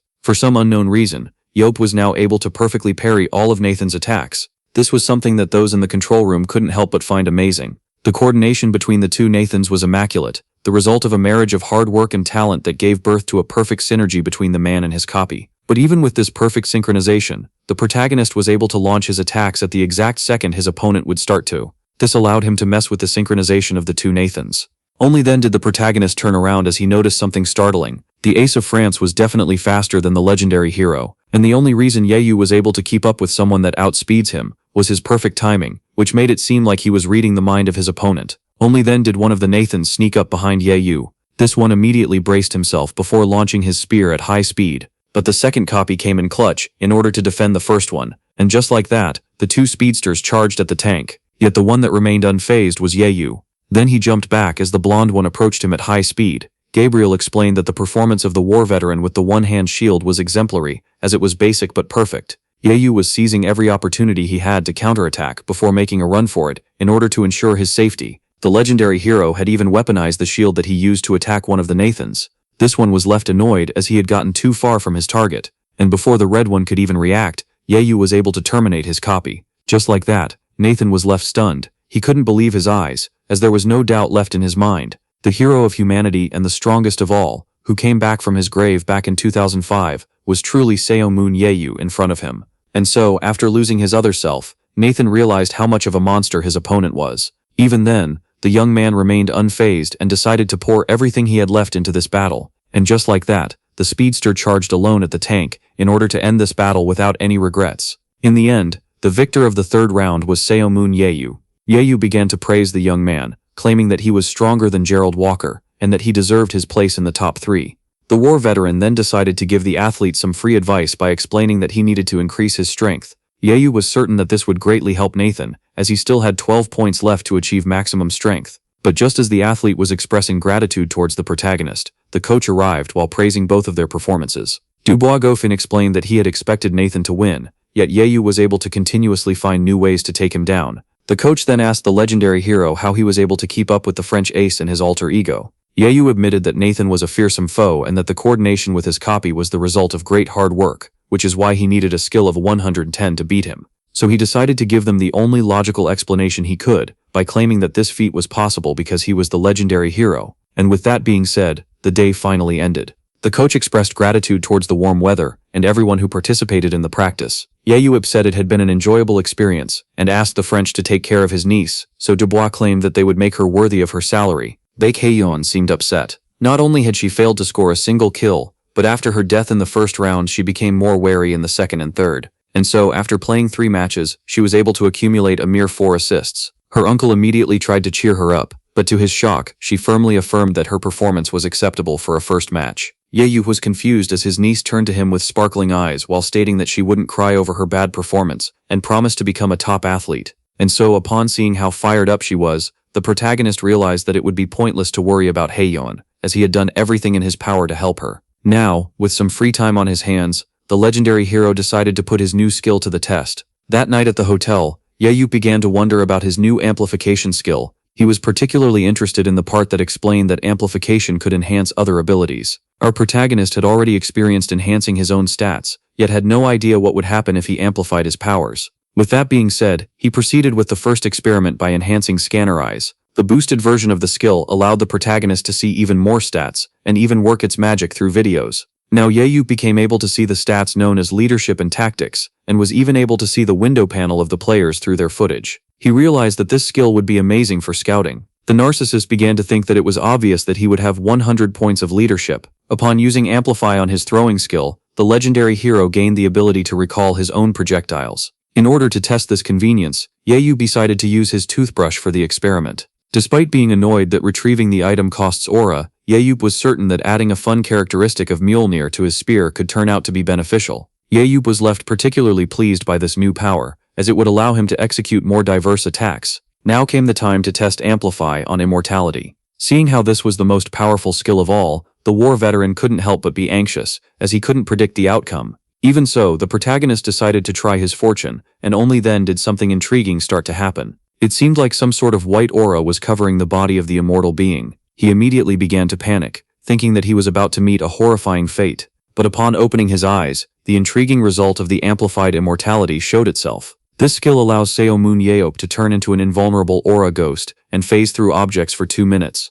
The legendary hero was shocked to see himself made of pure aura, so he immediately began to check himself out. While doing so, he wondered if there was a way to test the skill. Only then did he remember the phasing part in the description and decide to see if this was true. The war veteran then rushed headfirst, trying to pass through the glass window in his bathroom. Our protagonist was then left quite amazed, as he was now outside. In this astral form, Seo Moon Yeop would be immune to all attacks, yet he began to wonder if he could get offensive while in this state. But just as he began to speculate that he should return to his room to repeat the experiment with the toothbrush, he felt a dark aura rising. Yeop could recognize this dark energy anywhere, and so the legendary hero rushed at full speed to the Eiffel Tower. A burrower had been detected. Upon locating this, the war veteran couldn't help but smile. The legendary hero firmly grabbed his spear and was overjoyed at the chance of fighting his old enemies once again. And with that being said, he launched himself forward at high speed. He flew above the magnificent buildings of Paris as fast as possible, making his way through the city in the blink of an eye. Upon getting closer to the Eiffel Tower, Yeop began to think of how his old enemies had survived the war.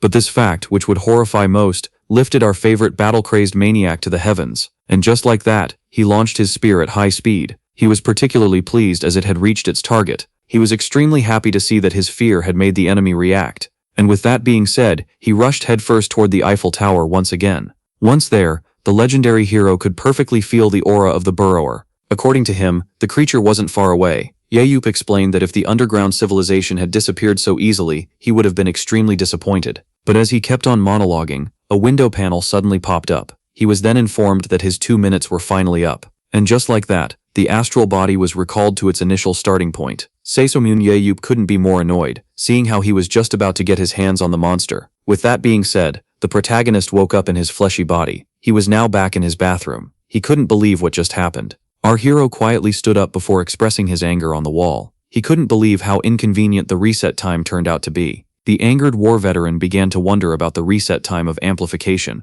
as he was desperate to get back in his ghost form. Only then did he realize something intriguing. To his shock, the energy of the burrower had completely disappeared. Meanwhile, the servant apologized to the third one for failing this simple task. He tried to explain that he was impaled with a spear out of nowhere, but the third one didn't want to hear any of it, and decided to punish him by inflicting upon him eternal sleep and replacing him with another. And just like that, blood splattered everywhere. The third one, who was well aware that it was still too soon for them to act, was eager to finally lay his eyes upon the light of the beginning. Shortly after, our protagonist regained his spectral form. His first experience made him come to some conclusions. While in his astral body, the physical world would be unable to interact with the legendary hero. Yet the legendary hero would be able to act in the physical world as he pleased. Yup was left pretty annoyed, as the energy that he had felt was now gone. He knew that he could be mistaken, but seeing how he didn't find his spear at the site, he assumed that someone must have already retrieved it. Semun Yup was at least certain of one thing, his determination to get his hands on the burrower if it ever resurfaced again. Later on, as Gabriel Sana introduced himself to the protagonist, Yup recognized him as the one from the replay lab. The Moro brothers recalled how the legendary hero had agreed to give them his battle data in exchange for a coach who knew how to run the EAS. Before pointing out how Gabriel would be going with him to Korea, Yup immediately used his amplified scanner eyes on the one with the glasses. Upon checking his stats, he realized that he had an ability that allowed him to focus on a task for 6 hours without any interruptions. Combining this with his excellent leadership and tactics, it was safe to say that this man was perfect to become a coach. The brothers explained that the genius Gabriel, who had coached the reserve team of their club 3 years ago, had recently returned to train the first division. Yup asked the man if he was truly ready to give up the strongest team in the #1 country to join a second League One in a weak country like South Korea. Gabriel explained that he was well aware of it, and that entering the YSM wasn't his original plan. But after witnessing the match, he, who was interested in strong players such as Nathan, became more attracted to the team created by the one who had beaten the young man. And so, as Gabriel explained that he would be entertained by the side of the protagonist, Yup claimed that he didn't mind his philosophy. Yup explained to Gabriel that he would be paid well and made the head coach as well as the manager, only for the one with the glasses to refuse. Our hero assumed that the man didn't want to become a coach, so Gabriel clarified that these terms weren't enough for him. The man then arrogantly stated that with his skills, it was only natural for him to become manager as well as head coach, which the protagonist couldn't argue with. Gabriel then pointed out how his career would be greatly affected by ditching his position in Paris Lumiere in order to go to Korea, which was number 127 on the leaderboard. Thus Gabriel explained that it would be beneficial for his career to turn a second league division team into the strongest one in the country. With that being said, the man decided to lay out his terms, and so, after hearing what he had to say, the brothers were left particularly shocked. As for the war veteran, after giving it a small thought, he agreed to Gabriel's terms. And just like that, the club owner and his new coach came to an agreement. The brothers were happy, claiming that this should form a deep bond between the legendary hero and their club that would always be mentioned alongside him. They then revealed that they had posted his picture in their uniform without his consent, as this was too good of an opportunity. The brothers then urged the protagonist to spare them, as they had just signed off on his sponsorship contract. This left the annoyed one no choice but to let them slide. Despite failing to scout a new player, Yahello was able to acquire the EAS, a talented coach who could run it, and a new ability in France, with his gains having exceeded his expectations. The protagonist returned to Korea early, yet even after the legendary hero returned home, the official accounts of Paris Lumiere had been covered with his photos for a long time. Many of the rival teams were left concerned due to the rumors regarding Seomun Yahello becoming a battlefield player, yet one man was left particularly irritated. The best team in Germany, which was the greatest rival to the club of the Moro brothers, was the Berlin Blitz, and at its head was one of the 7 heroes, Emre, who even after all this time could never guess the thoughts of the protagonist. Back at the ISM clubhouse, Gabriel was giving instructions to the workers on how to install the EAS. The man's simple appearance screamed intelligence. The players who were peeking at him began to whisper about their new coach and the EAS system that no one in their country knew how to operate. They then began to praise their club owner, as he had brought them a system that even the first division teams in Korea didn't have. Shortly after, upon hearing the sound of the motorcycle, all realized that the legendary hero had arrived. As soon as he arrived, Seyfun asked Hayan. He asked his players if they had been working hard in his absence while requesting all hands on deck. Yuba revealed that during his dream last night, one of his ancestors appeared to him and decided to grant him 6 digits in order to compensate for all of the troubles they had caused him. The thief and her partner were immediately shocked by this. Our protagonist revealed that, despite his refusal, his ancestor begged to give him the 6 digits, and now they were carved into his head. This made him think that God decided to grant him a winning lottery ticket in exchange for preventing humanity's extinction. When asked if he had actually purchased one, Yuba affirmed that he hadn't. The protagonist explained that he doesn't need to purchase a simple paper, as the young people in front of him were his winning lottery tickets, which is why he asked them to practice well in order to become great players. With that being said, he informed them that he had brought back a present from France to help them improve. Yuba introduced USM to Gabriel Sana, the new super coach that he managed to bring back to Korea after lots of effort. He then asked the man to introduce himself, after explaining to the others that he was paying him generously. With that being said, the one with the glasses introduced himself to the team. The man explained that he would receive help from the annoyed Choi Dongjun as the head coach. Before the session, we reveal his objective. All were left shocked as Gabriel explained that his goal was to make this team enter the first division this season and win it in the next one. The one with the glasses then affirmed that success would be guaranteed if all players followed his command. The players were then left utterly amazed as Gabriel explained that, in exchange for his service, this legendary hero would participate in 3 matches each year. This made the legendary hero recall their conversation in France. Back then Yahello didn't expect Gabriel to want him to enter the field as a player. He explained that he doesn't want the hero to become a key player, as it would be unfair for other teams, but he needed to work with a talented athlete to keep his skills sharp. Gabriel promised to make Yahello being them number 1 in Korea in exchange for the skills of the one who had beaten Nathan to be put to good use. And so, after giving it some thought, the legendary hero agreed, but claimed that he would only play 3 matches a year. Gabriel was pleased, as the participation of the hero would make his mission easier, and he also decided to prove himself in the games where Yahello would be absent. With that being said, the club owner agreed to the terms and conditions of his new coach. Back in the present, he urged his team to play so well that he wouldn't be forced to enter the battlefield. Shortly after, Gabriel began his first training, which was the group hunt. All players were doing their best in order to take down as many monsters as possible. Yahello found the EAS to be rather impressive. He claimed that it was almost as accurate as his scanner eyes. As Gabriel pointed out that Lee Nayeon, Namgung Ji-hoon, and No Jung-won were perfectly using their abilities, Yahello found that natural, as they had received his help. The coach focused the attention of the club owner toward Joe Sunga and his pathetic stats. Yahello claimed that the young man had already come a long way, yet Gabriel stated that this might be the end of his progress. The hero stated that the boy wouldn't improve much, even if taught new moves, as Gabriel stated that despite his skills, he was the weakest player on the team. Yahello knew that the man was speaking facts, yet he could see something else in the young man. According to his scanner eyes, Joe Sunga had rather high tactics and leadership limits, making him a valuable asset. For this reason, Yahello proposed making the smart and calm athlete a sub-leader, as his ability to locate enemies makes him perfect for the job. Gabriel realized that Joe Sunga would be able to command the team without interfering with the main orders of the captain, so he decided to personally train him. The man then decided to talk about the two high schoolers that the protagonist had scouted. Yahello had brought these two young men into this team as he was interested in their skills. Gabriel claimed that Choi Young-min and his observation power, which allows him to not waste stamina, had great potential. As for Youn Boom, the one with the glasses failed to see why the legendary hero had recruited him in the first place, as, according to him, there was nothing special about this boy. The protagonist knew very well that the genius Gabriel was speaking according to the facts of the EAS, yet the protagonist's scanner eyes revealed some details about the young man that the system could never show. Walking needed 70% of aura in order to reach full power.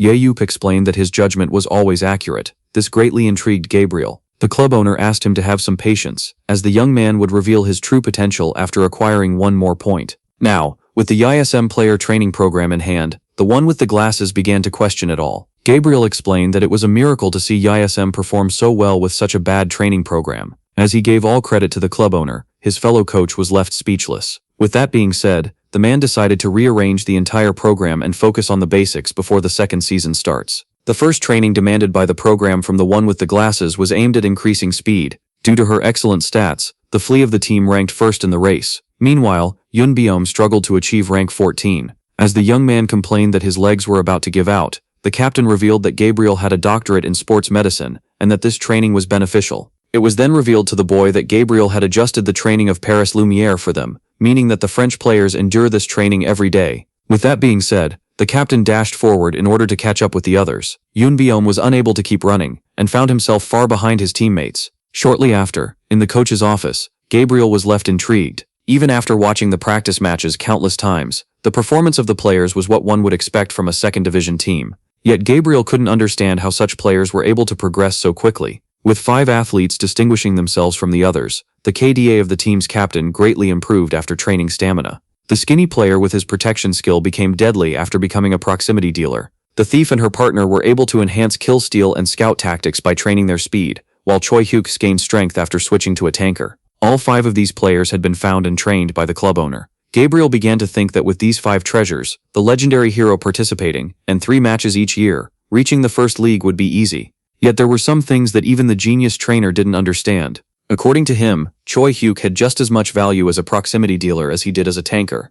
Just as he began to question the decision of his superior, he noticed something intriguing. Gabriel rushed to check his suspicions. Upon seeing how Choi Hyuk was receiving less damage than he should, he realized that the young player had a passive ability. He began to think that the club owner switched the player's position after noticing this detail. As Gabriel recalled how the legendary hero claimed that he never made mistakes, he began to question his humanity. Meanwhile, Youn Boom curled up somewhere to cry over his misery. Only then was he noticed by the club owner, who asked the startled boy to address him more casually. Now that the player was calling him by his first name, the war veteran was pleased. With that being said, he asked about what was weighing him down. Boom immediately began to complain about being the weakest link on the team. Seeing how his junior Young-min was already a key player, he began to question if being a professional athlete was his real vocation. Yahello explained that this was because the other boy was talented, which made Boom feel even worse. He asked for the reason he had been scouted in the first place. He had a hard time believing that the club owner wanted him for his ability, as even with it he was much slower than the thief. Thus Yahello was forced to remind him once again that good training would allow powers to evolve.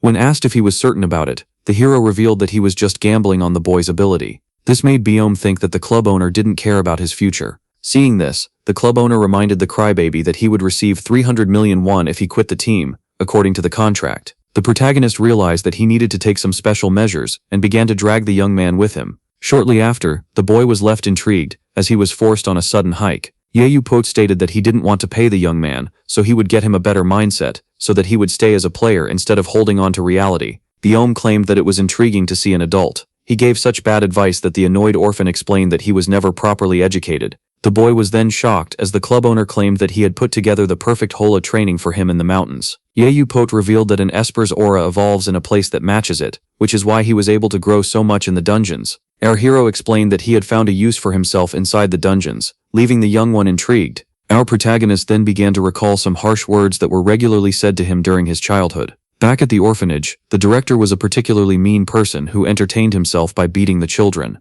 The man greatly despised the protagonist, and as he beat him regularly, some of the kids who followed the director began to harass our hero. The director particularly despised Salmon Yebop's gaze, as well as his arrogance. Upon hearing this, the player was left quite shocked. After noticing this, Yebop began to pat his head while claiming that everyone had their personal traumas. The legendary hero stated that he was certain that Youn Boom was strong enough to vanquish his. Upon hearing this, the young man was moved by those words, only for the hero to snap back to his arrogant self, and explain that a loser like the young man would need a dark place to hide from the world to complete his training. As the boy demanded to know where they were going, Yebop explained that his ability would be the one to determine the training spot. Upon arriving, the boy assumed that he had to break the giant boulder, yet the protagonist affirmed that this was nonsense. He then proceeded to push Boom into the hole in order to start his training. As the boy was left speechless, Yebop explained that this dark hole was perfect for someone as negative as Boom to train in. Upon learning that he had to stay in the hole for 10 days, the boy asked about basic human needs. Yebop told him to keep silent and follow his orders, as this training was more important than food or even going to the bathroom. Boom realized that he was dealing with a madman, as the club owner decided to confiscate his phone. The boy doubted his ability to survive this training, and began to plan his escape, only for the legendary hero to remind him that there would be consequences if he tried to ditch the training. Just like that, the young man was doomed. With the protagonist finally leaving the scene, the young man was irritated by the craziness that he had to endure. The exhausted player lay down on the ground. Young Boom was certain that he was unable to complete such training. While playing for his high school club, the boy spent his time on the bench. Even in the few opportunities he got to play, everyone would just ignore him. In reality, Youn Boom deeply desired to become a useful and skilled battlefield player. Yet upon seeing his own pitiful performance, the boy grew more aware of his weaknesses. Just as he was about to give up, Youn Boom remembered the day someone invited him to their team. Upon recalling how the protagonist claimed that his ability had the power to evolve, the boy began to question his own talent. He found some courage in himself, after thinking about how the world's best Esper had faith in him, and with that being said, Boom began to focus on his aura. Meanwhile, someone was observing him from above. The duration of the training was finally over. The protagonist was happy to see that his investment was still alive, as he urged him to climb back up. Our hero then resorted to his scanner eyes. He was particularly happy to see that his gamble had succeeded. Yahello pointed out to the boy that he had been right about him. Boom was shocked to see that the club owner had been watching him for the last 10 days. It was then explained to the young man, who was shocked to see a surveillance camera, that he needed to master his power before the start of the second season. Yahello stated that Boom would debut as a key player in the first match of the next season. The second season was now 1 month away. The protagonist then asked the head coach about the whereabouts of the director, and learned that he was in his office. When asked why the boy was with him, the legendary hero explained that he was going to introduce him to Gabriel as the new key player. As they passed next to the office, they quickly noticed that the staff was declining calls regarding Lee Naeun's transfer. Yope asked the director about this, so Gabriel revealed that many Korean and foreign teams were trying to buy their archer, the genius. The trainer explained that there was a team in the Middle East that offered them $5 million for the thief and her partner, which baffled the protagonist. When asked if he was willing to proceed with the transfer, Yope stated that this sum was far too little. The protagonist explained that he was ready to sell Lee Naeun, but not Joe Sunga, as he was far too precious to discard. Gabriel, who trained Joe, claimed that he had a great sense of tactics and was pretty skilled with his powers, making him a perfect match for Yope and his shenanigans. Our hero agreed, as he had already thought of many tactics that involved the young man, while Gabriel explained that Daniel Mance would be a great model for him. The mention of the German name intrigued the protagonist, so the coach explained how this boy was among the top 3 in Battlefield and the #1 support in the world. Gabriel explained that Yope might be familiar with his coach, Enro, who was one of his fellow heroes back in the day. This man would try to control the movements of the protagonist. For example, he would forbid him from drinking his body weight in vodka in order to set a good example for the rest of the team. Yope wasn't quite surprised to learn that his serious colleague was now leading a team. Despite not being interested in his fellow hero, Yope was interested in the young man, whom he would like to meet, as he is in the top 3 despite being a support. The protagonist then decided to address a more important matter with the coach, seeing how they needed to take YSM to the first division before thinking of challenging the Germans. Yope claimed that he wanted Youn Boom to be a key player. This greatly confused Gabriel, as the young man hadn't shown any progress lately. So Yope reassured the Frenchman that he would change his mind after seeing the player in action,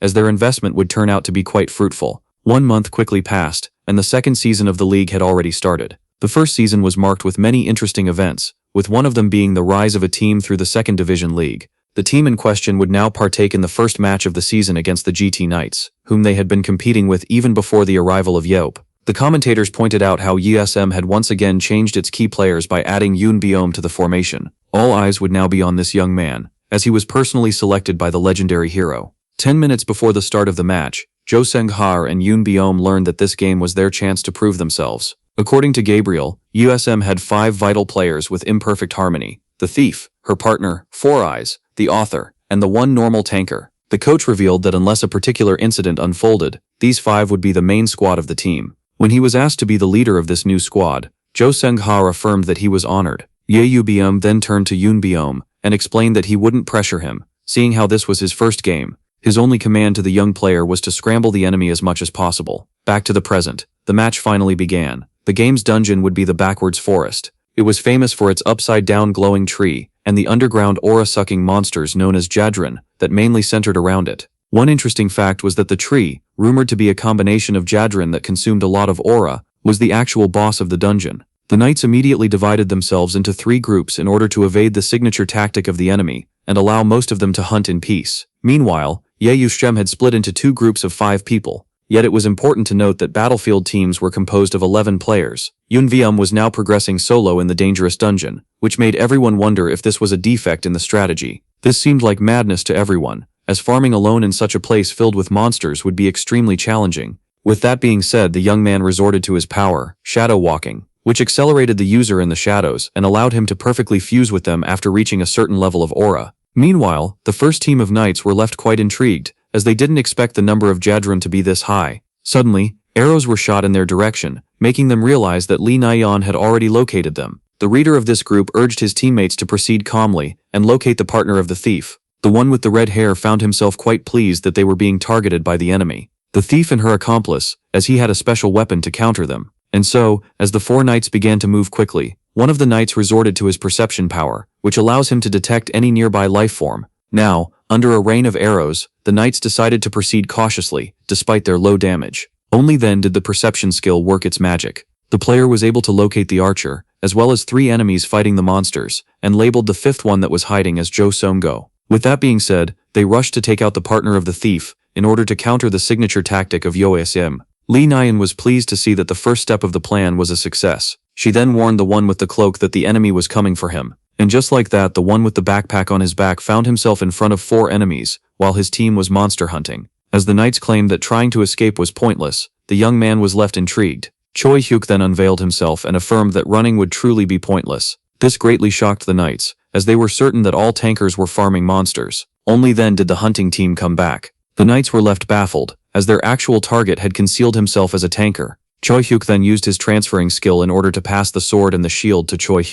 Now with his weapons in hand, the tanker tossed his backpack to his enemies. Upon opening it, those in yellow were left shocked. In fact, it was safe to say that they were horrified, as the bag contained Jadrin seeds that quickly develop upon contact with aura. YSM pretended to hunt monsters in order to gather seeds that were prevented from expanding using a special method. Now, in the hands of the enemy, nothing was stopping the seeds from unleashing their full power. And just like that, the knights found themselves entangled in the vines of the monsters, with no way to defend themselves. The knights were immediately taken down by Jihoon and Choi. Choi Jungman earned himself a kill as well. Team 3, which was made of 3 people, was horrified to learn that the first team had already been eliminated. Thus they decided to regroup with the others after finishing their hunt. Only then did the monster on Nisha's attack. Before lifting the archer by the leg, the one with the buzz cut declared to the others that saving their teammate was their top priority. And just like that, he charged at the monster head first, before firmly grasping his blade in hand and cutting the vine that was holding his ally hostage. Now, with the archer out of danger, the player realized that they needed to kill the monster as quickly as possible, only to suddenly find his second ally swinging his blade at the void.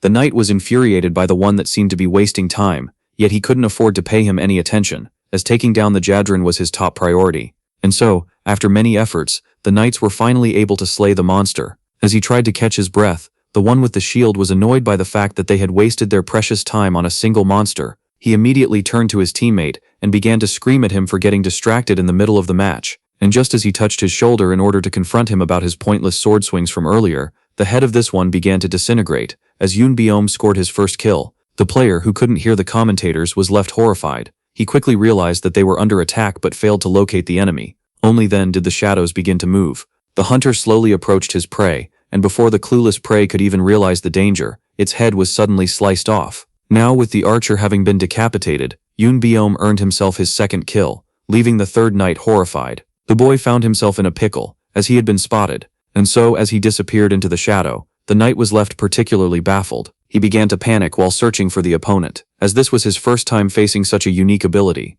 Only then did he notice a shadow drawing near. As soon as Youn Boom emerged from the darkness, the one with the shield was left startled, but managed to counterattack just in time. The boy was amazed by the quick reflexes of his opponent, as he realized that this one couldn't be caught by surprise. With that being said, Youn Boom had no idea how to proceed from this point on. A few days earlier, Yahello asked the player what would happen in case he failed a sneak attack, so he explained how he would be forced into a duel that he would lose. The club owner explained that he wasn't right, but he also wasn't wrong. The war veteran explained that nothing is predetermined in battle. The boy began to complain about how he couldn't take down someone stronger than him. Yahello then proceeded to kick the boy for continuously interrupting him. He urged him to listen and to use his head. The young man asked how he could possibly take down someone stronger than him. The protagonist explained that he would need to limit the enemy's options. Youn Boom was then asked about the opponent's obvious reaction when he immerses himself in the shadows. The boy claimed that the enemy would either wait for him to come out or avoid shadowy places. Youn Boom confirmed that the athlete was right, and that those were the only two viable options for the opponent. He also added that under pressure, the thought process of human beings would be greatly limited. The club owner explained that the athlete would use this obvious surprise attack to his advantage. He then presented him with his new weapons, which were a short sword and a crossbow. But as the boy tried to argue that he was a longsword user, Youn Boom told him to shut up while explaining that he doesn't have Juhoon's swordsmanship, which is why he needed to adopt a different approach. Back in the present, the young man emerged from the shadow with his crossbow. Youn Boom knew that this weapon, despite its short range, was easy to use and aim, while also being a perfect match for the short sword in Boom's hands. With that being said, the arrows were fired, yet the knight quickly blocked them with his shield. But as the athlete quickly snuck up behind his opponent, Youn Boom knew that he would face hardships, as this was his first match. Boom decided to switch to his short sword. Seeing how his arrows were blocked, Youn knew that the young man, attacking relentlessly, might think that his efforts were futile, but he was certain that he would be alright by having faith in himself. By doing so, the boy who was trying to suppress his opponent was sure to succeed. At that moment, the enemy tried to attack with his weapon. When the young man tripped over a rock, this made him flip several times before falling face first to the ground. The opponent was left speechless, and just like that, Boom sank into the shadows. Youn Boom was left utterly embarrassed, and just as the young man decided to retreat, his opponent criticized him for revealing his power too soon. The boy was particularly intrigued when the opponent claimed that he was caught off guard by Boom's ability to enter his own shadow. Boom realized that the knight had falsely interpreted his skill, and decided to use this error to his advantage. On the other side of the map, the second team of GT Knights had already been dealt with, and thus only the player fighting Youn Boom remained. Yet the victory of ASM didn't seem so certain, as the remaining members found themselves surrounded by countless Jadran's monsters. The 5 remaining UASM members had to defeat the creatures in order to join their teammate, yet could lose their lives in the process. Thus if the squad of 5 falls to the monsters and Youn Boom gets slain by the remaining knight, UASM would have lost the match. Meanwhile, the confrontation between the crossbow user and the shield wielder was growing fiercer by the second. Both sides, who were still uninjured, seemed evenly matched. As the young man resorted to his ability for defense and offense, the shield wielder knew very well that he could have killed this opponent if it wasn't for the power he uses to evade all of his attacks. Only then did the knight notice the young man behind him and try to catch him by surprise, while demanding that he fight like a man. Everyone was left shocked as Youn Boom evaded a fatal blow at the last second. Even so, the boy had sustained some damage. Seeing this, his opponent was left overjoyed. Buzzcut, who wondered why the annoying UASM player didn't resort to his ability to escape, suddenly came up with a theory. He began to think that Shadow Walk must have a penalty that limits its power, just like countless other abilities. His theory couldn't be far from reality, as most skills had some sort of setback, and he was able to injure his opponent, as the boy committed a calculation error. Thus, the one with the shield decided to grasp this opportunity. He decided to fully focus on offense. Youn Boom tried his best to restrain his panic. Despite planning on being injured, he took more damage than expected. Only then did he notice his opponent going for the kill. Final blow. The blade was about to split his skull in half, but as the sword finally landed, he was left quite shocked.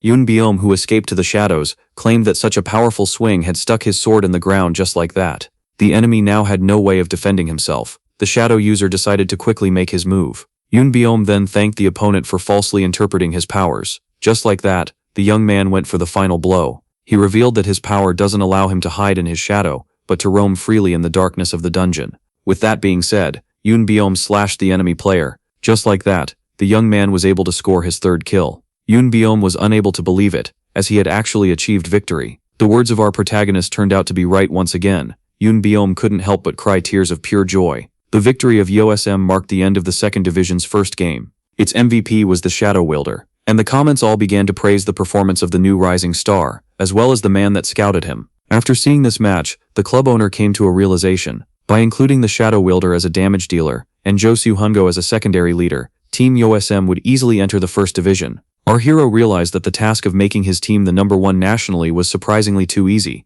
Thus he began to wonder if he could expand his dream to a global scale in order to make the challenge more thrilling. A few days later, at the Bach residence, the three leaders found themselves worried. Seeing how Gabriel was doing too good of a job to bother him, the club owner began to think that he should put Dongjun in charge in order to stay on his back. After binging the TV series that he was watching, the protagonist had nothing left to do. Thus he began to speedrun his way through the channels, but was unable to find anything entertaining. With that being said, he finally turned off the TV, and just like that, the hero was overwhelmed with boredom. Yahello began to wonder if there was anything entertaining to do, yet little did he know, something unexpected was waiting for him at the door. Shortly after, someone rang the doorbell. Yahello rushed to check who was at the door, and was shocked to see the French god of the axe, Eric Thyrum, who was one of the 7 heroes in front of him. Eric asked his friend why he was introducing him like that. The legendary hero claimed that he was simply going with the flow. When asked for the reason behind his presence in Korea, the god of the axe claimed that he was offended that the protagonist didn't visit him while in France. So the war wielder recalled how he had promised on the news to meet with his friend if he met him in Paris. So Eric claimed that he had watched the broadcast. The man explained that at that time he was on a fishing trip on the Atlantic, so he tried to swim his way back to France, only to get lost on the way. The protagonist pointed out that Eric could have just returned by boat. Eric claimed that for not realizing the obvious, his wife had forbidden him from fishing. Eric always tells his wife that she doesn't need to worry about him, seeing how good his fortune was. This wasn't entirely wrong, as with his skills, the god of the axe was hard to take down. Eric, despite not knowing the numbers, was well aware that his skills, which provide additional luck and stats in times of need, make him more durable than others. As the protagonist began to think that his fellow hero would never be easy to kill, Chungbae was left pleasantly surprised, as she had reunited with an old friend. Shortly after, the housewife prepared a small meal for the espers. Eric explained that he never thought that he would get to enjoy another meal with the legendary hero. He then asked the protagonist why he had hidden his immortality skill, as his return from the dungeon impacted everyone, especially Joho. Upon learning that he didn't know about it, Eric was shocked, as it meant that back in the dungeon, Joho was fully prepared to sacrifice himself, leaving him thankful. The god of the axe then decided to grant the legendary hero a present. Just like that, Eric presented Joho with a dungeon return stone that allows one to retreat from a raid after 12 seconds. The protagonist was surprised to see that those items still exist. Eric explained that since the dungeons are no more, the return items were now used for decoration, which made our hero have a crazy idea. Joho asked about the tier, so his friend revealed that they were around 10 million won, as every esper used to have them back in the day. The protagonist was surprised by how cheap it was, and Eric explained that this one still had 7 uses left. Joho was particularly pleased, as this stone would allow him to access this particular location once again. Despite feeling thankful toward his friend, the legendary hero failed to find his place at home with him. In fact, the only place Seomun Joho belonged was this one location. 2 days had passed since then. Eric, who was about to leave, offered to take the protagonist on a fishing trip with him, but Joho declined, as he knew the man was using him as an excuse to go fishing. Seeing how his scheme was uncovered, Eric began to beg, so Joho advised him to take his wife on a vacation, where he could convince her to lift his punishment. The friend of our hero bid him farewell, explaining that he would consider his advice and ask him to come pay him a visit when he could. With that being said, the legendary hero decided to take his leave as well. Joho quickly prepared his backpack. Xiaobei asked him about his destination, so the hero revealed that he was going on a vacation. The coach correctly predicted that his friend would be absent for 4 days. Xiaobei then pointed out how, in the past, Joho used to take such short and secret vacations regularly. The legendary hero revealed that he had a secret location he liked to go to, and the coach was surprised to see that he didn't know about it. The protagonist claimed that he still had a private life, and with that being said, Joho promised to return in 4 days. Now on his motorcycle, the legendary hero put on his helmet, in order not to be recognized by anyone. With that, the war veteran went on his way. After some time riding, he finally arrived in Gangwon-do. Now in the middle of nowhere, Yahello finally arrived at the right coordinates. The unexpected turning stone granted to him by Eric would allow the protagonist to exit the dungeon without destroying it. Yahello had stored many dungeon drops in his secret place, such as bones, magic stones, and monster fur. He began to think that these items would be ideal to prepare for the upcoming winter trade market. With that being said, the esper gathered his aura in his feet, before executing an extremely high jump. Yayu aimed to reach the top as fast as possible, until finally, he arrived. Our protagonist was quite pleased upon seeing the giant boulder in front of him. He immediately tried to move the colossal rock, and after some effort, it was finally out of his way. Yayu couldn't believe his eyes, as everything was just as he had left it. He immediately reached out to the portal in front of him, and upon sensing its power, the legendary hero couldn't help but smile. It had been a long time since he had visited this place. Someone Yayu was now inside his private dungeon. As soon as he arrived, he took a deep breath. For some reason, the air inside the dungeon had some sort of effect on the protagonist. Upon entering a dungeon, the legendary hero would attain mental clarity. It was the first time that the war veteran felt at his peak, after his experience in the final dungeon. Our protagonist, who managed to wipe out a dungeon without destroying its core, turned it into his own private place. He had truly longed for this place. Dungeons were the only thing that could make the blood of the legendary hero pump. After the final dungeon, the only regret of our hero was not being able to conquer it. Despite the fact that there was no need to go back, this failure still haunted our hero. According to Yayu, his death in the final dungeon would have been the perfect end to his thrilling life. He began to think that the death of his warrior side in the final dungeon would have allowed him to adopt a more civil lifestyle. Back then, someone informed the protagonist that it was an Esper secret that humanity was far weaker than the burrowers. The man explained to the boy that he might not grasp this fact that every Esper needed to know, as he still hadn't experienced a dungeon. For that reason, older Espers always trained the newly emerged ones, so that they could become their hope for a different future. Park Jin-tae was shocked to see that the boy couldn't care less. Young Yayu affirmed that he didn't care about anyone else, and that he was only here for the dungeons. For this reason, the legendary hero thought that his survival after the pinnacle of his glory was a mistake, as times of peace didn't suit him. As he talked about the old days with Eric, Yayu felt like he was recalling distant memories. He thought that he had finally gotten used to this era, yet he was mistaken. Our hero then began to wonder if he would stumble upon burrowers here, just like he did in France. But just as he was about to shake off this unlikely idea, a mysterious aura began to rise. Upon feeling it, the war veteran was left speechless. This didn't make sense, as he had personally wiped out everything from this dungeon. At first he assumed that his secret place had been found by someone else, but the heavy moss on the boulder at the entrance said otherwise. With that, only one logical and shocking explanation was left. Yayu was left annoyed, as he didn't have the right material for this kind of situation, and yet he quickly extended his spear. The overjoyed battle maniac urged the burrower to come out and play. The dungeon fell into complete silence. Seeing this, the protagonist assumed that this was a false alarm,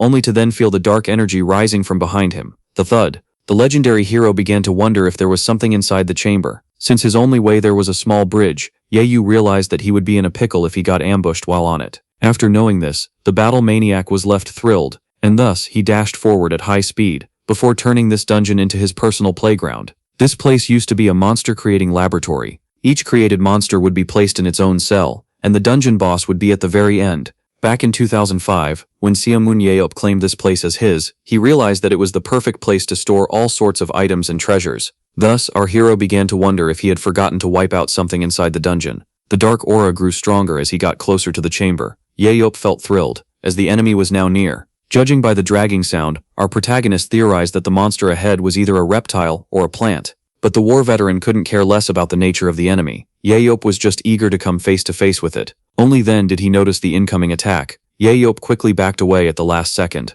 Just like that, he managed to evade a piercing blow. Finally, he had met the enemy. The legendary hero was now in front of a giant Jadran that possessed horrifying stats. After seeing this monster, the protagonist was left quite pleased. Judging by the gigantic size of the plant, it must have stuffed its face during his absence. It was no wonder that its aura could cover the entire dungeon. One could label Jadrans as the weeds of the underworld. These plants could eat anything, including minerals and rocks, before digesting them into aura, making them a perfect aura reserve for the enemy and a good weapon. Now, in front of this giant weed, our hero began to wonder if he had skipped a seed 17 years ago. Despite having hunted this kind of monster inside this dungeon back in the day, he was certain that he had roamed the entire place in order to destroy every seed. Yeop was particularly shocked to have missed one, as he always took such matters inside the dungeon very seriously. One always needed to check for Jadran seeds, seeing how, if not destroyed, they would consume everything in their path and gain a colossal size. And seeing how there was a possibility that he had actually missed one, Yeop's mood was ruined. And so he decided to use his amplified throw skill, which allows him to retrieve the weapon and alter its speed and trajectory.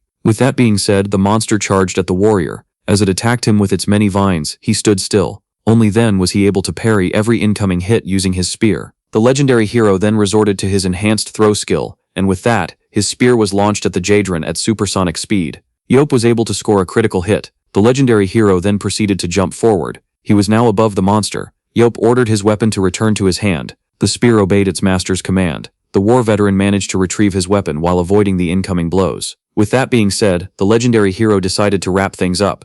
Yope proceeded to cut off all the vines of the underworld weed. Now that the Jadran was at his mercy, our protagonist decided to go for the final blow. With that being said, he stabbed the monster with all of his might, and just like that, the giant Jadran was taken down. Yope took a small moment to catch his breath after this victory. Upon taking out the giant weed, the battle maniac began to pray that it was a burrower. I planted it here. The final dungeon had been beaten in 2005. Yet even if the burrower's civilization had collapsed, it didn't necessarily mean that their race had reached absolute extinction, meaning that there must be some underground warriors left, planning to invade the surface. Samwon Yope began to believe, from the bottom of his heart, that the enemy ahead would be one of those burrowers. After 60 minutes of botany, the protagonist found himself crushing seeds. He had taken out all the seeds left by the giant tree, but decided to keep one for himself, as he might need it. The legendary hero then addressed the monster seed and strictly forbade it from blooming while he carried it. The baby was left horrified by the monster that had captured it. Even so, Yope couldn't understand how a Jadran had bloomed here, as he was too perfect to miss a single seed. Even so, he decided to brush the matter off and check the inside of the dungeon. After finding dust in the first corner and nothing in the second, Yope was left utterly annoyed, as all the treasures he had stored in this chamber had been eaten by the Jadran. Only then did he remember that there was a room that the giant plant could never access. The room in question was the one that contained the core of the dungeon. Seeing how it would be too dangerous to let the core get destroyed, Yope had taken special measures in order to protect it, yet had forgotten what was inside this room. Despite the door being well sealed, our hero put his hands on it and was able to easily open the chamber of the dungeon core. Yet, what he saw inside left him quite shocked. Now in front of the dungeon core, he quickly realized that it was the only thing left in this room. Despite the fact that the giant tree couldn't have possibly entered this place, all the precious magic stones that the legendary hero had hidden here had disappeared. The human race considered this mineral to be quite precious, yet for those of the underworld, it was quite a common material. Only then did our protagonist notice something intriguing. For some reason, he had found one of his spears inside his dungeon room. This simply didn't make sense to Yope,